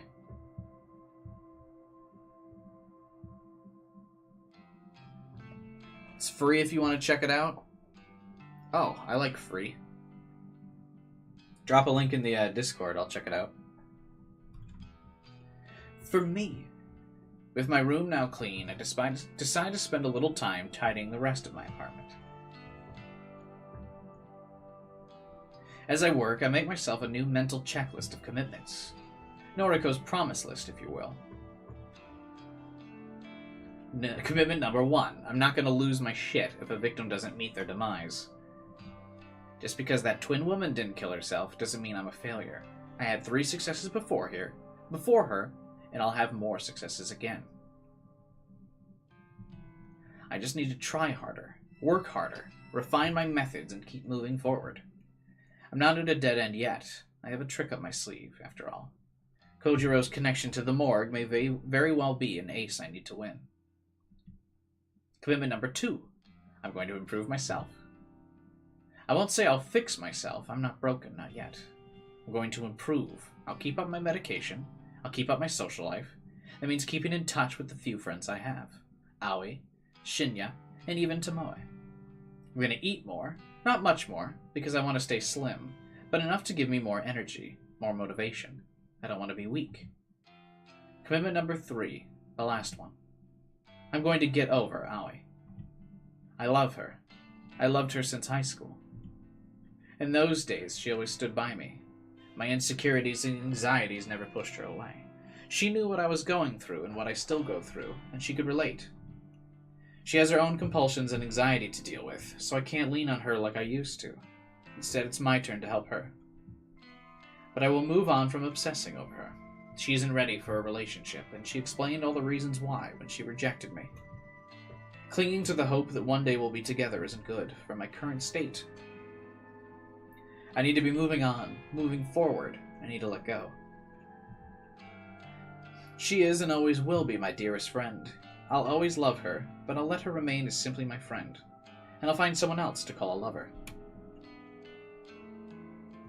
The last commitment makes me feel like a weight's been lifted off my chest. That Kojiro guy seems like the guy to go for, I suppose.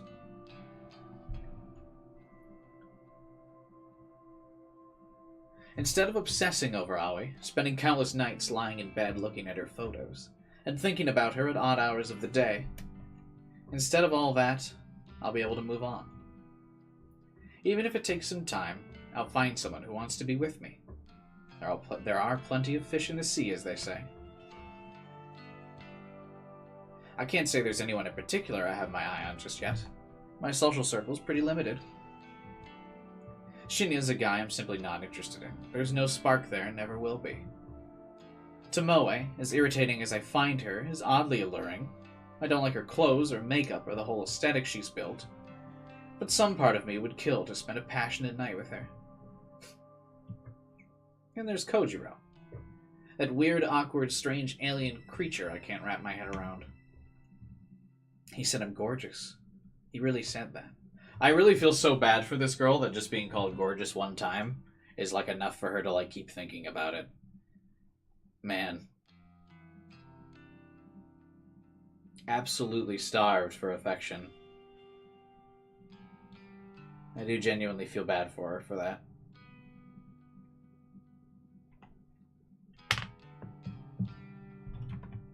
But he's too weird. I feel like he's the kind of guy that would stalk you and stab you if you broke up with him. For now, I can't think of anyone I would seriously pursue, but I'll give it some time. I have all the time in the world.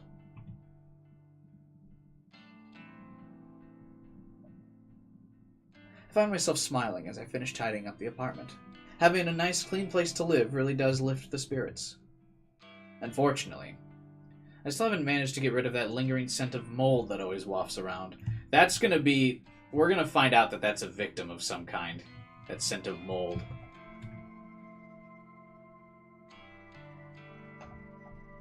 It's a musty odor that seems to be ingrained in the very walls of the apartment building for at least as long as I've lived here. I know it's not coming from my apartment, because it's pretty easy to smell from downstairs too. As far as I can tell, my place is mold-free. I might not be the best at cleaning, but if nothing else, I keep mold out of my home. Still, the occasional odor aside, my place is clean and cozy now. I lay down on the couch and stretch my body, letting my taut muscles stiffen and relax. The day is early, and it feels good that all my chores are already complete. The icing on the cake is the fact that Corpse Girl has 2 new requests sitting patiently in her inbox. I logged in earlier and saw them, but decided to sort out my cleaning first. Now I can reward myself by spending the rest of the day working on these new requests. I can hardly contain my excitement at the prospect. 2 requests to work on is better than I could hope for, and I'm sure at least one of these new victims will fall. My positive attitude will go a long way to ensuring my success this time. Unable to restrain myself anymore, I snatch up my laptop from its charging point next to the couch. I flip open the lid and gaze at the photos I downloaded earlier. My 2 new victims. Fresh blood. The first is an older male, maybe in his 50s. The typical businessman type. He might as well be a clone of every other nondescript man you see on the subway, at the supermarket, or on TV. If I had to guess, I'd take a leap and say his miserable wife wants him out of the picture. Maybe she's unhappy with her finances, or she's having an affair, or she's just tired of his clone face and his clone personality. Regardless, someone wants this unremarkable man removed from the face of this unremarkable world. The second victim is much more interesting. 2 things strike me as noteworthy about this photo. Firstly, the cleavage, of course. Secondly, the images of a photograph of a photograph. Somebody has snapped a picture of an actual physical photo and uploaded it to the site. The photograph's in good condition, as though its owner values it above all else. A signature is scribbled across it in white ink. It's an autographed photo of someone who's perhaps moderately famous. I don't recognize the woman in question, and the signature is such a mess I can't make out even a single kanji in her name.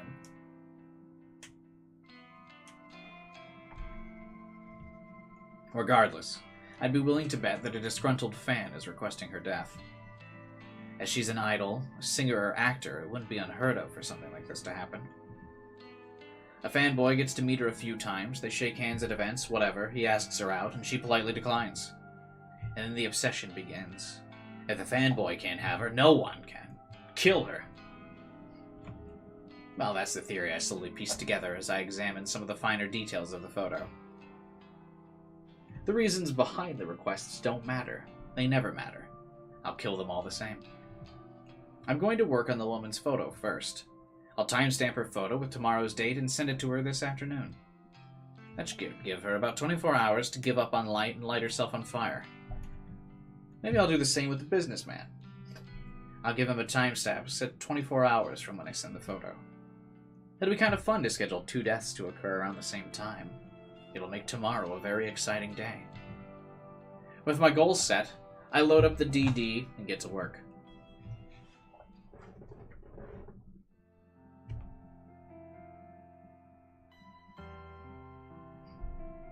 I'm rather proud of myself today. During my morning routine, I made sure to take my medication in the correct doses, and I even washed it down with water. It didn't even interfere with my strict schedule. I still managed to catch the usual train. I got to the convenience store at the usual time. I arrived at the office without a hitch. If I can keep up this dedication, this commitment to improving myself, I know I can be stronger than ever. Strong enough to fulfill Corpse Girl's ambitions. I greeted both Shinya and Tomoe when I came to the office, and I made small talk for a few minutes. Since the day is nearly ended, I'm going to make an effort to chat with them again before heading home. Being social will help me get through this. That's what Aoi used to tell me anyway. At least before she stopped being social herself. It's about 5:45 p.m., and although both of my latest victims should have killed themselves by now, I don't feel the need to obsessively check for their obituaries. How did she get her phone set back up? I have a news alert set on my phone. If it uncovers anything, I'll be notified, but even if it doesn't, I won't stress. I'm playing it cool. Cool, stoic, unflinching Noriko. The drone in the office always reaches its nadir at this time in the evening. It's actually quite pleasant being able to sit in a quiet environment and feel the soft breeze of the air conditioner against my skin. I envy Japan for their walkable infrastructure. I have a, I guess it's not a convenience store, but I have a Walmart across the street from me. I always drive to it though. I love my car, and I always use every excuse I can to drive.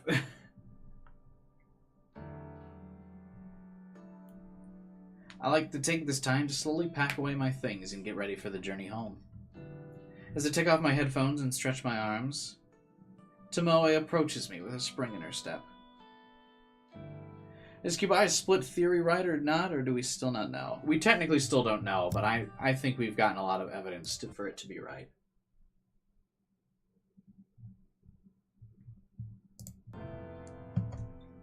Yeah, what up, slut? About a week ago, I would have taken Tomoe's greeting as an insult. Now that I know her better, I can tell she's actually just being affectionate. Despite any differences we might have once had, she really seems to have warmed up to me lately. Hello. How did your day go? What if the phone gets searched? How will you explain the news alerts? I guess they'd have to explicitly go into her app to find her news alerts, though, right? You know, same old. What about you? It went well, thanks. Good to hear. You know, Shinya and I are supposed to go out tonight, but... What's wrong? Hasn't he seemed, kinda off today? He can barely look me in the eye. It's because he fucked the boss. Oh, he so fucked the boss. Really? I spoke to him this morning. He seemed okay. My prediction of that is true. I'm going to guess every single correct plot point of this story.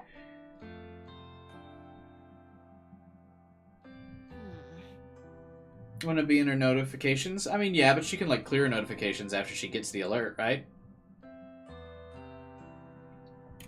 You don't reckon he's seen another woman, do ya? He is. Another woman? Some fragment of a memory, some glimpse of a murky recollection flutters around in the corners of my mind just out of reach. Shinya and another woman. Something's on the tip of my tongue, but I can't quite formulate my thoughts. Shinya isn't the type to cheat, though, so... I don't know. Cheating? No, he wouldn't do that. He was so nervous when he spoke to me about being pressured into sex. Oh. That's it. That's the memory I was flirting around the edges of my consciousness.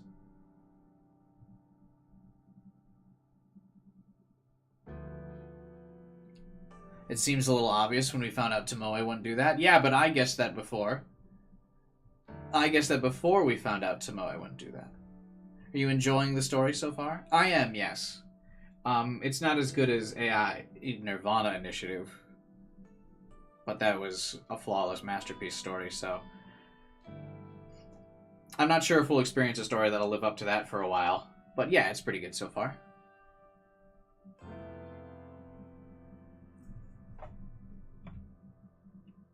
Shinya spoke to me hypothetically about being pressured into sex. He said Tomoe wasn't the one pressuring him, so who was he talking about? Is this something I should talk to Tomoe about? If Shinya really is having a hard time and acting differently around Tomoe, then their relationship could be in trouble. I enjoyed Chaos Head more, but you weren't even there for the Nirvana Initiative streams. What do you mean you enjoyed Chaos Head more? The Nirvana Initiative.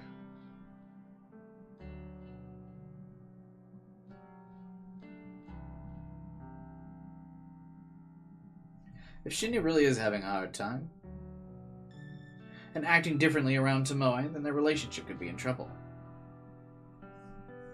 It's one of my favorite visual novels. Yeah, but I don't think you can say you enjoyed it more if you haven't even experienced Nirvana Initiative yet. I mean, I'm not exaggerating when I say I find the story of that game just a masterpiece. Oh, you're talking about comparing it to this? Oh, that's probably fair.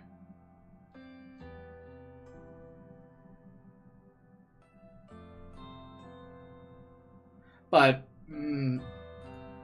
we haven't really finished this one yet, so who knows? I've still got to get Gonna check is there any deal, or you can just check my live streams of both the Somnium Files and Nirvana Initiative. And just watch my stream. Because I literally do everything in the game. There's not there's not anything that you could do that I didn't do. I clicked every single object, I got every single dialogue line, we experienced every single option. I did literally everything. So if you want to watch a 100% run of that game, your boy's stream is where it's at.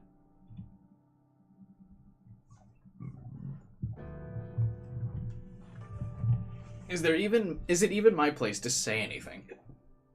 Shinya spoke to me in confidence. He's my friend. But Tomoe is my friend too, and she seems genuinely worried about him. I take a deep breath. This is just office drama, like usual.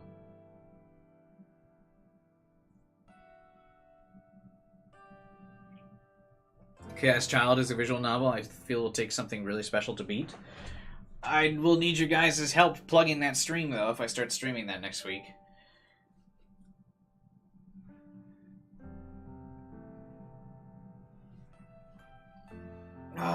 Jarvis Johnson says always be plugging. Hell yeah. I'll have you be in my audiobook. Like, you want me to read an audiobook? I would be down.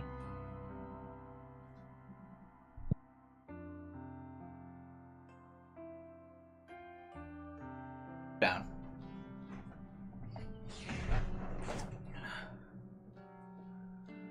The split personality alter thing seems like too obvious. It does seem like it would be super obvious. So, but who knows? Maybe the story isn't about what's obvious or not. There's several endings to the game, so who knows? Maybe the split personality will just be one ending. And then another ending, it's not a split personality.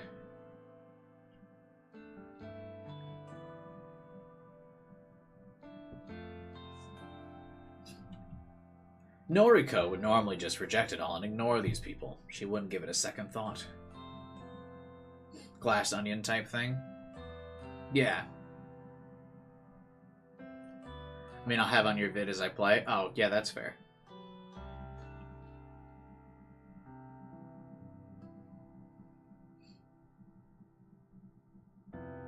When I plug it on Reddit for the first stream, I left the COZ Discord. Oh, why? Was it just not enough happening on there? I've only seen it happen once in a visual novel. Well, apparently this game won awards for Best Indie Visual Novel, so it must be something. Though it's very wildly not popular for having won awards, so I don't know.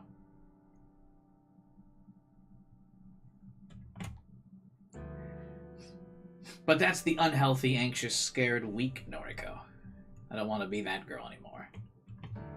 I can be more than that. I'm improving day by day, and part of that improvement involves being more social. It's good for me, right? Shinya and Tomoe are my friends. People want their friends to be happy. That's normal. That's normal. That's normal, right? I think next time I do this, or I do stream this game, I gotta start adding, like, more of a inflection to my, voice. I think tomorrow I'm going to think about what I want her internal voice to sound like. I don't do a very good feminine voice, though. And all of my voice impressions, like, I can do a couple different voices. Again, to plug my Murder of Sonic stream. I think I can do a couple voices pretty good, but I can't really do a feminine one. Especially I can't do one that matches Erica.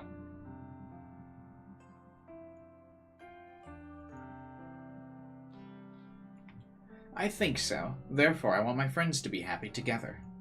I swallowed hard and speak my mind. Tomoe, I think that Shinya may be involved with another woman. What? Are you serious?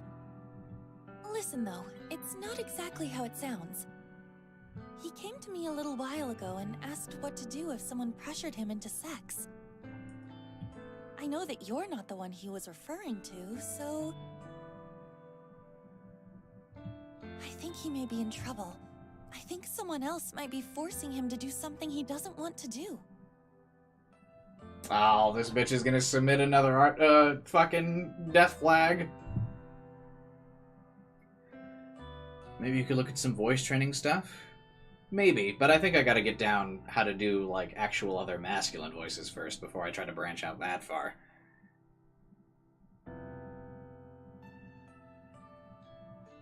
I don't think my male voice range is even that varied. I need to practice that better. And then maybe.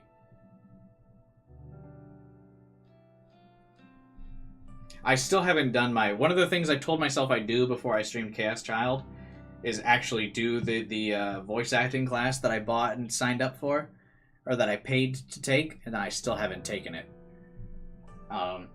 So, which is embarrassing, because I signed up for that class, I think, like a month ago, and I still haven't done any of the lessons. And I paid for it.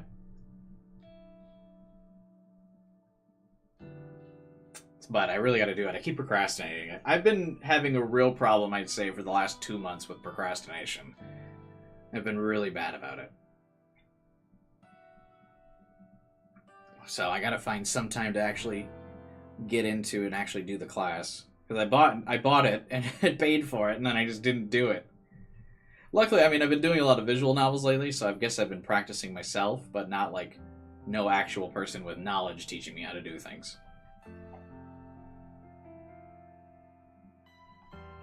What the fuck? He spoke to you about it, but not me? Tomoe, he seemed really depressed about it. I think he wanted to resolve the situation without having to worry you. Cast Child would need that VA class? Why is that? Like, there's just a lot of characters in it or something? Now that I think of it, the other reason the voice was better in the Sonic Murder game was because you gotta voice other characters. Yeah, I think part of it was what it forced me to, like, one, I had to voice everybody, so there was, like, different personalities. But in this game, I'm really only voicing Noriko's internal dialogue. There's nothing else I'm really voicing. So it's like, there's no real inspiration to come up with a voice. But yeah, with the Sonic game, I had to voice, like, multiple different characters to make the lines sound different.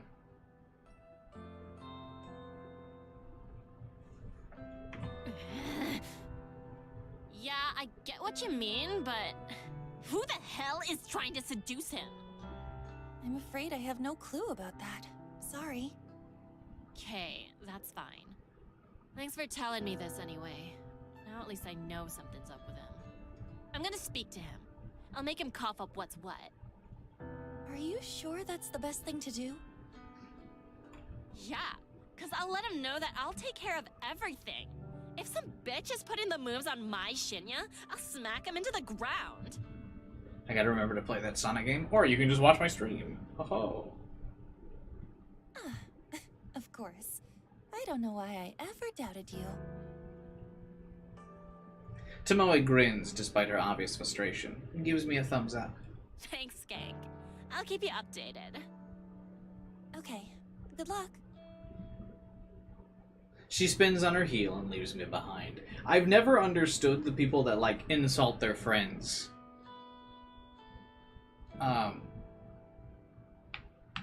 That's never been my MO. Maybe I'm too sensitive. But, like, that always bugged me.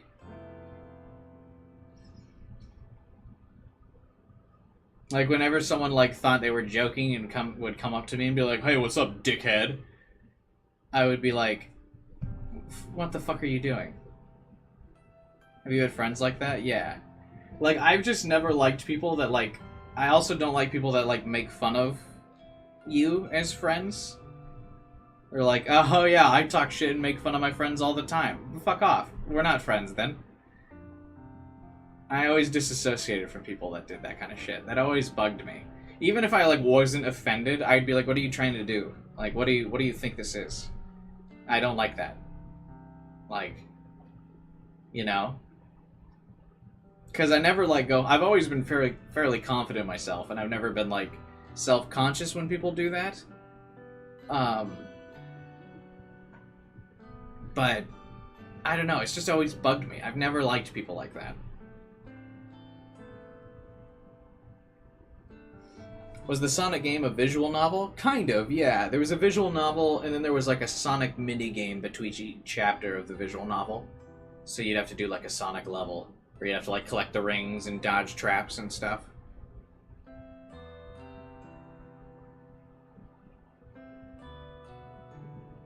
But the puzzle is solvable in the Sonic game, for sure. Like, you can actually figure it out.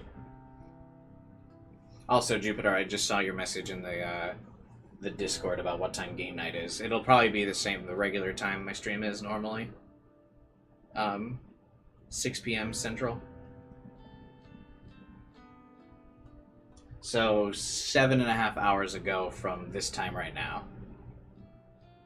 Holy shit, we've been going for 7.5 hours. I really didn't think the first act would be this long. I think this game is actually really long.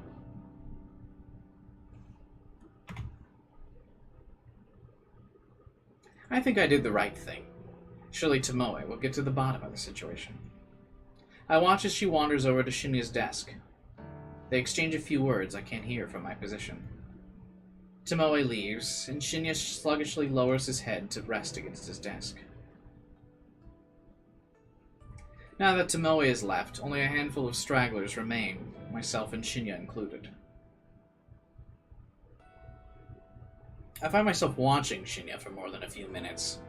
He doesn't seem to notice that my gaze is locked onto him.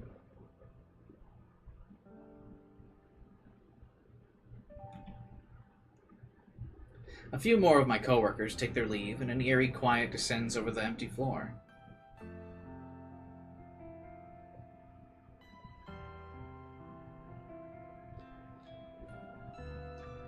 We poke fun at each other. Looking back, I recall being uncomfortable with it, but didn't speak up. I should have. I wouldn't say it was abusive, just like toxic.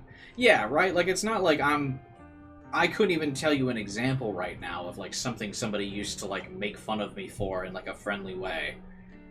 You know? Like, I couldn't even really think of an example. But, yeah, I was never, like... I never felt abused or, like, vulnerable about it or anything, but I would just, like, normally, most of the time, I feel like people would do that with me, and I would just kind of give them, like, a look of, like... just annoyed, I think, is really the only way I would think of it. Like, and most of my friends got the hint, like, not to do that after a while, because they would just kind of be like, with them. I was sort of toxic back at middle school. Yeah, I mean, I'm not saying I'm guilt-free of it, like, I've never done that to people either, where I've jokingly, like, made fun of my friends. But, like, I was young at the time. And I definitely stopped once it happened to me, and I, like, realized that it was annoying. But, like, I mean, everyone's had moments of immaturity in doing stuff like that. I'm not saying, like, I'm the perfect person who, oh, I've never made fun of my friends. I've definitely done it before. But, like, I wouldn't enjoy it now.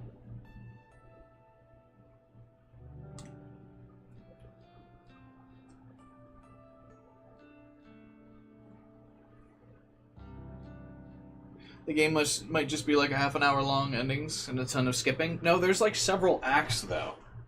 Like the achievements imply that there's 3 acts to this game.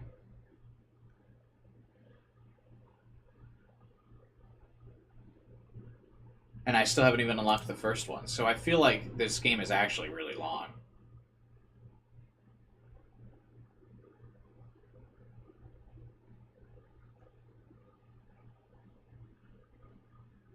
Oh, there is a true ending. I wonder if looking at these endings are cheating. Or like they're spoilers. I don't think so, though. Because they're all just like one-word things. And if they were like spoilers, they'd probably make them secret achievements, right? It just calls them the different endings. We're still in Act 1? Yeah, I know. I kept saying I would end the stream. That, after the first act, but it keeps going.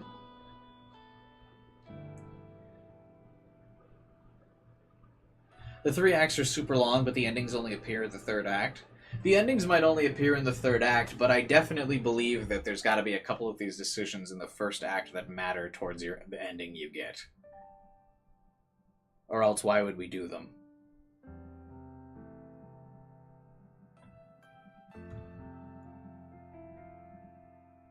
I remained in my chair, staring intently at Shinya's distraught face. We're the only ones still here. He doesn't show any signs of moving. It's kind of unnerving to see him like this. And it's not like he's the peppiest or most energetic person I've ever met, but to see him so drained and motionless makes me feel uncomfortable. I owe it to my newest convictions to go and talk to him. More than that, I owe it to him. I find myself striding towards his desk before my mind even registers I'm moving. Hey. I'm slightly startled when he immediately looks up at me. This sudden movement is reminiscent of a corpse springing to life in a B-grade zombie film. Oh, Noriko. Not feeling well? Not really. I'm sorry. I shouldn't be here if I'm unwell.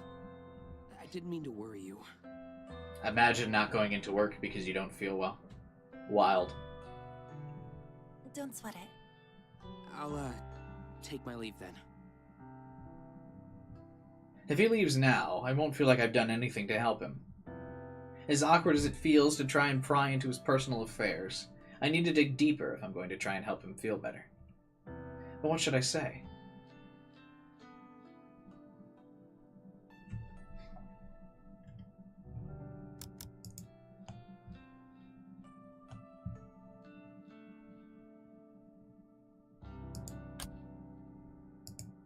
We've saved at every choice opportunity. Tell me what's wrong. I don't want to directly ask him if he's having trouble with his girlfriend. That seems too, blunt. Just saying in general what's wrong would work better. Tell me what's wrong. I don't expect my blunt words to get through to him.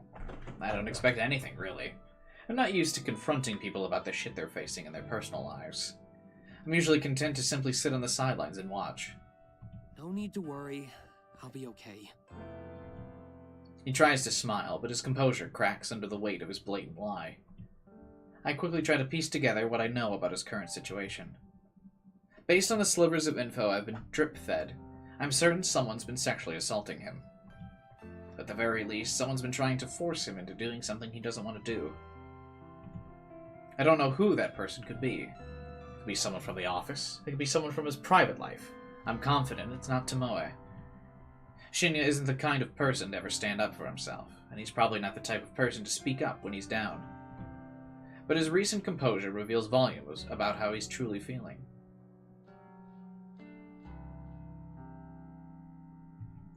It's only $12. I'm tempted, but I'm usually pretty thorough. Yeah, I mean, I'll be thorough. It's just it is just a straight visual novel. It's not like where there's even gameplay. It's literally just a book. Whatever the situation is, it's painfully obvious Shinya is a victim. Whatever is happening in his life is not his fault, and he's too proud or stoic or embarrassed to seek help, even from his girlfriend. If I don't put one foot forward and cut to the chase, chances are Shinya will never build up the courage to ask for help before it's too late. Someone is sexually assaulting you, right?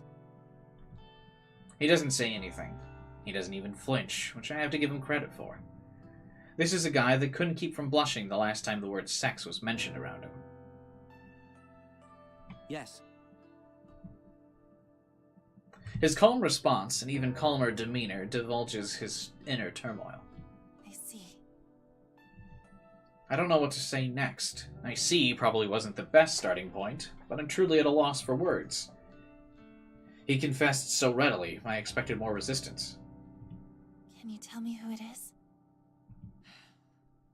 I can't tell anyone. Not you. Not Tomoe. I can't even tell my father, and he's a detective.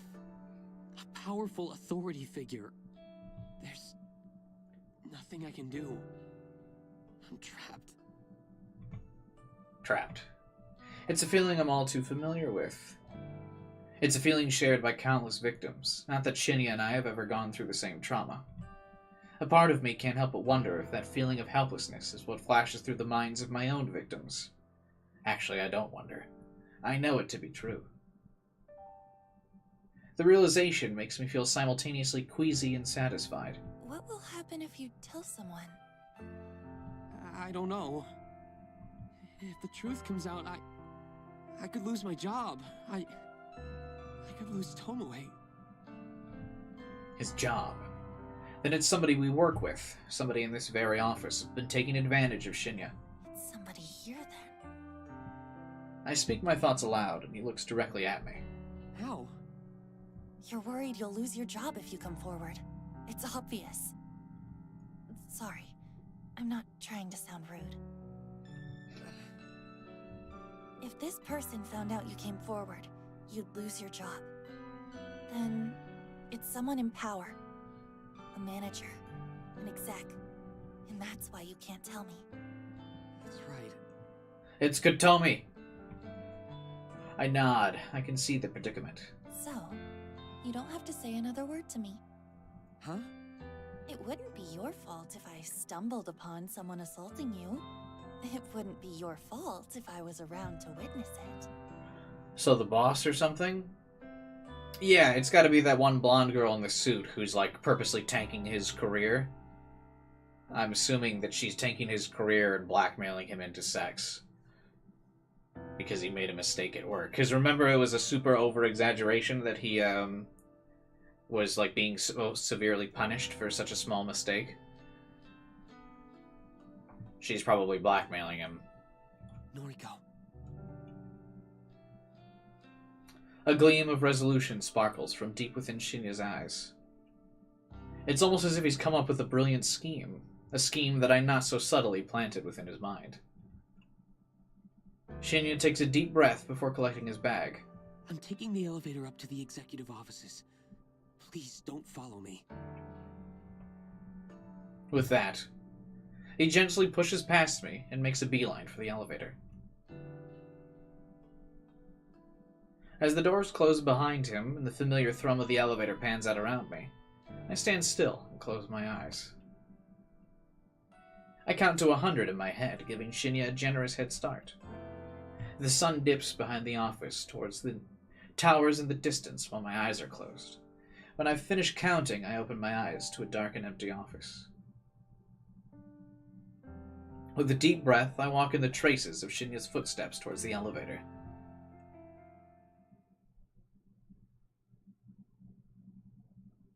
I'd never been to this level of the building before. What reason would I have to visit the executive offices? When execs have businesses with junior staff, they descend from this lofty perch and grace us with their presence on the 14th floor. I'm surprised you came to see me again. A woman's voice from nearby catches my attention. It's a hushed yet aggressive tone, like the whisper of a venomous serpent. Are you finally going to let me have my way? I creep out of the elevator, hoping against hope that the ding of the elevator's arrival wasn't noticed by the owner of the unidentified voice. Stop it! That was Shinya. I creep around the corner and catch a glimpse of two bodies at a nearby desk. I wonder if we'll get a CG of this. Oh, kind of. Come on now. I'm tired of playing games with you. You want to please me, don't you? I'm your superior, after all. How can you expect to get ahead in this company without sucking up to your superiors? Kotomi, the executive with Shinya's career in her hands. The very same woman who blamed Shinya for the mishap with hiring Aoi. So that whole situation was more in-depth than I originally thought. It was never about Aoi. It was about holding power over Shinya. That's like a huge concept in this game, holding power over people. Miss Ida, please, I just came here to... Shh, I don't want to hear it. Take your shirt off. I swallow hard. I knew Shinya was in trouble, but I didn't expect things to escalate this quickly. I don't have time to think rationally.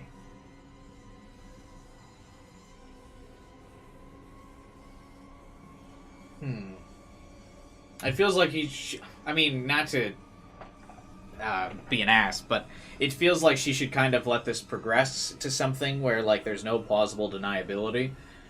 At this point, if she interrupts them, like, there's no way for her to just be like, oh, we were just talking. And I was pretty close, but I was being firm with him. Like, if he's got his clothes off, like, then she walks in. Like, yeah, it'll be uncomfortable for him and scarring, but, like... Yeah, I mean, you'd have proof, at least. I stride forward, rather loudly and purposely bump into a desk, sending a potted plant tumbling to the carpeted floor with a dull thwomp.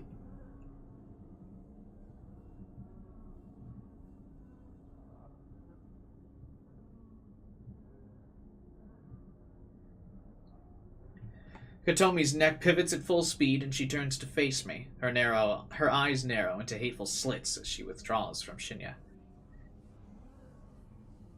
Within seconds, Katomi has abandoned Shinya and drawn close to me. Kurosawa, what in hell's name do you think you're doing here? This level is for executives only. I should have you thrown out of here by security. Fujikawa isn't an executive either, Miss Ida. And he looks quite at home here. Shinya stands in the background, shyly tidying his shirt. Katomi's eyes narrow even further, to the point where I'm certain she can't possibly see anything. Fujikawa's business here is none of your concern, Kurosawa. Leave. Now, or I'll have you forcefully removed. I fold my arms over my chest and dig my heels into the ground. I'm not one for confrontation. I'm not one to hold my ground against a powerful adversary. And yet this vivid image of Tomoe has bloomed in my mind. Tomoe, so strong-willed and head over heels in love with Shinya. Tomoe, who would do anything to protect the guy she adores. In Tomoe's absence, it falls to me to protect Shinya. Fuck off, you filthy stink. I can't believe the foul words that tumble out of my mouth. Apparently, Katomi can't believe it either, because her eyes finally widen and her jaw drops. She looks like a stupid fucking idiot. Somehow, Tomoe's indomitable spirit seems to have inhabited my body. My words echo her own. That, or I've just managed to find a temporary burst of courage. Don't office buildings have cameras? Not typically, like in office areas like this. You definitely wouldn't have cameras in the executive office. You'd really only have cameras in, like, the ground floor. What did you say to me? You heard me loud and clear. Back off from Shinya. If I catch word that you're harassing him, I'll have you in a legal headlock quicker than you can blink. But there's no proof. I mean, she ruined this by going up to her too early. You don't even know what you're talking about. Trust me, I know enough to bury a dirty slut like you. She grits her teeth, and a vein protrudes from her forehead. Without another word, she pushes past me. Her shoulder slams into mine, but by some minor miracle, I manage to hold my ground. I hear her footsteps fade away as she leaves the floor. I exhale sharply, and a wave of dizziness suddenly washes over me. Noriko, that was amazing! I nod and sway a little, then take another deep breath and rebalance. Happy to be of assistance. I can tell Sheena doesn't know what to do next. He looks like he wants to hug me, but given the gravity of the recent situation, we both silently decide that's not the best idea. Instead, he settles for patting my shoulder. Thank you, Noriko. Thank you so much. I don't know where you get your courage. Perhaps I could stand to learn a thing or two from you. Don't sweat it. I'm going to go home for now. I hope that's okay. Of course. Go get some rest. Shinya smiles for the first time in a while, and he releases his hand from my shoulder. After he's gone, I collapse into a nearby chair and listen to the frenzied sound of blood pouring through my veins.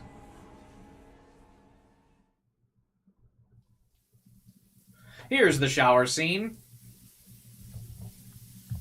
I was wondering where it was earlier in the game.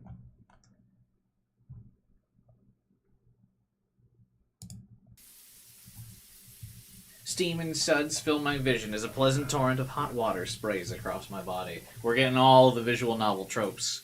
There's a maid cafe. Someone with mental illness that's killing people. The shower scene. We're covering all of the visual novel bases here. The tiles on the shower wall are polished to a pearly sheen, so much that I can see my own hulking and beautifully ugly reflection in them. The shadow in the reflection has a dark, matted hair in her eyes. I don't know if she can see me like I see her.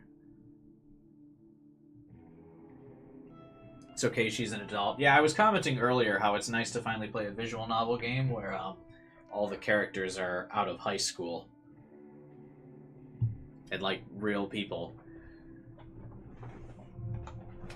Or like adults and like having real jobs and real people and stuff. I wipe my hair from my eyes and stare into space, trying to shake the abstract thoughts from my mind. It is until my phone springs to life from the bathroom countertop that my thoughts return to present.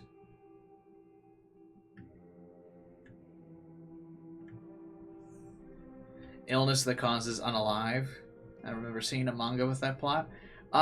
She's not the one that, or the people that unalive are not the ones with mental illness. I startle at the noise.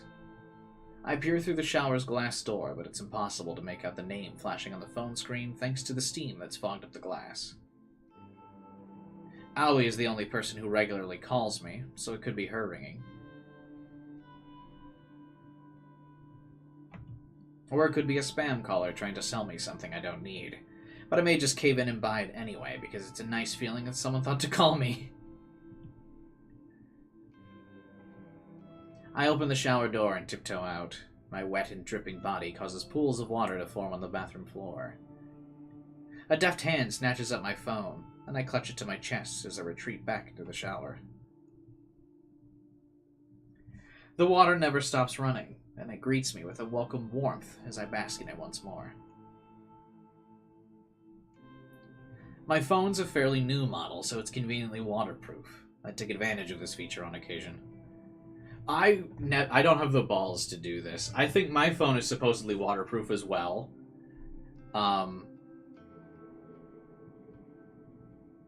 Like, I've got the iPhone 14, but fuck if I ever bring it into the shower. Like, there's no way. I would never do that.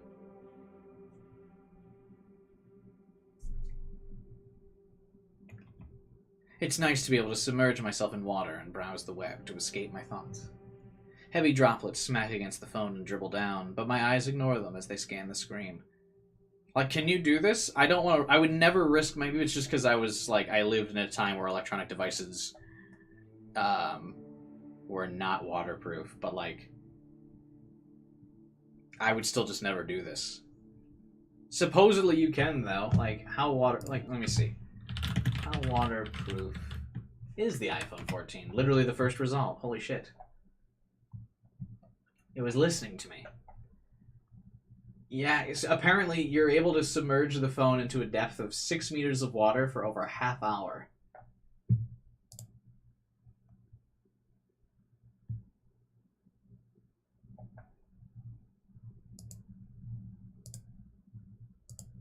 That's, I mean, I still wouldn't put my phone in the water.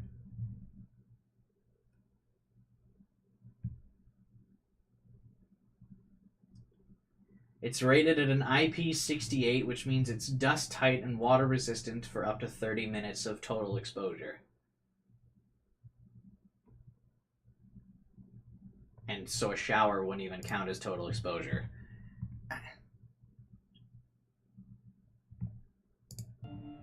I just wouldn't do it.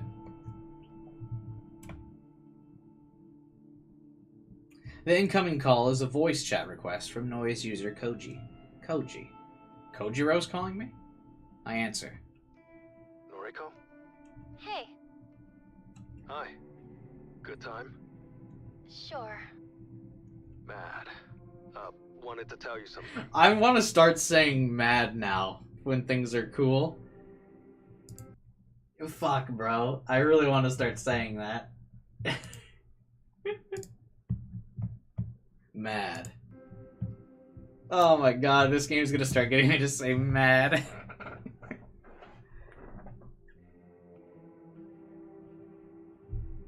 I saw a post on... This call has static. Don't worry, I'm just in the shower. She's gonna get all sexy with him. Mad. Hey, welcome to the stream, vibin'. Mad, you showed up. IP6 is what my headphones I use in the shower are, and they're fine.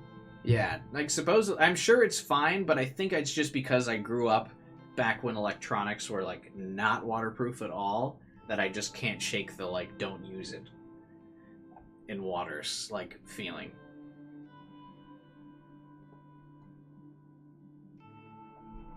Sorry, it's just the shower running. And as every horny dude, he's gonna be like, oh, you're showering? Oh, in the shower? Yeah? Huh. Okay. Well... Yeah, it flustered him. There we go. Sorry. Awkward now. Really, it's fine. What did you want to tell me? Okay. Saw a new post on Noise Chan today. Posted this afternoon. Might interest you. The message board, Noise Channel, is often affectionately referred to as Noise Chan by certain frequent users. I'm not really surprised Kojiro is the type to call it that. What was the post about? Well, someone wrote this. I quote, "Hey, so today I got a strange gore photo from a number I don't have in my contacts." Continuing, "Not sure what the deal is. It was gross though. Wondering if any hackers can trace the number or something?" End quote. Thoughts? A strange gore photo from a number I don't have in my contacts? Thanks, Vivan. One of my friends speaks exactly like this in real life, though. Not the mad thing, but he'll say something and then say thoughts. Always. And he always does this. I've noticed that Kojiro says that, and it makes me think of my friend every time. Thoughts? Sounds like Corpse Girl has struck again. Right? Thought the same thing. I wonder who wrote the post. Kojiro mentioned the post was written today, and the original poster wrote that they received a photo today. That means it can only be one of two people, either of my latest victims. The carbon copy businessman, or the attractive, semi-famous singer, idol, actor, whatever woman. So, who wrote this post anyway? Don't know. Anonymous. Of course. That was a stupid question. No one would attach their name to such a strange post. Was hoping you could tell me. How would I know? Well, you're Corpse Girl, right? Oh my god, he just keeps subtly dropping that. It's so funny. And I love that this music plays every time. This again? Kojiro just doesn't let it slide. Why does he suspect me now? What'd I do this time? It's okay. We can discuss later. Oh yeah, the original post has a reply. It does? I'll read it too. Quote, "You got this too? Was the gore photo a picture of yourself? I'm worried. Received a similar pic from the same number. Continuing, thinking about contacting the police. Not sure if I'm overreacting." These were the text messages that Emmy read at the beginning of the game. In the prologue. End quote. So the first post received a reply. Interesting. Very interesting. Both posters talked about receiving a photo. That can only mean that one of them is the boring businessman and one of them is the semi-famous woman. However, the fact that they've taken the discussion online instead of just slitting their own throats is troubling. Were the photos not convincing enough to make them kill themselves? Or not enticing enough to summon another entity to snuff them out? Was this attempt just a repeat of the failure I had with the twins? Anyway, enjoy your shower. Think of me. Let's talk tomorrow, Corpse Girl. Before I can interject, Kojiro ends the call. Shit, he's once again assuming my true identity. He's assuming correctly, but that's beside the point. Maybe it doesn't matter too much. Maybe this will actually save me some time and effort. If he already knows I'm Corpse Girl, it should be easy to strike a deal with him in exchange for access to a fresh supply of cadavers. That is, if I decide to walk that path and take this game to the next level. Thinking it through, I may very well have to go ahead and do that. My last 3 victims have not ended their lives as I planned. My success rate's very low. That's a depressing fact, and one that the old Noriko would probably have thrown a tantrum over. But not me. Not the new, improved Noriko. I turn off the running water and step out of the shower. A shiver scuttles down my spine like the spider as a cold, damp air clings to my naked form. Throwing my phone onto the bathroom counter, I reach for a towel and wrap it around my corpulent, emaciated body. The thick flab on my skeletal arms jiggles as I dry myself off.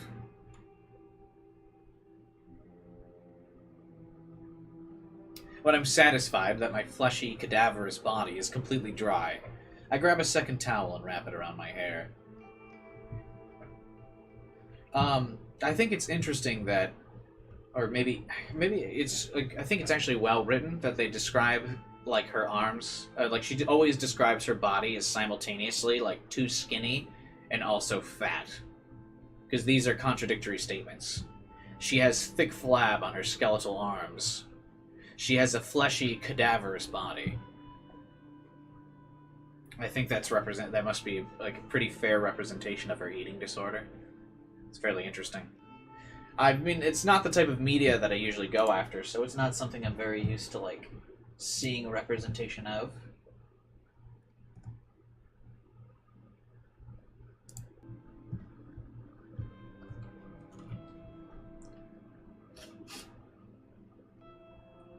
A cursory glance in the mirror as I leave the bathroom reveals my gaunt face and prominent cheekbones. See you wandering. I'm also kind of hitting my limit. I get the feeling that even though I've been gaining weight, I'm thinning out more and more. See, again, that's contradictory. Although my body isn't perfect, I'm still in love with my eyes. I wouldn't change a thing about them. While my frame simultaneously grows plumper and slimmer, I hope my eyes will stay the same. She's gonna die with, like, her eyes gouged out in one of these endings or something. I flick off the bathroom light as I exit. Mad. Yeah, good night, Wandering. Wandering, do you plan on being at the game night stream tomorrow for Keep Talking and No One Explodes? Before you go?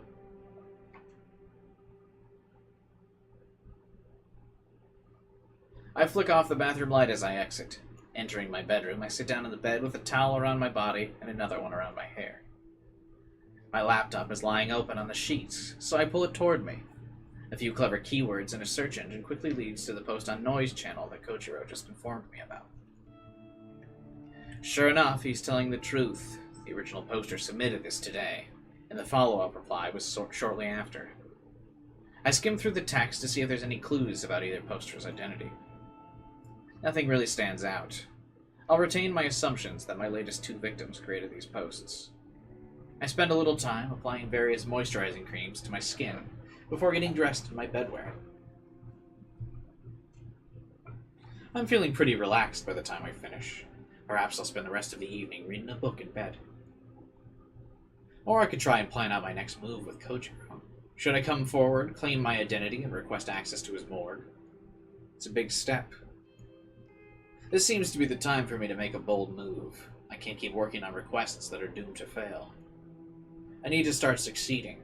For me and for Corpse Girl. I pull my laptop to me once more and begin to brainstorm my plans.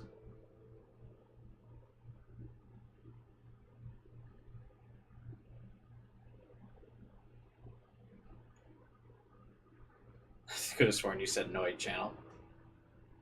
No. Okay, I think I am actually going to end here, though.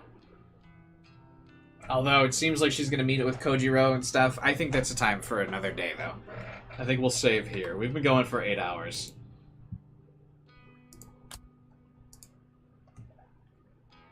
The game is very interesting, but at least we'll end the game on the cliffhanger to see if she confesses, or we'll end the stream on the cliffhanger to see if she confesses to Kojiro that she is Corpse Girl or not. Because I'm rather tired. Oh, that's cool. On the main menu, both these two are here now.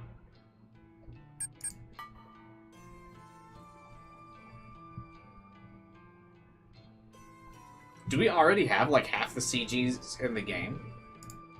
No way, right? God, this menu song is an absolute banger, though, dude.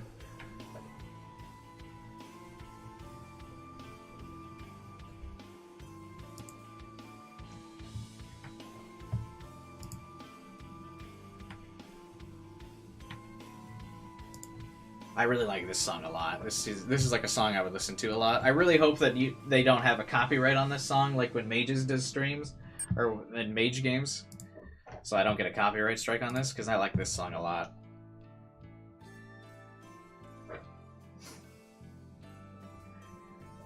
So yeah, I think we'll stream this. We'll stream this game again on Sunday. Tomorrow, Keep Talking and Nobody Explodes. We'll do a fun game night. I hope to see you guys there.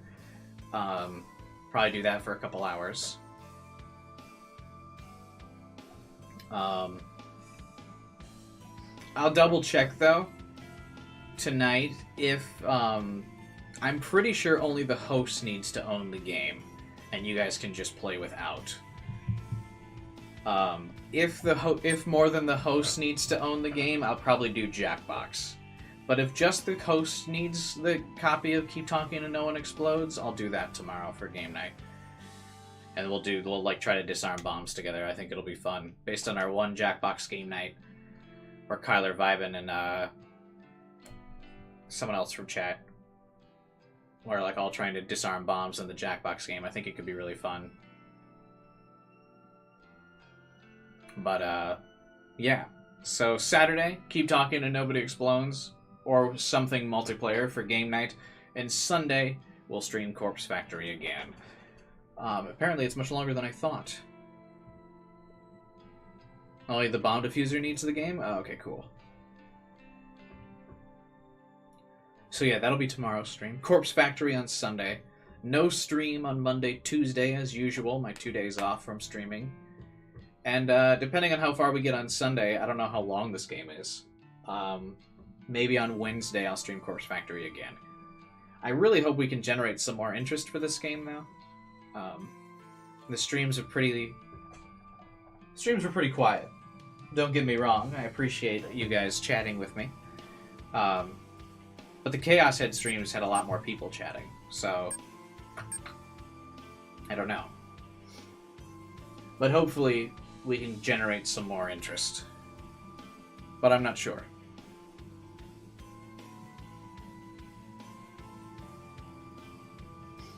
Because I had the same problem with Nirvana Initiative, where it was difficult to get more people involved. The difference was, of course, with Chaos Head, I could promote the stream on the Steins Gate subreddit, and it was like, the mods were okay with it. I couldn't promote Nirvana Initiative on the I subreddit because they deleted my posts. And this game doesn't have a subreddit to post to. So I don't know how we can generate more people to come, but how do I generate interest? I don't know. Maybe just post it on visual novel subreddits or something? I don't know if visual novels have a subreddit. Or like visual novel horror game things. I don't really know. I think this game actually might have a Discord server. Maybe help me post it there. I'm not sure. But if you want to help me generate interest in general, of course, you can always subscribe and hit the bell button. That'll get more people to come to these streams. If you hit subscribe, of course, the streams will show up in your subscription feed. And if you hit the bell button, you'll get notifications on your phone, much like the death alerts that Noriko has set up on her phone to let you know when I go live on stream. Drop a like on the video if you can. That helps boost it in the old Discord, or the old YouTube algorithm. And then if you join my Discord channel, link in the description below, you can chat with us even after the streams are over. I like to chat and hang out. I'm always in the Discord hanging out and talking to people, so feel free to join and chat. But that's it.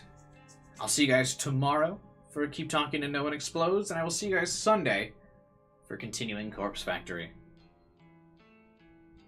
Hope to see you guys there. Have a wonderful night, everyone, and we'll see you all in the next streams. Good night.